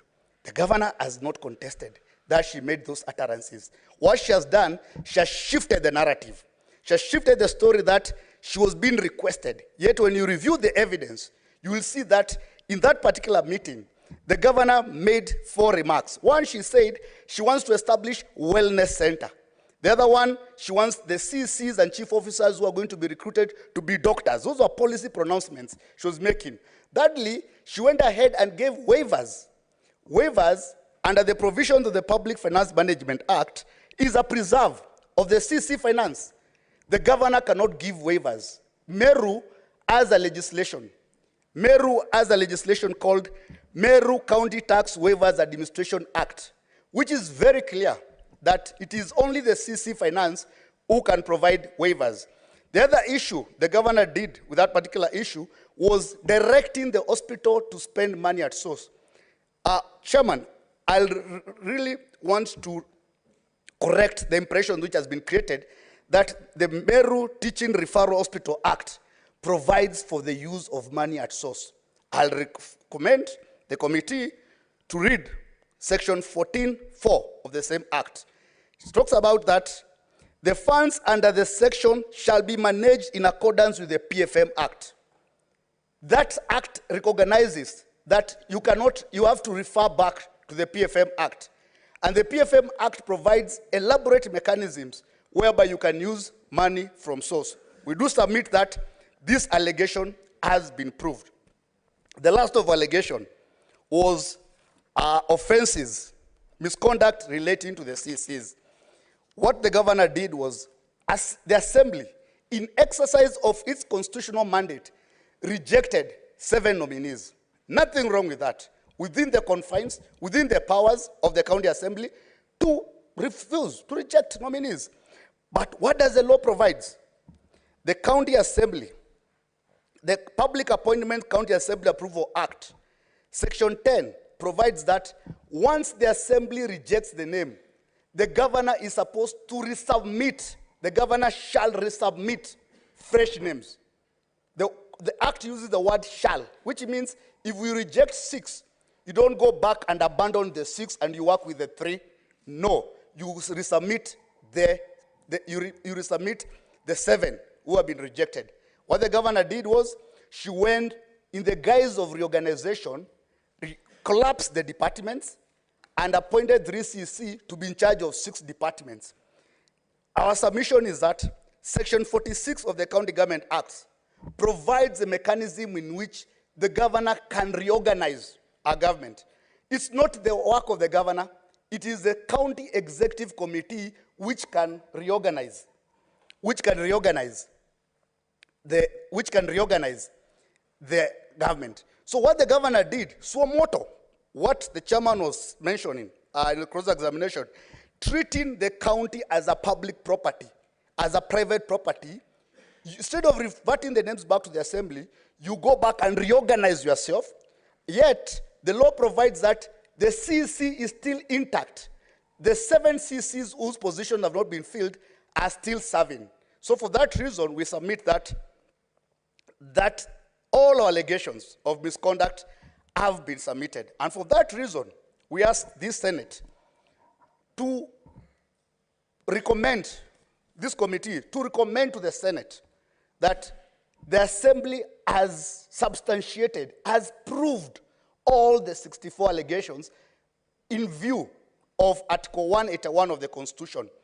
The last point is a question has come about here. A question has arisen even when the governor was on the podium about this time is too short, it's too early, it's too early. My colleague had asked early, had asked, does the Constitution of Kenya provide temporary impunity? Within 100 days of being in office, you can break all the laws of the land. In UK, Liz Truss, who had been appointed popularly by the party, she was thrown out by her fellow MPs after 44 days in office. Irresponsible actions, maybe that is what they were saying, not my actions, compelled the same party, the members of the House of Commons, to push her out within 44 days. In our constitution, we don't have a time frame. You can be impeached even the following day. Okay. With those few remarks, honorable senators, I submit and I thank the committee for giving us the opportunity. And we also thank, on behalf of our team, maybe on behalf of my lead counsel, we thank on our side, because this is the last time we are taking the podium, we thank the chairman, the honorable senators for the time they have taken to working until 1 a.m. It's not a mean feat. The secretariat, and even for the other side, for the work we have done. And for that reason, we thank you very much and wish you all the best and Happy New Year. Thank you. You have done 36 minutes. County Governors Council. You have 30 minutes. Thank you, Chair, for the opportunity, and the members of the committee.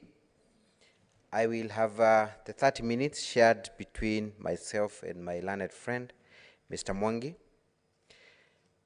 Very recently, honorable members, I had the opportunity to appear before the Supreme Court together with my learned friend, Dr. Muthomi Thiankolu, representing a mutual client on a presidential election petition.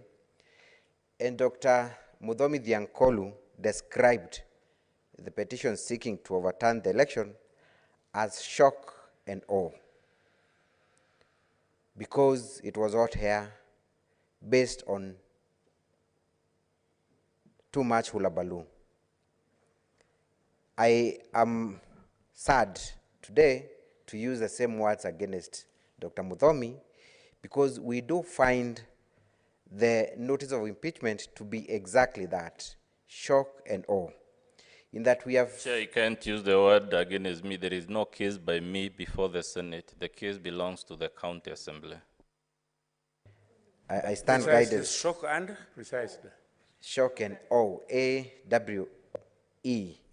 Those were words used by Dr. Muthomi to describe that petition. I'm only using the same words, borrowing from my good friend, Dr. Muthomi. The reason why I'm saying that this matter is shock and awe is because a very negative and scary picture has been painted against the governor. We all sat here when the governor was being described as the modern day Hitler. And we would have expected that the evidence to be placed before this committee would have confirmed that same picture. Honorable members, you will confirm indeed that there was no evidence to that effect.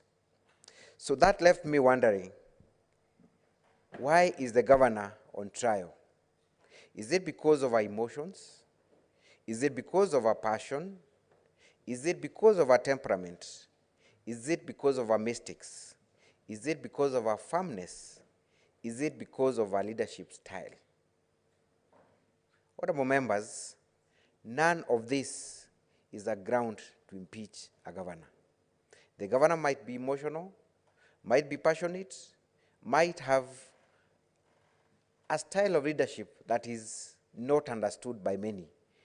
But even then, and I'm not trying to justify that, is that the ground that was envisaged under Article 181 and Article 33 of the Constitution?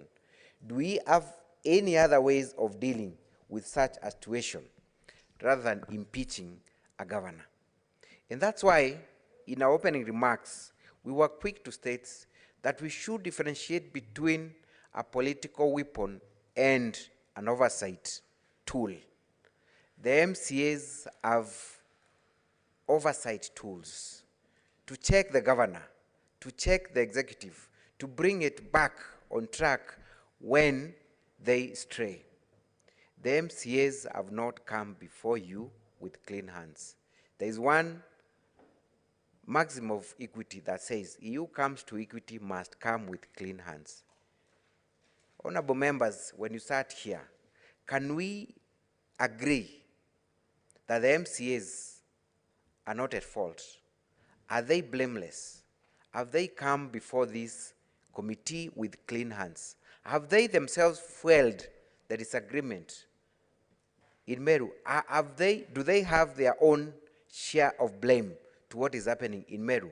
Have they been seen fixing the governor, disrespecting her, putting her in a very awkward situation?